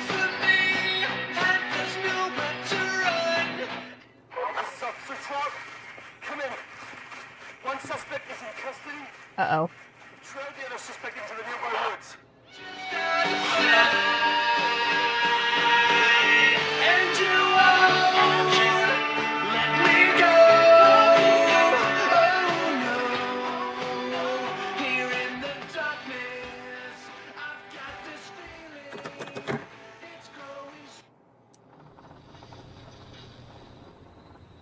Crazy. Well, that has been Killer Frequency. That's crazy. I did not know that that was going to be such a short game. Such a short game, you guys. Dang. I wish it let us, load at the chapters. We should have saved before the court maze, you guys. I feel like I should have just inherently known that left and right was going to be a bad deal. The moment that it became apparent that we were going to have to do left and right, I should have saved. And that's on me, you guys. That's my bad. I don't think anybody died up until that point. I think we really just, I think that's where everything kind of really went bad for us, was the moment I had to choose between left and right. And that was, I mean, you know, that's going to end in tragedy every time. Oh, wow. Yeah, I guess this is a bonus stream, so we don't usually go as far as we do on the regular ones. That's crazy. I'm so used to being here until like 3 in the morning. That's crazy. So how did you guys like this one? It was way shorter than I thought it was going to be, but I thought it was pretty fun. Sucks that we let that gas station get blown up, though. That sucks. And I'm not entirely... Oh, that's crazy. Silly cats. And I'm not entirely sure what the deal was with the, like, with the college students or whatever, where they were like, oh yeah, like, let's escape or whatever. I picked the guy most likely to go to jail, which you would think that that would be the guy that would be the best at lockpicking, and I think because he, like, why would you go after all of those kids? It doesn't make any sense to me, really. You know what I mean? Because if they have this whole agenda or whatever, it doesn't make sense why they would be attacking all these other people. You know, like, I get it if it's like, oh, your parents died, so we're just, like, gonna go after everybody else. It's like, okay, but, like, you know, it didn't seem to me obvious, at least, that it was, like, one of the original people's, like, progeny or whatever. Because there's only, like, 4 people that were even involved in that incident, I guess. You know? There's, like, all the people on the football team, but it's like, I guess those were the football team people's kids that were getting harassed and harangued. Not sure what that is. And also, if you kill the parents, like, wouldn't you leave the kids alone? Like, when the kids have nothing to do with it at that point? Or is it just, like, you know, are we just, like, going full, like, you know, like, end the bloodline situation, I guess. Crazy to me. But good news is, 1, I'm almost done editing this, which means that a signed author paperback version of this has never been closer. You guys, look, there's even audio engineer little Easter eggs on it. Isn't that cool? If you guys know how to read waveform, then you'll get to actually, like, hear what this has to say. I don't know how to do that, but I'm sure somebody knows how to do that, and that's an Easter egg. And if you can find the Easter egg of this, I'll give you a +1 level on the Discord just for funsies, because you figured out the, well, don't tell everybody. You keep that to yourself. You guys are so silly. I do love that you guys are, always helping everybody out, though. I really appreciate that. I like when you guys are homies with each other. But I'm almost done with the edits on here. I have 2 longer edits that I'm going to pop in here just to make some scenes a little bit juicier. But this will be getting the final edits. I'm actually going to do those right before I go to bed. I bet I could get through quite a few in the next couple hours. So I'm going to get as far as I possibly can on the edits in this. Then I'm going to edit once I have the final word count on here too, because it's so crazy. It's like by the page number that all of these, like, formatting things are. So you literally can't format this novel until you complete all of the edits. So that's really annoying. I wish you could just, like, modify the specific like spine or whatever, and like the front and the back cover, but it does not allow for that. So very annoying. But I will be finishing this up, and then I think am on track to deliver the extra spicy chapters that really didn't advance the plot in here and didn't really make sense. But I will be writing, I believe, let's see how many we have. I think it's slated to have like, I think it's 4 to 6 spicy chapters. Let me look on here. I have them mapped out, but I can't remember what the final number ended up being. So we have 1, 2, 3, 4, but I think I'm going to add, let's see. I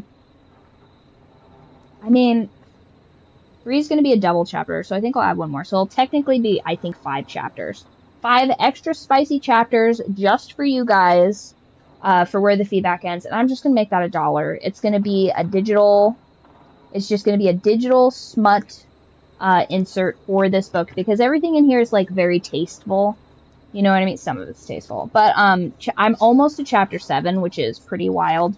But chapter 7 is going to get, you know what? That's what it'll be, the 6th chapter. Chapter 7 will get a rewrite, and that'll be extra spicy for you guys. Enjoy that. Enjoy that spicy kielbasa.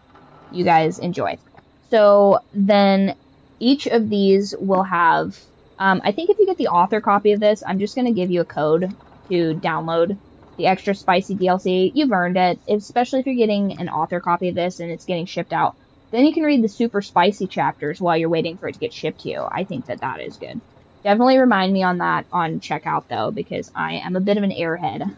Don't know if you guys have gathered that or not. But all good. I think that we are still on track to make this by Valentine's Day. So keep a lookout for that. I don't usually stream on Sundays, but I missed the bonus stream that I promised on Saturday yesterday. Just couldn't get it done. Did way too many things. Didn't have the energy. But I stream every Monday and Friday about 8:30 to 2 a.m. Mountain Standard Time, with the optional bonus streams on Wednesdays and Saturdays when I can. Trying to do that as frequently as possible. And if you haven't already, join the Discord. Discord's awesome. I'm on there every single day. And if there's any like changes and stuff like that, I'll let you know there. If you have any questions, any of that, go ahead and check that out. I will see you guys on the next one. Oh, wait, I have one more thing. Oh, yes. And also make sure that you don't miss next stream, because we will be doing a giveaway for the very first time in the show. I believe that you have to be subscribed to do the giveaway, because otherwise I won't know how to get a hold of you. But we will get that going, and there's probably some bonuses. Depending on the shipping weight of this, there might be some extra bonuses that go along with this. Okay, I think that's all of the little announcements. We'll see you guys tomorrow for our Umeneko detective graphic novel series.